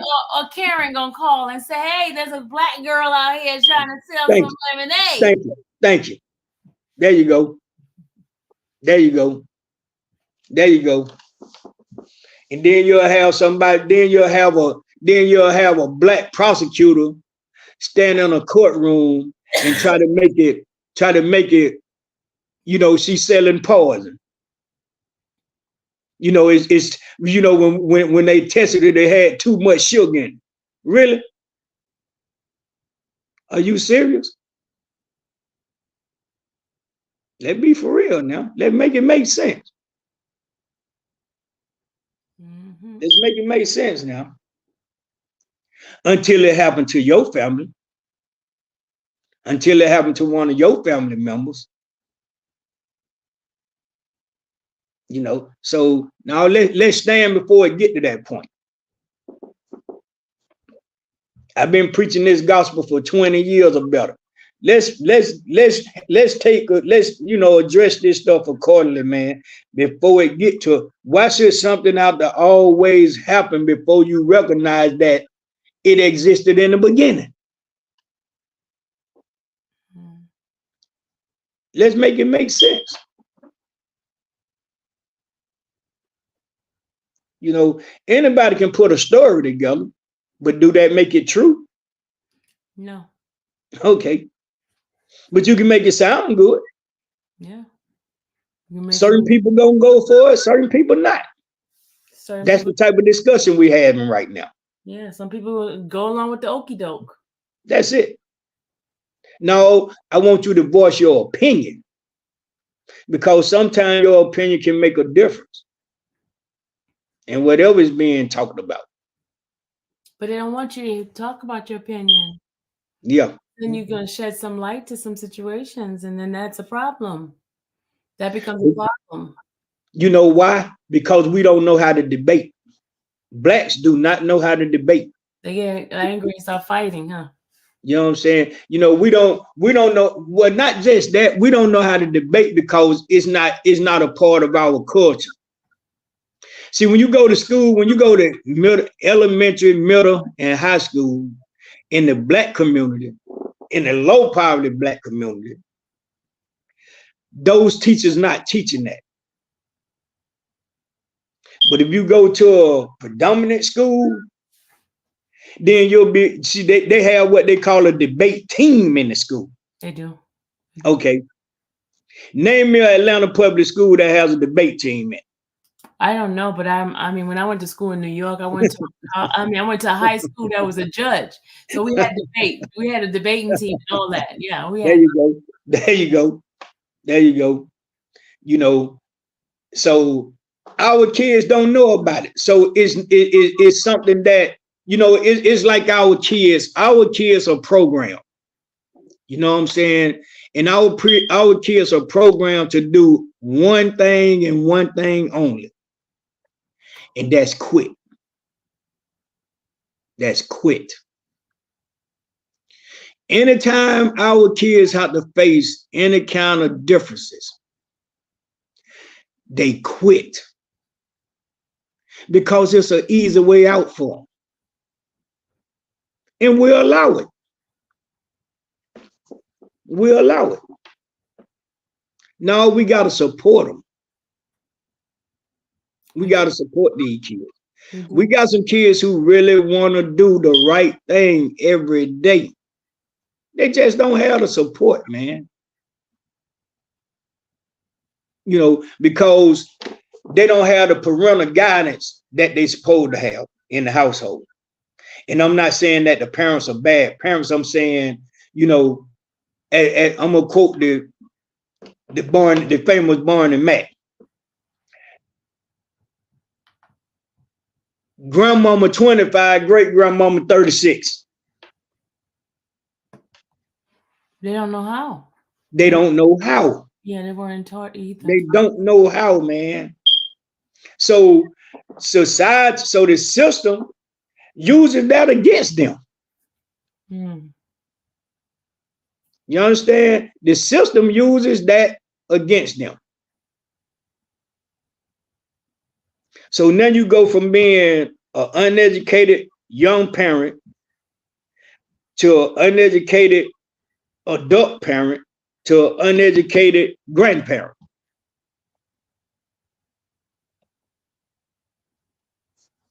What's the key words in that? Uneducated. Okay. And the system look at you just like that. The system look at you and they base you off of that alone. So as I said earlier, it's easy to have you to sign something and you don't have a clue as to what the hell you're signing. Just like with one of the witnesses they had up there.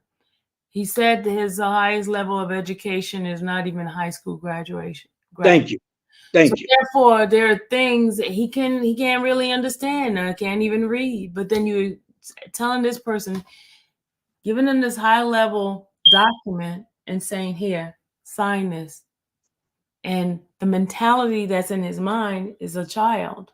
There you go. So you're giving this child this document and thinking that, hey, later on, when I come after them, I'm gonna use it against them. That's it.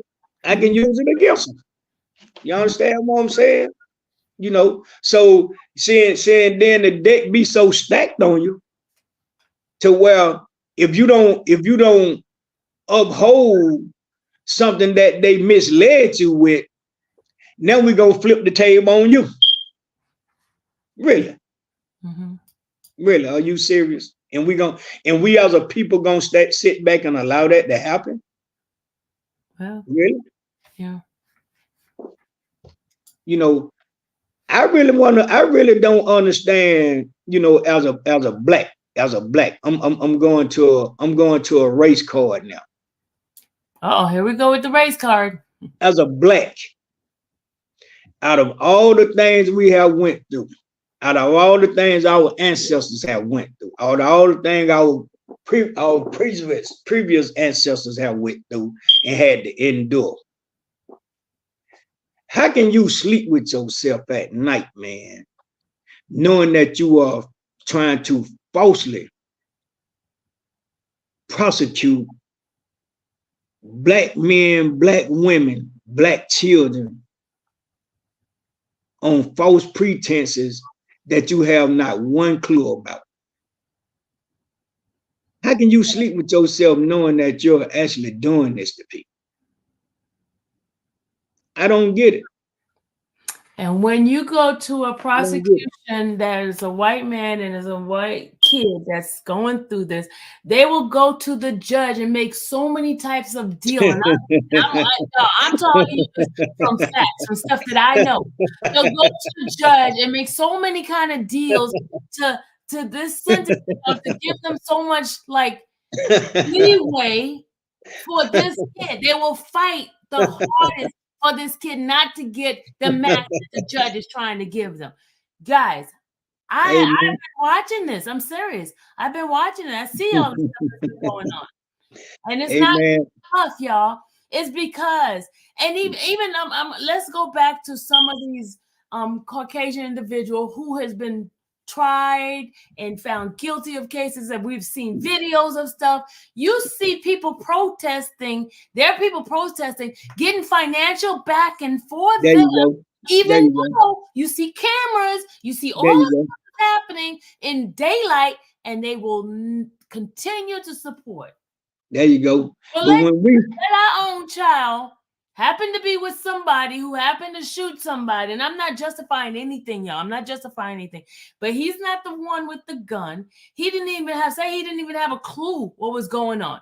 But he get arrested because accessory supposed to be accessory with this person, and nobody will fight for him at all. They will try the maximum. He's gonna spend the rest of his life in jail and just throwing him away. That's what happened, and that's a known fact. And I'm telling you from personal views. Go ahead. From personal views. You know what I mean? But we're so quick. He did it. He did. Mama and daddy done that shit. The Caucasian will fight for their child, no matter how bad that child may be. But you try to condemn me. For fighting for my child. Really? Don't say you wasn't around, because somebody was in the chat earlier and said, "Oh, he didn't have a relationship with his father. He didn't know his father. His father." They were talking about you right before, and that's why I texted you. Who didn't know their father? I was texting you while they were saying all that, and I was like, they say, somebody said that my children don't know me. Your son, you were not in your son's life. Your son has never let you inside the house. I'm paraphrasing it, but that's what they were saying. I'm like, well, hold on. My son was born August 16, 1991. My son is 6'5". He's 32 years old. My son graduated high school. My son is not a convicted felon. My son knows that his dad is going to uphold him on any level and support him at any cost. My son knows this because my son has always known his father. My son has always had his father in his life. My son has always been taught the wrong and rights of life. My son has always been made aware of the good and the bad of the system. My son has always been shown that there are places that people are sent when they feel like they are above the law. My son knows well that it is a place that they can send people who has all the money, has enough money to bury you in a grave with, but can't get out of jail, called a federal prison. My son knows that his father is going to stand with him firmly and support him on any narrative that he's supposed to be supported on, because he has never been without his father. Never. Now, my son would tell you at any cost, he probably can't remember a day waking up and not seeing his father before the day was over. So whoever you are, that's assuming that, wrong man. Wrong man. I have raised 52 kids. I have raised 52 kids along with my children. So I have been a father all my life. I have been a father. I was a father as a teenager, but I wasn't a fool. I wasn't a fool father. I wasn't a father that didn't face reality. I wasn't that father that didn't teach his kids reality. I wasn't that father that didn't teach his kids responsibility. My kids have always known me to go punch somebody's clock. Always. I punched the clock for 39 years. 39. And I punch the clock again if I have to. I don't have what you call ego and pride. That shit went out the window when I was 13 years old. I don't live off of ego and pride. So now you got it twisted. Whoever you are. Whoever you are, you have it really twisted. So saying that, to end it with this. Find a man to help you raise your kids. Find a woman to help you raise your kids. Anybody that becomes a part of your life should always have to interact with your kids, because you are a package deal like they are.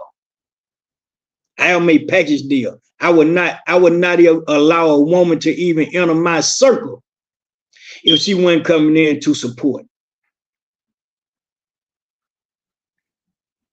That's because I'm a man and I was raised by a woman.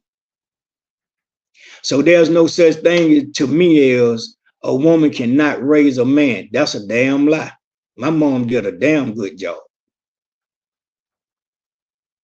My dad died when I was 5 years old. Christine did a damn good job with her 10 boys. Damn good one. We are men. We were raised to be men. I raised my sons to be men. I raised my son to be support systems of their families. I raised my daughters to be young women and become young adults and become grown women based on them not allowing a man to lead their damn lives. My daughters don't need a man for nothing but to make me some grandchildren. Trust me when I tell you that. That's the only thing I can't do for them. Anything else, I can make it happen. So don't get it twisted. My children were raised by a real man that stand firm. Stand firm, as you all say now, 10 toes down. My 10 toes are digging into the concrete with my kids. And I'm not giving you an explanation, I'm giving you facts. Do your homework better the next time. Annabelle says, period. Thank you, Annabelle.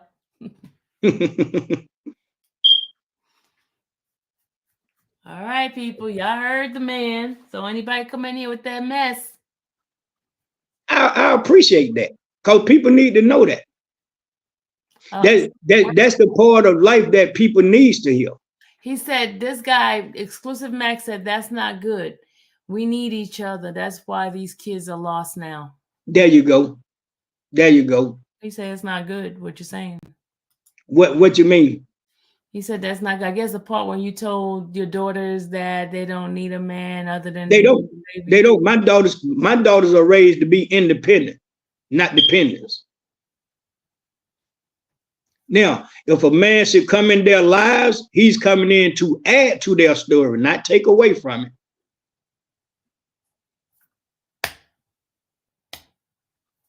All right.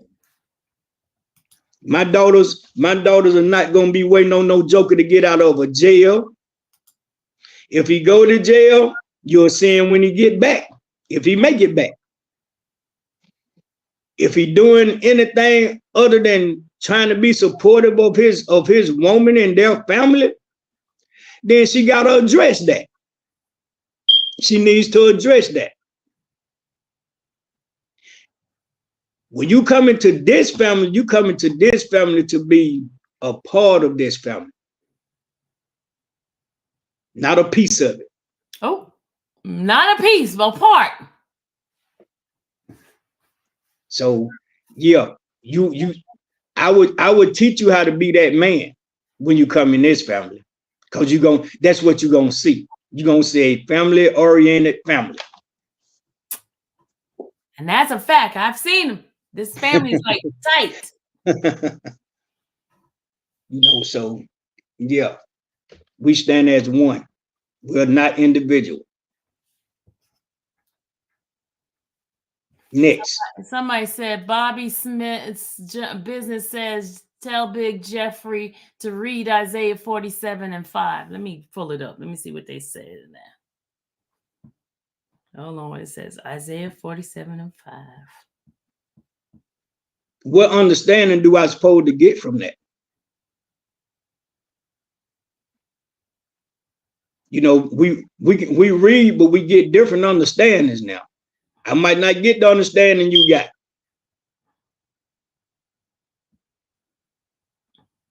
So do that make you wrong, or do it make me wrong?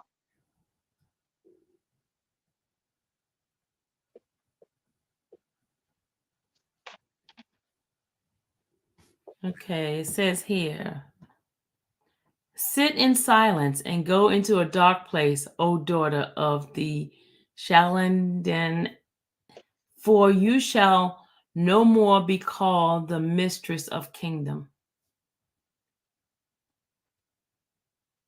I don't understand it. Huh? I don't understand it.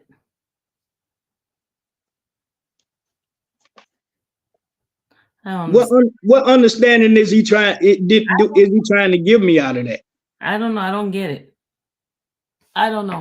But okay. Read that again. Read that again. No, Lord, you talking about a person that don't. Okay, here we go. Let me read it from a different version. Maybe I get it then. Hold on. Because I don't get it. And maybe it's not meant for me to get it. Hold on. Let's read the NIV version. It says, sit in silence, go into a darkness, queen city of the Babylon. No one will you be called queen of kingdoms.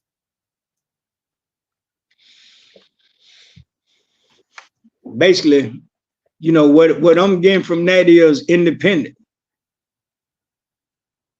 Be independent. Be an independent woman. You know, a man, a woman, you know, let me try to address him with this. Okay. We don't find women. Women find us. We become their kings. We don't come in being their kings. We become their kings. And we become their kings by coming in doing what a king's supposed to do, and that's control his tribe. All right, not control that woman, control your tribe, meaning whatever you and this woman manifest to become, you got to be the leader of it. You got to stand firmer than her. But you can, but you stand as one. And that's what they call marriage. You stand as one. I stand as one with a woman as soon as I become a part of her life. I don't think I should have to be married to her to become as one with her.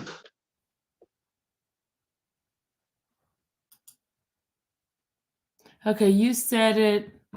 All of this stuff we need to stand up, and our ancestors would be doing upset. But turn around and don't promote family. Anyone can play in our faces because we don't have the backing. Okay, I'm gonna read it again because I got mixed up. Okay. You said all of this stuff like we need to stand up and our ancestors would be doing upset. But turn around and don't promote family. Nobody can play in our face because we don't have the backing. Yes, we do have the backing. We have each other. We are each other's backing. If we support each other, then that's more backing than you can ever get on a monetary value.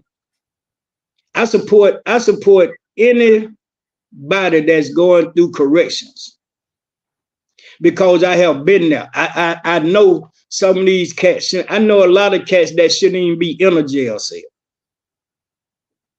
You know what I'm saying? They're there because they didn't have family support. It ain't got, you know, in the judicial system, they base things off of family support, not money. Monica says she disagrees with you. She says, the Bible says, a man finds a wife, finds a good thing, not the other way around. Okay, we find them. That means what? What I just say. Women find us. We can go out and seek as many women as we can. But the woman is the one that choose you. That's what. There you go. Yeah, the woman chooses you. Man finds you to choose. There you go. That's what I'm trying to say, y'all. She's the chooser. She chooses. The woman is the one to choose. Thank you. If that wasn't a fact, he wouldn't ask her to marry her. Thank you. She's just there to be found. He finds her, but at the ultimate thing is, if she doesn't choose him, they can't get married. He's still looking. He's still looking. Unless the family arranges but we don't do arrangement. But the woman is the one. You all allow us to come into you all's world. Yeah, that's true. You get it now, Monica?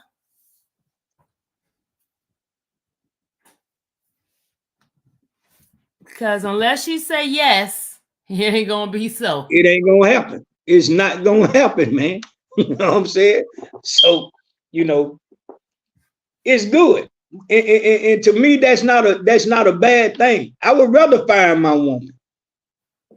I would rather for her to find me. I would rather for her to allow me to be into her world. Meaning you're the hunter, but then she has to be the one to accept your hunt. That's right. Gotcha. That's right. That's right. We're getting some education up here, y'all. Wisdom right here. Oh, the two gray heads. Wisdom. Let me stop. But we just gotta become a community again.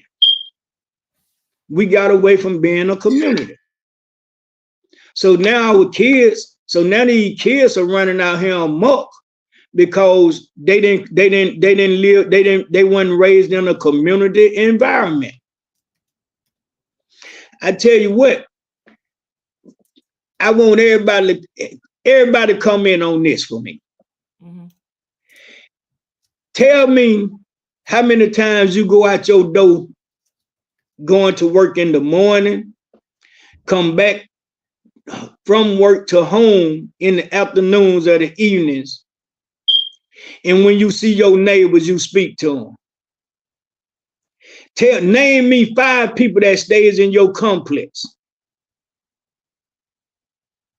Name me 1 person that you know stay in your complex. I can tell you 5. Okay. I speak to everybody. That's just me. There you go. But you 1 out of how many? Yeah, the people across the street, they don't even talk. There you go. Because this is what happened. The lady across the street, which I'm not giving her name, but she says, "Oh, the neighbor in front of you, they act like they don't speak English." I was like, "They speak English." That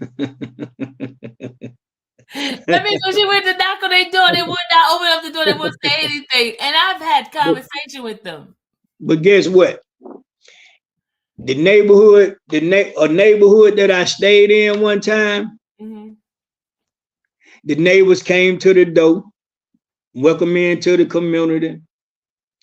Had some bought a dish, some bought, a box of a cake or something. You must live in a Caucasian neighborhood. There you go. I know, because that's what happened to me, y'all. I'm telling you, when I moved into a Caucasian neighborhood. But when we even said, if you do need your grass cut, we'll cut your grass. There you go. I was at the time I was a single mom. And they did everything for me, y'all. Everything. I name it, they did it. And if they saw something, no movement at the house, I'll come knocking at the door and say, "Are you okay? I just want to make sure everything's okay." Caucasian. Guess what I did during the winter season? On cold mornings. What?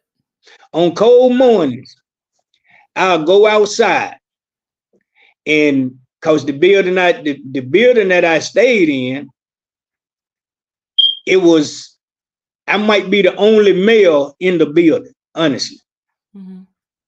So when I go outside in the mornings, crank up the car, warm it up, I'm seeing young ladies, middle-aged women, coming out, getting in their cars, and they got to sit there and let the car run till they want to defrost and all type of shit.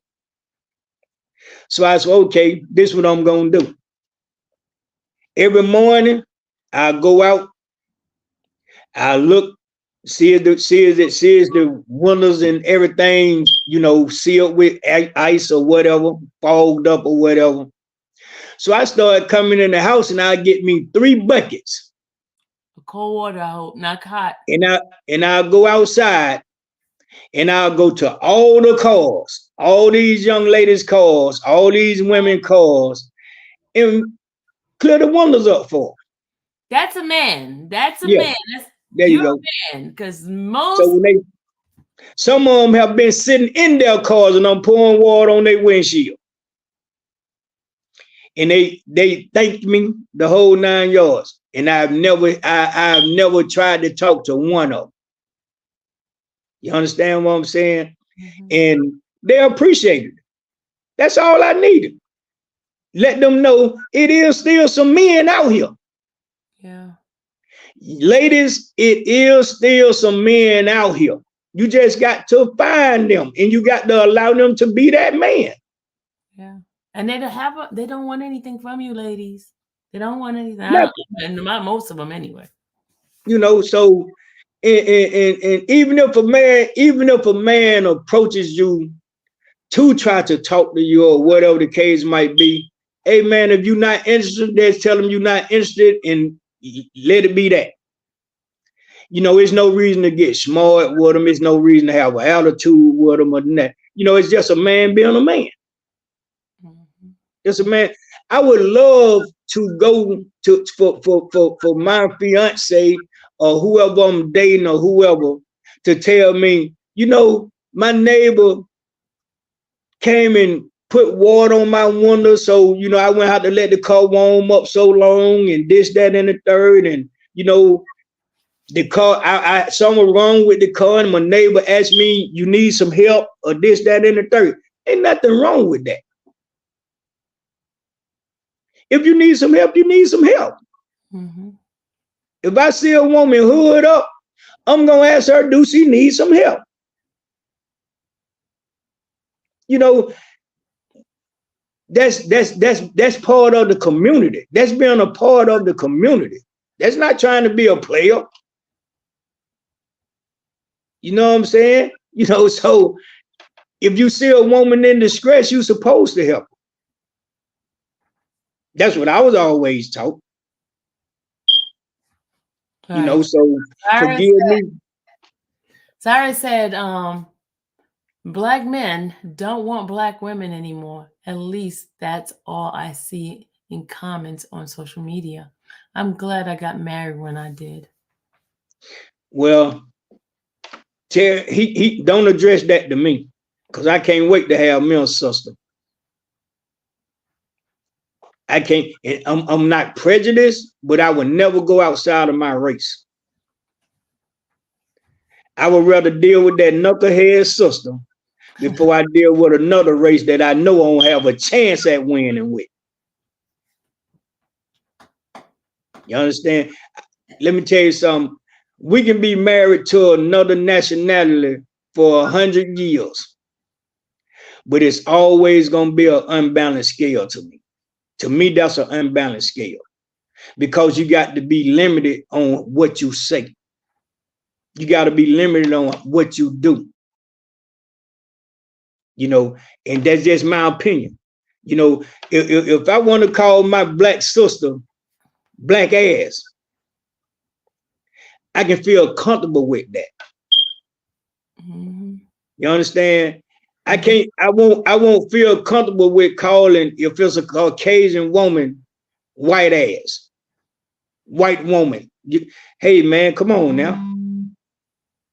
You know, some people gonna take that as an insult. You understand what I'm saying? And I'm gonna lose that fight. At the first chance of her saying anything wrong about me, hey man, I'm hands down, I'm going to jail. Mm-hmm. Hands down. And I'm gonna be prosecuted to the full extent of the law. And it's all because of that color difference. Brian Nichols. Max said, love who you want to love, doesn't matter the color. That's no, it don't. It don't. I didn't say it did. I said, what I won't do. Society will treat you different. I don't care how open-minded they think they are. Trust me, when the thing goes down, when the black and white situation goes down, things change. Cause guess what somebody gonna say? Guess what somebody gonna say, y'all? Somebody gonna say, what? See, one of my sisters gonna say this to my black ass, and I'm gonna say it just like that. You ain't have no business with her anyway. That's what they're gonna say. That's what they're gonna say. They're gonna say that to you. Yep. Some of my black brothers gonna say, you ain't have no business with him anyway. That's what look how long OJ lived with that word, those words. There you go. There you go. To the end. Until he died. He died. And people still gonna say it now that he's dead. You know, so you know, it is like I say, I don't, to each his own. It don't bother that's not something that's gonna bother me for you to choose who you want to be with. I'm saying who I'm gonna be with. I'm talking about me. I can only speak for me. I can only speak for me. Yeah. I do not want to live a life. I don't want to live a life based on me having to be cautious with the person I'm supposed to love. Or the person, I'm not gonna say the person I'm supposed to love. The person I'm supposed to be in love with. When a domestic violence, even if she's beating your tail, right? Thank she you. Can come in here and see her and see Thank you. Thank even though somebody start, you going to jail. Damn right. You going to jail. I promise you. Okay. Oh, the muscle. Sister, and she's running her mouth, right? Get what the police gonna tell both of us. Y'all both now going to jail. Now if I have to come back out here, I'm locking both of your ass up. Cause he didn't really want to take now one to jail anyway. He didn't even want to answer that call. Shit. So, you know, that's, you know, come on, man. You know what I'm saying? Are we ever gonna win something? Are we ever gonna come out on top on something? Breezy Baby says they taking both party if one have bruises. Let me tell you, that's on particular officers. That's on particular officers. Yeah, because that's not every officer. They're still picking that if it's a that man going. Yeah, he going. He going. Let me tell you something, man. Let me tell you something. I think I wish we'll support, and I'm being honest when I say this to everybody. It's one thing that bothers me every day, and I mean this literally, is what I'm seeing all of our black entrepreneurs go through right now. And now, you know, because of their statuses and, you know, because of, you know, I guess people trying to, you know, take a part in something that's becoming a trend in our society now. How can you tell me that I committed a crime on a woman after 40 years? Oh, you bringing that topic up. Oh my God, you know this is gonna be a sore topic now. You know that, right? Right? After 40 years, a woman can call a police officer or can go to a courthouse and say, Big Jeff date raped me in 1981. It's 2024. And somebody say, okay, we believe it, pick him up. And now I got to try to prove that. How in the hell can I prove something that I did in 1981 sexually? Other than saying she couldn't send it. That's my only alibi. But she can sit there and say, well, we were sitting in his living room, or we were sitting in his car, we were sitting at a bar, we was in a club, and he bought me a drink, and after I drunk the drink, 20, 30 minutes later, I felt woozy. Why the alcohol couldn't have did her ass like that?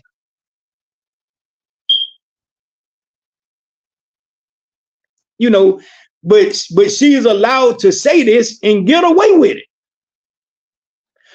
And I don't have not one defense for it.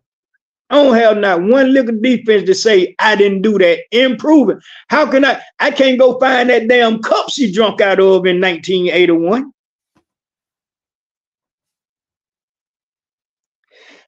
Probably the page we were at, the people who owned it dead or too damn old to remember. She kept coming back to your house too. She kept coming back to your house. Okay, thank you. But now that's what I'm getting at. But now I said, well, we dated. We was together for 3 years. That don't mean nothing though. That ain't got no bearings on what she's saying. Are you serious? Are you serious? And now you're going to prosecute me for it? You're going to prosecute me for something that I have no way in the world to prove. Not only that, you can't even prove I had sex with her. You only going on what she said now. But what if I say I never touched her day in my life, man? Then but I'm still got a picture of you and her together walking down the street. That don't mean that don't mean we had sex. That don't show no indication of we had sex. You know how many women don't walk down the street with? I can go downtown now and walk down the street beside a woman. That means we sleeping with each other. That make sense, man. And then now you got 25 more women coming out the woodwork. Probably some I can't even begin to even tell you who they are. Saying something similar, not the same shit. They saying something similar. Just making it a good story. Let me tell you something. If that ever happens to me, and I'm being honest when I say this, if that ever happens to me, I'm gonna put you on solo. They better. Now you can keep me out there. Keep me, because I want everybody to hear this. I'm gonna tell these people straight up, man. If I slept with her, 9 times out of 10, I paid her too. You paid her too? Wait. So tell her to tell y'all this, as y'all tell her, ask her, did she get paid? Oh, Jesus, did y'all hear that? Whoa, so you tried, oh my God, did he just say that? Because I'm going to leave something on the dresser. Oh! Or drop it on the floor or put it on the bed, whatever. So, hey.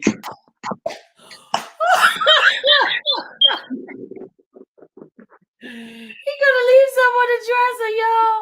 Oh my God, Jesus. Oh Lord, y'all ladies better watch it.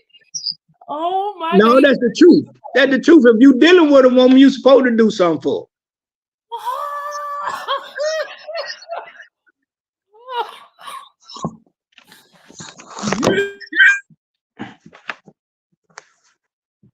He just dropped the mic. You know, serious. You know, one thing a real man know is that. Oh, hold on. Sorry, I was trying to move you off the thing. And then you know, if you're a man, you know that a woman needs some help, especially if she got some children.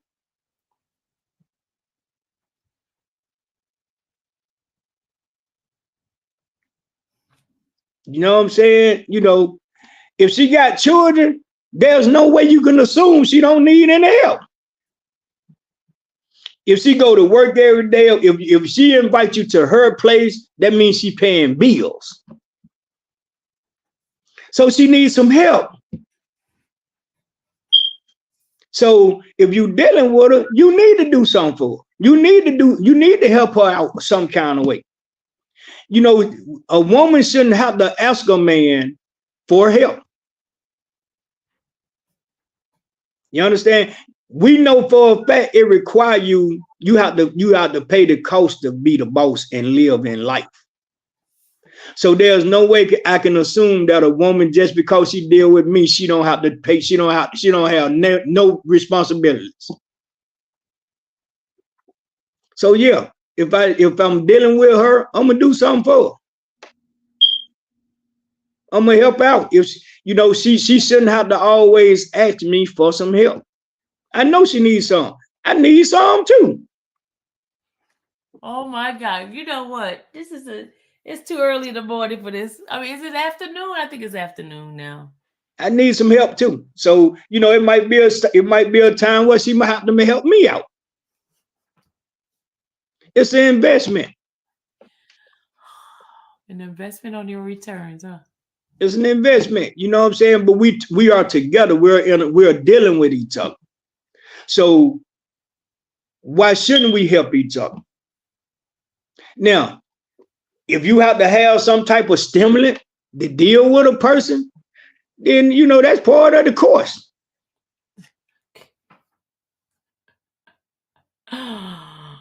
They present it on TV to you every day. Oh my God. So hey man, how you know he didn't have to have something to get himself right? How she didn't have to have something to get herself right? Women do it too. We got to keep it real now. Women do it too now. They sure do. Women do it too now. Oh, he hit the button by mistake, y'all. He hit his button by mistake.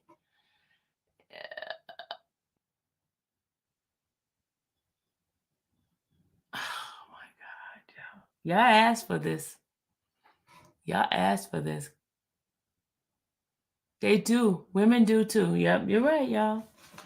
We're just not being real about it. We act like kids. Okay, here he comes. He's back. Sorry about that. Okay.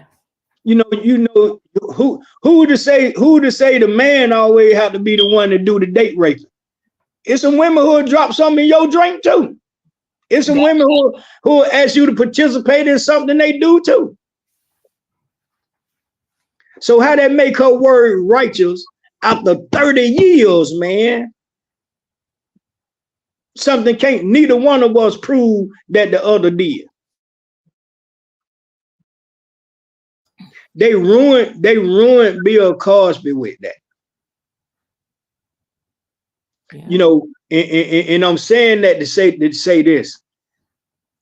That should let us know that it's some people out here, man, who can persuade you to do some things, man, for a monetary purpose that will make you sell your soul to the devil, man.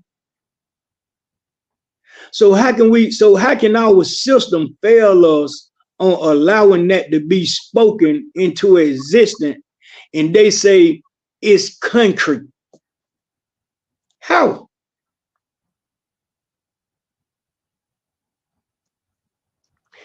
When I was growing up, man, the only thing I thought Bill Cosby did was Jell-O pudding and the Cosby Kids. You understand what I'm saying? Hey, Fat Albert. Thank you. So come on, man. He is this man retired, damn near about to be put to sleep. And y'all come back on him with some shit from 40-something years ago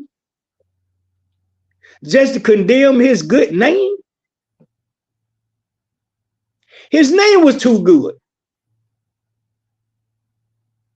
His name was too good. Hold on. Somebody in here wants to say, where was the money when Jeff and DK was sharing a burger? Somebody just came in at you with that. There you go. There you go. There you go. Whoever that is, I appreciate that. I appreciate that. They weren't having no money. That's why they were sharing a damn burger. You're talking about your money. Where's the money that you was giving to those women at the time? Who that? Well, they saying that where was the money? I guess because you said that you left them a couple of dollars whenever whoever it is that you were in a relationship with. Yeah, I supposed to. I raised my children to take care of their women. Well, they saying where was this money when Jeff and DK was sharing a burger? wherever they put it at. Because if he asked me for some money and I gave it to him, what he did with it wasn't my concern. So Drea, he gave the money to the kids. That's what he's saying. Trust me, I took care of my kids. Bank on it. Check my track record. She must have not have been here when I said, not only have I taken care of my kids, I done took care of other kids too. Yeah. That was one of the things that I heard a couple of them on the stand said that well, one of them didn't want you to, like try to be a father to them. I remember one of these people on the stand. So, they didn't have a father. I'm going, and I have always tried to steer kids right. You know what I'm saying? But like we can't watch our kids 24 hours a day, 8 days a week. We can't. So what we have to do, people, is we have to install the morals in them and trust them to use them. One thing my kids can never tell anybody is that our dad ain't never told us so. They can never say, I didn't know, because I have told them everything that I'm damn near saying to you all. They already know. So, once I do that, I leave you alone. But I want to address that comment, what they saying, the kids, she said the kids are saying different. Do you know having food in your household and the kids not wanting the food is two different things? If he's providing for the household, buying food, which he thought to make sure they have nourishment, totally different from a kid say, oh, I want McDonald's. McDonald's was like a treat. No, hold on. Let me address that.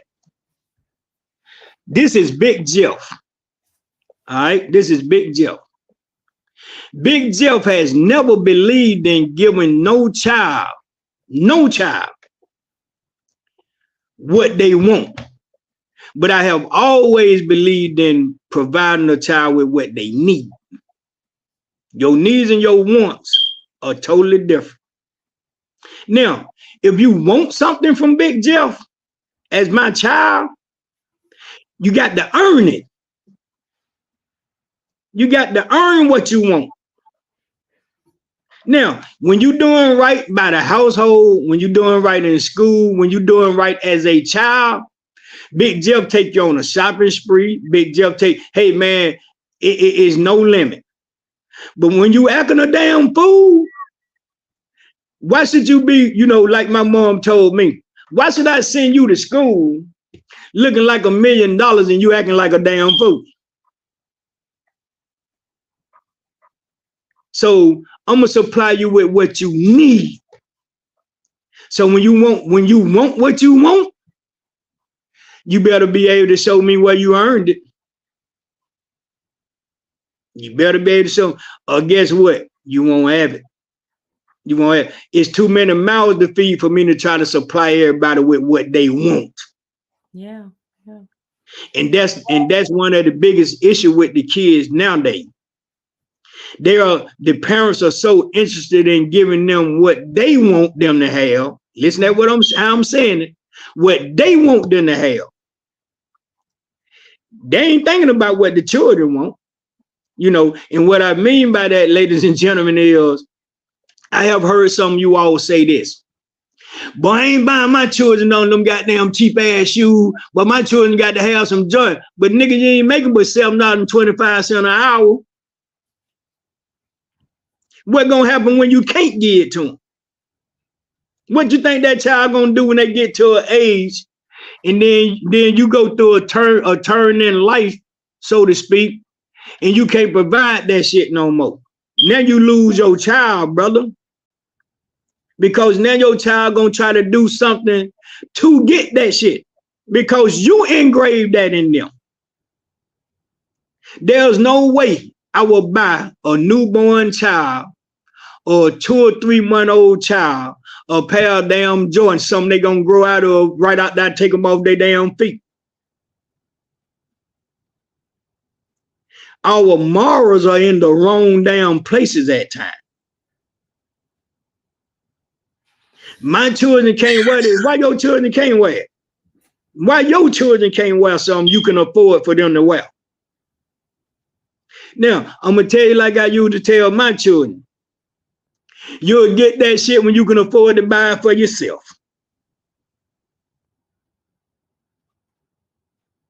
So unless you earn it, you won't have it. You will not have it unless I can supposedly come across some extra money. Then yeah, I'll try to make something happen. But guess what? If I got 12 children in my household, there's not one day gonna go by where I'm gonna go do for one and not the other 11. If I can't do for one, it ain't gonna happen for none of them unless they earn it. And I can't say that enough. Unless they earn it. And that's old school values. And that's what I was raised on.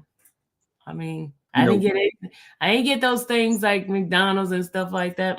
Thank you. Hey man, ground beef was real cheap back then. I can go buy some ground beef and make y'all some burgers. Just like y'all want them. Yep. So, you know, my mom bought us restaurant food once a month. We got like every 3 months, something like that for us. Once a month. You know, see, we were able to do that. She was able to do that because see, Burger King back in the day sold burgers bigger than your head. Yeah, it was big. Yeah. So she can go get 3 of them, feed her family. Cut it up. Yeah. You understand what I'm saying? So just don't get it twisted. Just don't get it twisted. That was a moral that was instilled in me. And I still live by it right to this day. I still live by it right to this day. My children, my grandchildren, my great-grandchildren will tell you, our granddad the cheapest man in the world, man, unless you earn it. Yeah. I'm gonna put what you need in front of you, not what you want. So I hope that clarified to whoever, whatever they trying to make an accusation on. Insinuate. Oh, he hit the button again, y'all. He hit the button.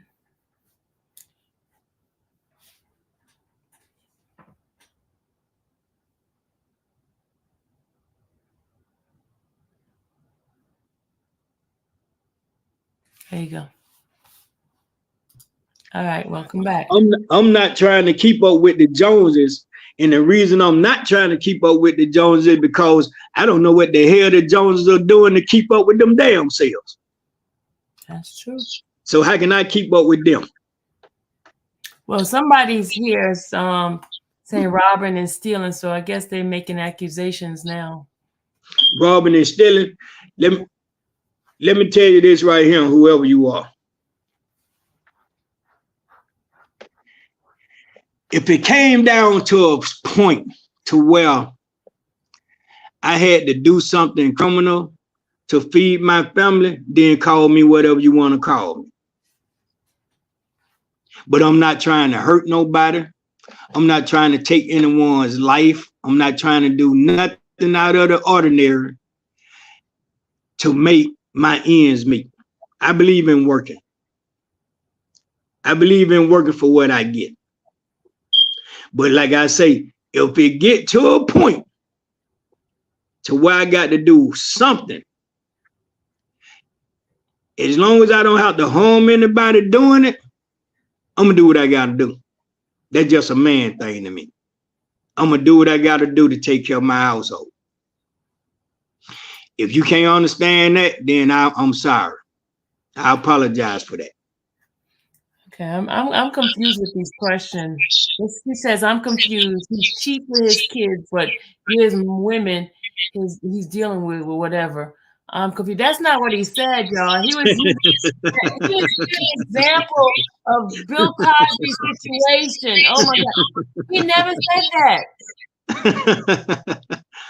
He said if something like that would happen, most likely I would have left her. Is this a woman saying that or a man? So I'll know how to address it. It's a woman. It's a woman. It's a woman. Say that. This a woman saying that? Mm-hmm. Huh? I don't think she fully heard the topic of it all. He was using an example. If she's a woman, and I'm not, and this is not an insult to her. I would not insult her for not understanding what I'm saying about a man. If she's a woman and she allow a man to snore in her face or deal with her on any type of relationship level, and he can't do nothing for her or he won't do nothing for her, then that's her fault. That's her fault to allow the man to do that.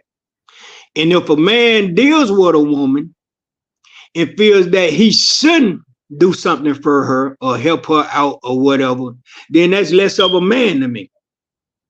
So when I say I leave something on the dresser or whatever, I didn't say I leave $1 million on the damn dresser. I didn't give you a specific number. I just said I leave something on the dresser, or I give it to her, I hand it to her, whatever. And it's not for her services, it's because I'm a man and I appreciate the woman that I'm dealing with. That's all he said. Oh, these people. You know, I didn't say I'm sleeping with the average Jamie. This is a woman that I'm dealing with. So yeah, I'm gonna look out for her. Do you get it now? But am I gonna put her before my kids? Hell no. She's part of my kids because she's dealing with me. I can't make it no clear.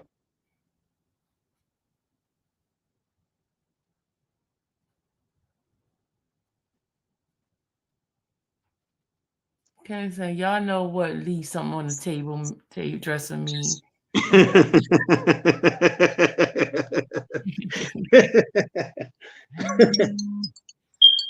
Oh Lord. Royal said car notes, mortgage, groceries, something. He gets the goods and you get nothing.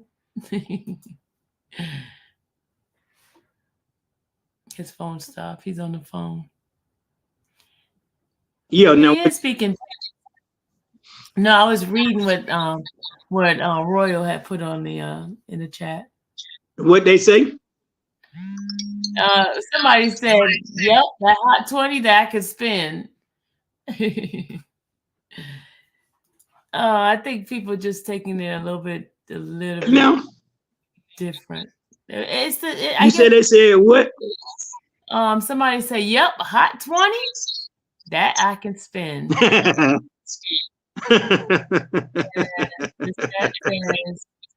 Common sense, not common today. One thing makes sense to people today is fake social media. That's it. But you know, see, I like this. See, this is what I mean by we need to have discussions like that. We do. So people can be aware of things, man. You know, so everybody won't be thinking that it's just a certain particular way, because it's not. Everybody has an opinion. Well, Drea says, stop sharing your goods with every time Dick and Harry. Who said that? Drea, the same one that's been coming after you. Hey, tell her I don't do that. Tell her I don't do that, man. I don't do that. I keep saying I can't say it no clear. I'm talking about women who I have dealt with relationship-wise. She says, Annabelle says, please tell Jeff, please tell your son that we're praying for him. We're both of them. I'm praying for all of them. Pray for all of them. I want y'all to pray for everybody that's going through something in the judicial system, man, that's unfair. They need our support. Mm-hmm. They really need our support, man.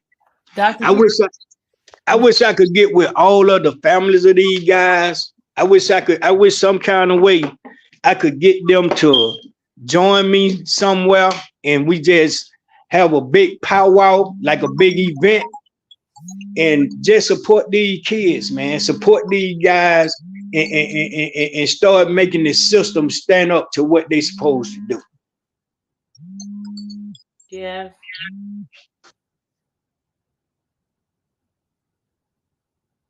Well, two of the individuals, I don't see any parents standing up and being there for them. Well, I'll see two.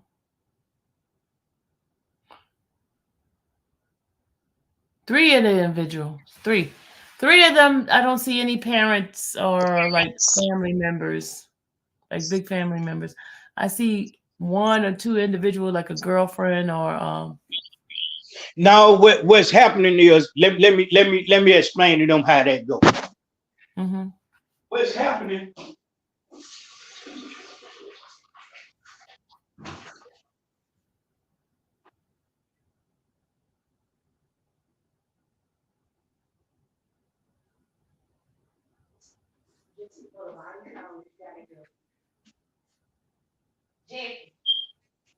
So, hey, how you doing? I'm doing okay.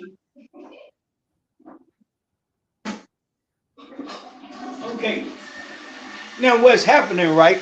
You didn't even mute your phone. Lord have mercy. We heard toilet flushing and all that. Oh, what's happening, right, is the reason y'all not seeing family members is part of, to me, this is my opinion. It's part of them trying to make these kids look like they trying to make them look. But they do have support in the courtrooms. They do have support. Now, what happened was by them bringing all of them in court together, it's limited space. So at first they weren't allowing the families to come in. We had to sit in another courtroom and look at the case on a monitor. Now that the trial has started, they allow a certain amount of family members to come in, along with a certain amount of civilians to come in to view the case. So they do not put the camera on us because I think it's to try to make it look as if these kids don't have support. Because I don't see no other reason why they shouldn't show the families in the courtroom. They do it in another courtroom. You know what I'm saying? So, that's probably part of their strategy to me. That's my opinion. That's part of their strategy. But I thought it's because the family didn't want their face to show us. No, they have never asked the family, do y'all want to be seen? Do you think I don't want to be seen supporting my child? But let me tell you, remember when I used to do the little selfie? They used to get on me when I used to do the selfie. There you go. There you go. Because that's why I say, that's why I take it as they don't want it to be known that families supporting these kids. Yeah. They be like, oh, they told me, oh, it's not proper for you to be taking pictures. I was like, yeah. I said, well, I'm promoting my brand. I'm my brand. And the people that see it, they're like, but you're not supposed to do selfie. But I'm a brand. Infamous Sylvia is a brand. Thank you. So they trying to limit us to be acknowledged as much as they can. That's how I feel about it. You know what I'm saying? Because it's no different than this witness shit. You show certain witnesses. No, show them all. Don't show one or two. Show them all. What's the difference? You know what I'm saying? The young lady who testified, I think they did her so wrong. It was sad to me. Bennett? You talking about Ms. Yeah. Bennett? Okay. Yeah. Because you put up all of this fight as to why you don't want this person, this young lady shown and this, that, and the third. And then you turn around for her name and her old picture up. You know, are you serious? Are you serious? You put her picture up and said, "Is this you?" Are you serious? Are you serious? Dr. TTA says, "I'm very happy your son have grown out of poverty. We all need a village to help raise and at times feed and clothe." Amen. Yeah, and they are right. And we have been doing that. We have been doing that since we was in the village. Somebody, Gabby Drake said, "Stop talking about the witness." Hey man, that was just something I needed to throw out there. He just wanted to throw it out there. Don't talk about it no more. I just wanted to throw that out. You know, I'm making sense. I'm trying to make sense out of how our judicial system, you know, try to expose us when they can't get their favors. Royal said, "No talks on the trial talks. No trial talk." We all right. Yeah, they'll be okay. Don't get yourself in trouble now, because you know you'll be like, "Oh, you was on Infamous Sylvia's channel. This is what you said." I'm in trouble because my son is in court. Okay. So I'm in trouble anyway to me. I'm in trouble anyway. You know, I believe in fighting fire with fire sometimes. Sometimes you have to. Sometimes you have to, man. You know, so we got to start acknowledging things for these kids because we are their voices. In these type of situations, we are our people's voices. Yeah. You know, who else is gonna speak up? If you see the news, you know, if you see the news and YouTube narrated every day, it's gonna always be a negative speak on these kids. When somebody gonna say something positive about these kids? Because they have done a lot of right now. Everything that they have done hasn't always been fucking wrong. You know, we just got 30 people out of jail. When somebody gonna speak on that? That was from all parts of Atlanta, not just the south side, not just the east side, not just the west side. That was from all over Atlanta. So why would these kids be running around saying that they are this bullshit called ops? You might be some kin to this guy. It's over 200 people in the family. So you might be one of my nieces or nephews, or one of my grandchildren, or cousins, or somebody. Is she gonna do her plate? We're looking at the plate you had. It's muted. You're muted. She's muted. You still muted? What I'm saying? I was trying to unmute her. Telling her unmute. I'm sorry. You know, so we gotta, you know, we gotta be mindful of that. My whole family, believe it or not, I was born. Not you. I was talking to her. She's not. I was actually born in the Bluff. My grandmama had 13 kids. And 10 boys, huh? No, my mother did. My grandmother had 13 kids, boys and girls. Wow. But but they are from the Bluff. They are from the west side of Atlanta. Okay. You understand? I was born on the west side of Atlanta. I was born in the English Avenue area in the Bluff.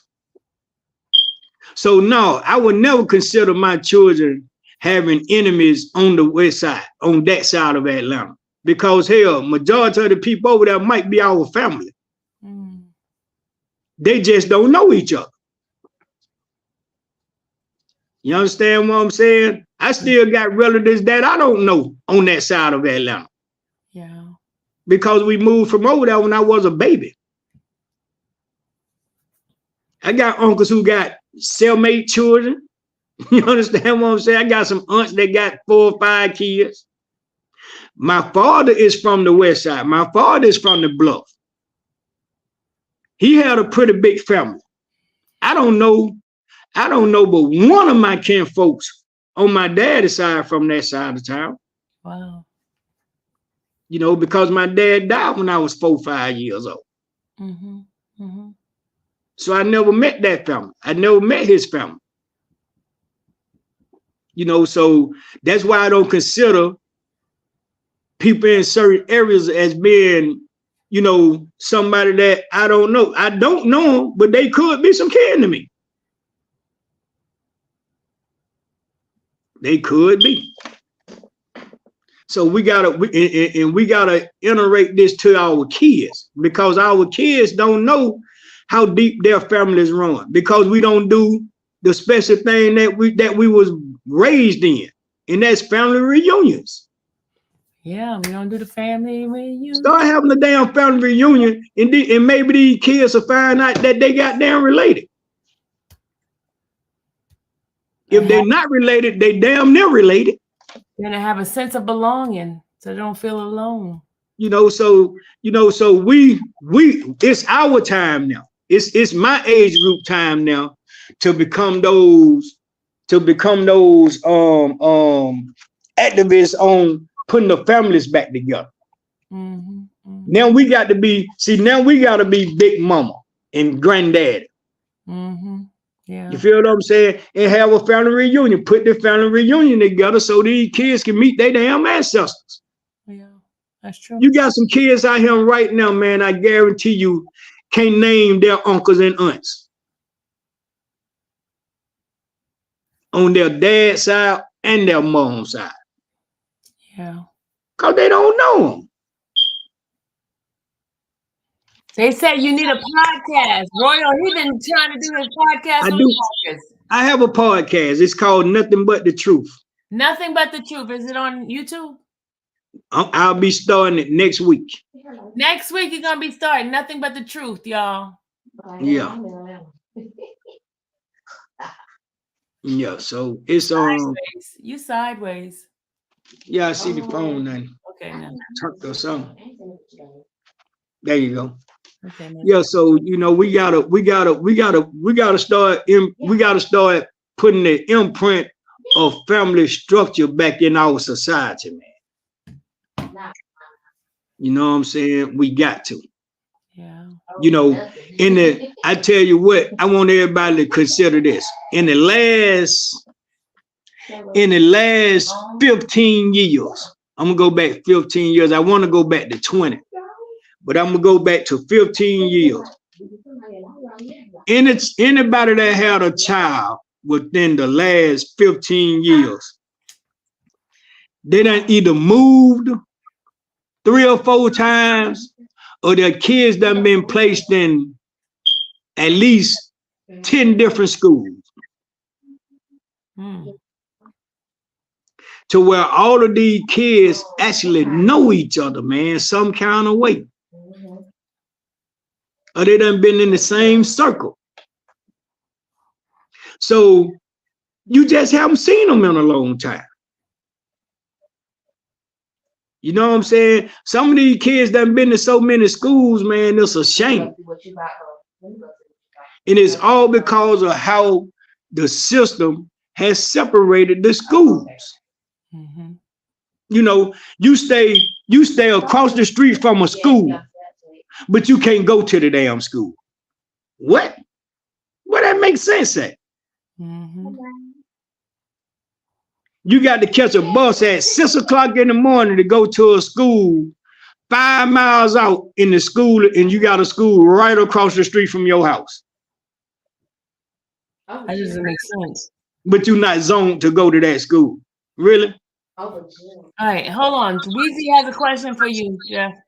Weezy says, Big Jeff, have you reached out to someone like Ben Crump to address how Governor Kemp can declare that Georgia has 71,000 gang members? Thank goodness for people like Miss Sylvia getting the word out.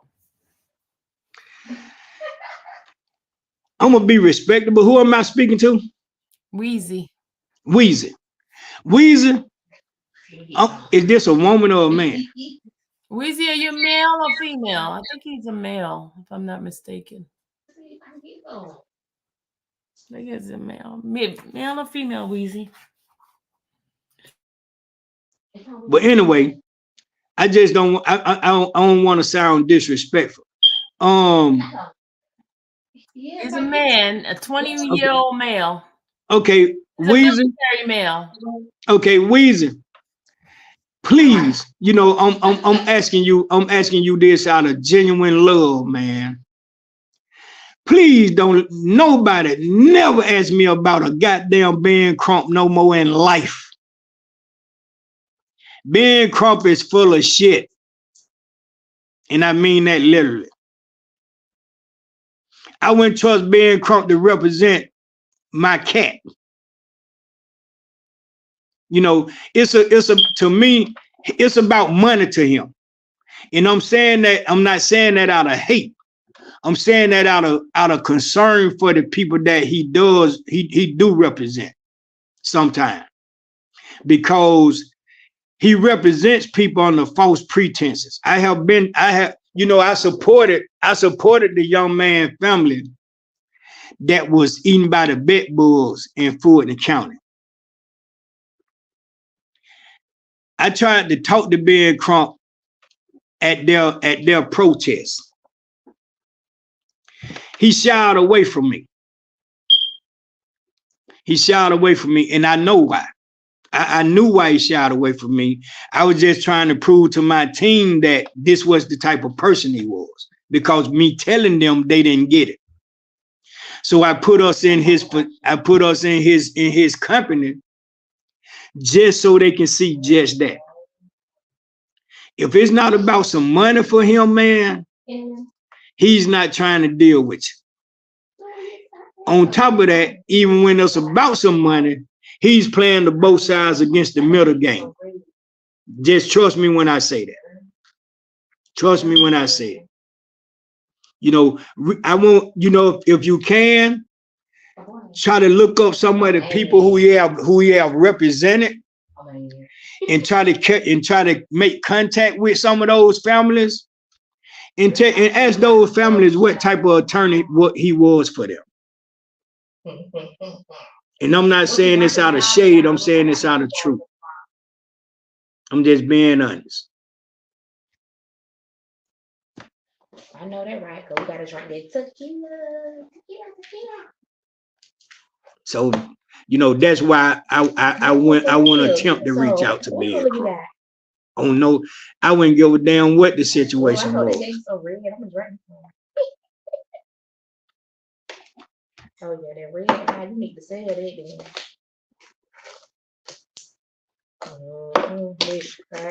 Hello? I can't hear you. I was muted. Oh, okay. So yeah, I wouldn't reach out to Ben Crump.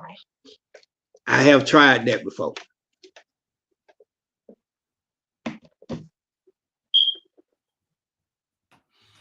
But I want us, you know, we're gonna join forces, and when I start my show next week, you're gonna have to log in, you know, and I want everybody to log in, because I'm gonna be talking about, you know, the things I'm gonna be talking about is gonna be things that doesn't happen in society in a whole. You know what I'm saying? Just like now, just like we're doing now. You know, so I'll be putting more narrative on it. You know, people need to hear our stories. And I'm not just talking about our stories as my family in a whole.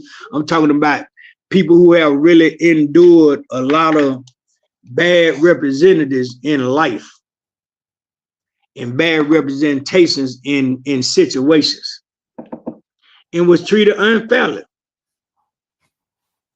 You know, we got to start making the people who we are putting in these public offices, man, responsible for upholding our rights. Oh, we got to do that. We got to do that. We can't keep allowing that to happen. We can't keep allowing this to go on like this, man. You know, because like I say, at the end of the day, these are our kids. These are our grandkids. You understand? You know, these are our kids. You know, you can't tell me how to raise a child if you don't have a child. Okay, somebody's trying to come in. Hold on a second. Hold on. Oh, she's on the other side. She trying to unmute her phone. So you know. We can hear you now. We can hear you now. That's it. Look. That's all I'm doing. Latavia, tell her we can hear. Okay. Yeah, so you can't tell, I can't tell you how to do a job if I've never done that job. So why should I even speak on it? You understand what I'm saying? Now I can if I think about it, I can probably give you my opinion on how I would do the job, but I can't tell you nothing about your job if I haven't ever done it. So you can't tell me how to raise a child if you don't have one. That is so true. That is so true. You know, and we got social workers. That's something that, you know, like I say, these are things that I speak on. You send a social worker to a person's house, or they have to talk to a social worker in Department of Family and Children Services. First of all, the social worker 22 or 25. No kids. And then when you say, do you have any kids? No. What the hell what do I need to be talking to you about a 10-year-old for? What I need to be talking to you about a 15-year-old for? There's no advice you can give me on what I'm doing wrong or right toward this child. So you're gonna talk to me about paper. You're gonna talk to me on paper regulations, as I call it. That's paper regulation. That's some shit that somebody done sat back in the office and drew up a bunch of goddamn clauses and said, this is what this is what you're gonna say to these people. Really? Really? But if I ask you, where's Prior Road? I ain't never heard of it. Shit. Okay. We defeating the purpose of having a conversation. You know, you can't do that, man. You know, I don't see, you know, some of these people, I think that people need to be screened for the type of position that they're put in. And if you ain't compatible with that position, you shouldn't be in that position. Yeah. You shouldn't be in that position, man. You know, the only person that can tell me something about criminality is a criminal. Yeah, true. Because they have first-hand knowledge. You damn right. That's an expert. A motherfucker taking a 40-hour class is not an expert. Oh Lord, no! I knew you were gonna bring that up. I knew he's gonna bring that up. I knew he's gonna bring that up, y'all. Brush with. I knew he was gonna bring that up. He fell out, y'all. After that comment. Nah. You know, come on, man. Let's be for real. You know, let's make it make sense. We got to make it make sense sooner or later, man. Some kind of way we got to make it make sense. You know, you have somebody tell you that a piece of ID is harmful to somebody 8 floors under you. Really? Really? Okay. I guess it makes sense. And with no continued education, too. 40 hours of continued education. Hey, man, you're an expert gang member. You're an expert on weapons. You're an expert. And I took a 40-hour. Hey, man, listen. Sign language take longer than that to learn. Yeah, it does. Years. Continuing education, too. You damn right. That's why they call it continuing education, because it changes every year. Hey, man, gangs have been in existence for centuries. There's no way you can tell me in 40 hours you can learn everything about gangs, about identifying a gang member, identifying anything got something to do with a gang. But you can take the definition and try to run with it, which means 2 or more people. But it's not illegal. It only becomes illegal when these 2 or more people commit crimes and stating that their crimes are being committed on that level. If I stole some bubble gum out the store 20 years ago, that ain't got nothing to do with YSL today.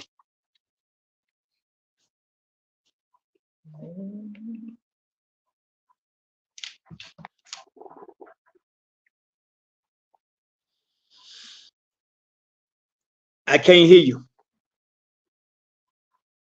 Oh, I'm sorry. I was muted because I was trying not to make noise in the background. But I was saying that bubble gum was the bubble gum that you wanted, not YSL. That was your bubble gum that you chewed 20 years ago. Thank you. So, come on, man. Really, you gonna try to make that right. You're gonna make that right. It's weird. So we gotta make it make sense. We gotta make these people make it make sense, man. And if they can't make it make sense, we gotta let it go. Ain't nothing wrong with saying I made a mistake. Yeah. Ain't nothing wrong with that. Well, Mr. Jeff, I'm about to get off this live. All right, Gilly. Are you going to be at the thing tonight? Because I think I want to go come down there and get a plate from. Yeah. All right. Yeah, I'll probably be there. I'll be there. I won't tell the time. I'll text you. All right. All right. See you later. All right. See y'all later. Everybody be good. Okay. Bye, Black girl. One love from YSL. YSL loaded. YSL loaded. One love, y'all. All right. See you later, Jeff. All right.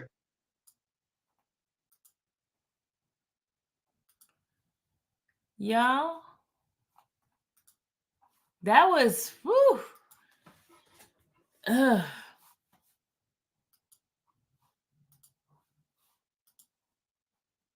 was interesting.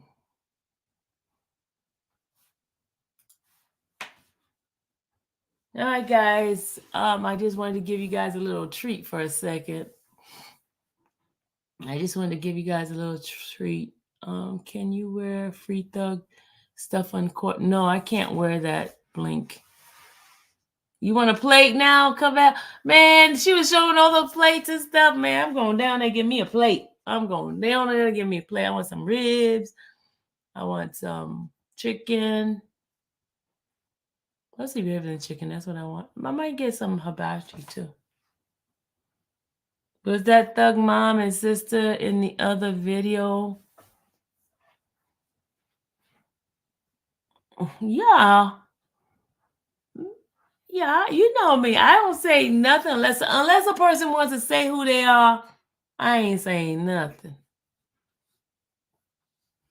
Do I have Facebook? Yeah. I am. Y'all know me. Y'all know me. I don't say nothing unless somebody says something to say. I don't say nothing. Nope, I don't.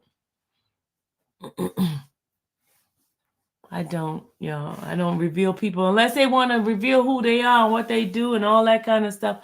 I let them do it themselves. I did a whole work shift while we were live. You did? You're welcome. You're welcome. How many likes did we get?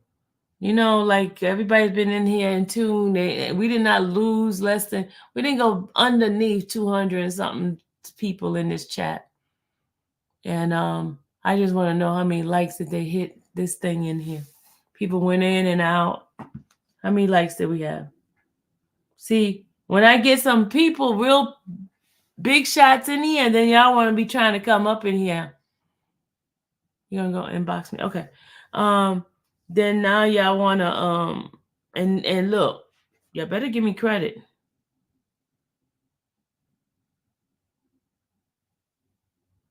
You better give me credit. People that be chopping up my stuff. Lady Coltrane, you wrong for that. Lady Coltrane, you wrong for that. EC270. Okay, thank you guys. What's the name of the place on her IG? What was the name she said? I know where it's at. I just don't know the name.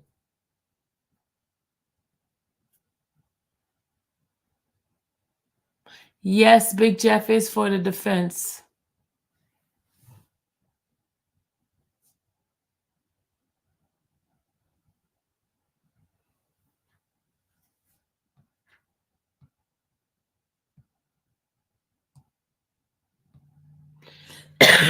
Somebody was asking if he comes in chat. I mean, if he comes to court. He was coming every day. That's how I met him.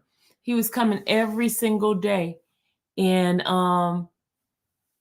when I told you back in January, this past January, when he was in court, Mr. Steele yelled out to him, say, Mr. William, you can't be in here. You can't be in here. You're a witness. So he had to leave. He couldn't come into court anymore.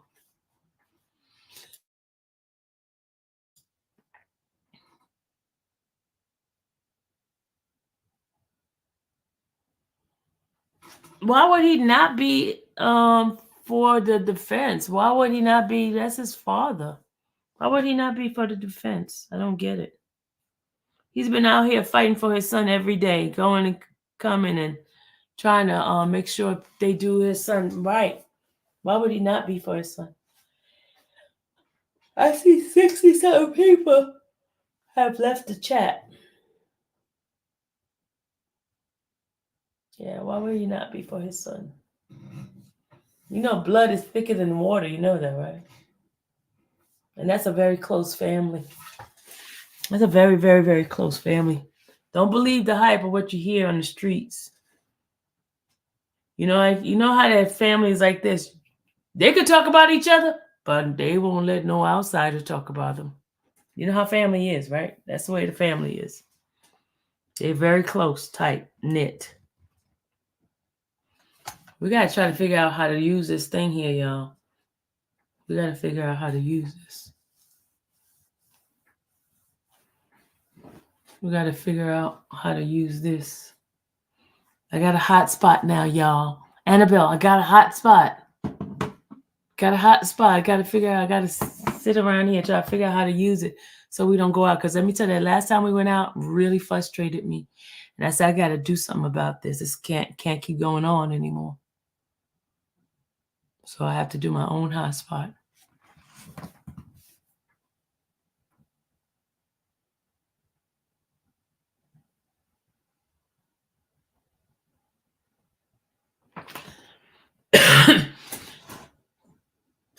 Cavell, nobody even put any money towards it either, Cavell. You see, they lied to me, Cavell. They told me they were going to make sure Miss Sylvie was okay. You know what? They left me in the store buying this myself. They left me in the store buying this. They lied to me. They lied to me, Cavell. Get a tutorial from SETI. Yeah, I'm going to do that. But SETI don't know how to do this. He's not in the courtroom. This is, okay. I had the machine that I use, the the machine that I use is a Black Magic. Now I got to figure out how the Black Magic gonna attach to this. How much this cost? $209. Tax, it came out to $220 something. Yeah, I let the guy tell y'all on the line what it was. If you go to my live yesterday, $229. Some change. $229.57. I think that's what I paid. That's not bad. And the monthly expense and equipment is needed. The monthly amount is $70. Said he told me his was $100. Mine is $70 a month. $70 a month. That's so true. They're wrong. That's true. They did her wrong.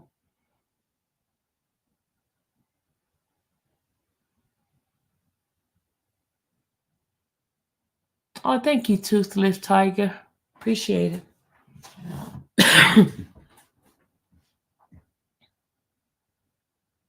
You said sounds about right. Yeah. Yeah, I send my receipt straight to my you know how they say you want an email to you? I said I send it straight to my email. I got an email on the receipt. Let me see your email.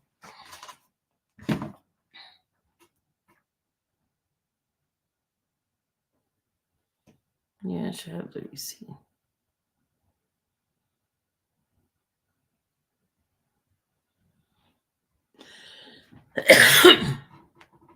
Man, my throat started scratchy.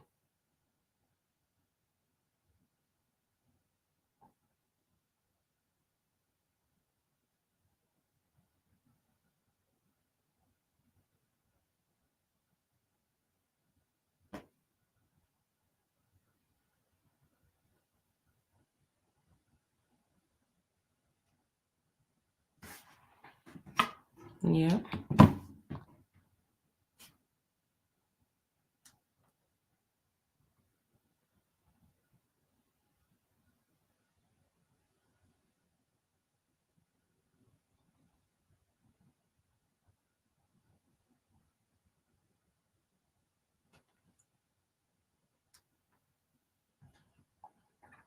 Use QuickBook.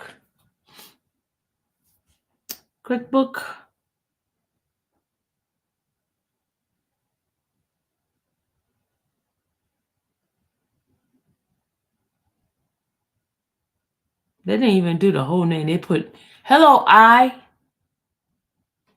This is how much it was. See? Can y'all see that?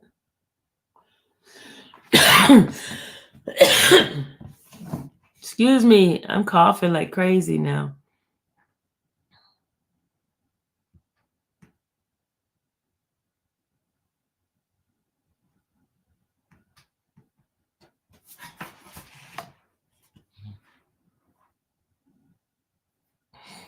Oh, I don't know if he talked to DK.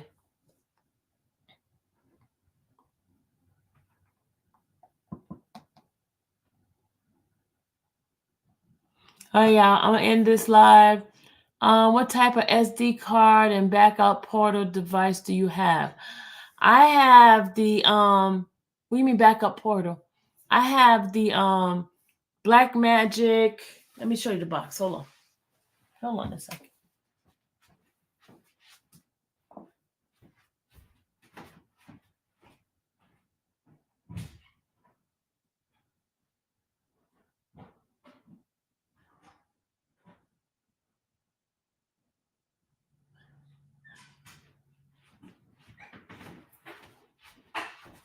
This is what I have. I have the one that the recorder, and I have this one. Black Magic Web Presenter HD. This is what I have. For my live stream, from you stick it onto the, you see that? He said, have I got any Cash App today? I didn't check. Hold on.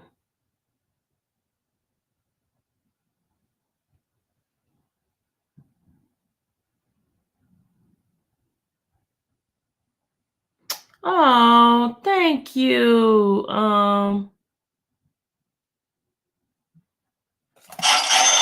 Thank you for the Wi-Fi. They said for the Wi-Fi.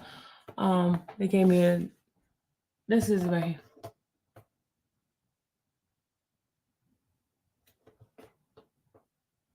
You see that? And I have two equipment, right? I have two equipment. I have this one. There's two of them. I have one that I put with the SD card as backup that you asked. And I have a whole bunch of SD cards. These SD cards, I have a whole bunch. I have tons of them, right? It's a whole bunch of SD card, right? And then I have that. Then also I have my camera that I have like 4 different equipment in the courtroom that I use. So there's another Blackmagic that I use just for my backup so I can have footage. Then I have, oh yeah, I said I was going to give you guys some footage from my camera. Y'all, my live is going to be way too long. I'm going to have to end this live and then do the footage from the my camera. I have that. And then I have 2 of them. I have one presenter. I have one recorded by Blackmagic. I have my camera. I have a camera that I put on the stand, and then I also have what comes from the feed. But the feed doesn't belong to me. That belongs to the main, the one that everybody uses, which is WSB TV stuff. So that's what I have. So I have a whole bunch of footage. I'm gonna send it to you guys, show it to you guys in a minute. I'm going to end this live. This live is 6 freaking hours. You know nobody's going to watch 6 hours of this stuff. So I'll be back on. I told you I was going to overdose because yesterday I didn't do too much for y'all. So give me a few minutes. I'm going to go ahead and eat my lunch because I haven't eaten lunch yet. I'm going to go eat my lunch and then I come back and be with you guys. Show you some footage from my exclusive footage from my camera. Okay? Yeah, they're gonna watch. They're gonna take my stuff, content, not give credit. But you know what? Glory be to God because He got me. He got me. God's got me. I've been doing this since 2022. So He got me. Thank you, everybody. We'll be back. We'll be back, and we're gonna go over the little footage. I know this was a lot for you guys today. It's an overload, but look, we didn't have court today, so it's like sitting in the courtroom again. Okay, it's just like sitting in the courtroom. That's it. You know what I mean? Since y'all wasn't, you normally sitting in here in the courtroom. Now you had a treat. You had Mr. Williams to come and talk to you guys. All right, we try to keep him away from the court stuff, but he did good, right? He did good. He started talking stuff, and y'all started getting all into the man's business. All right, I'll be back. Let me just go ahead and eat something. I sat here and took my meds, and I hadn't eaten, so y'all know I should be eating. Let me go ahead and take my food book, but I had tea, so the tea helped my appetite.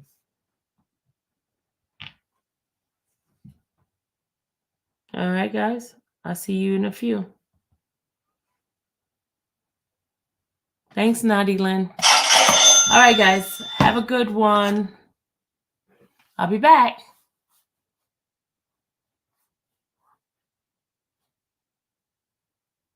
All right. I'll be back.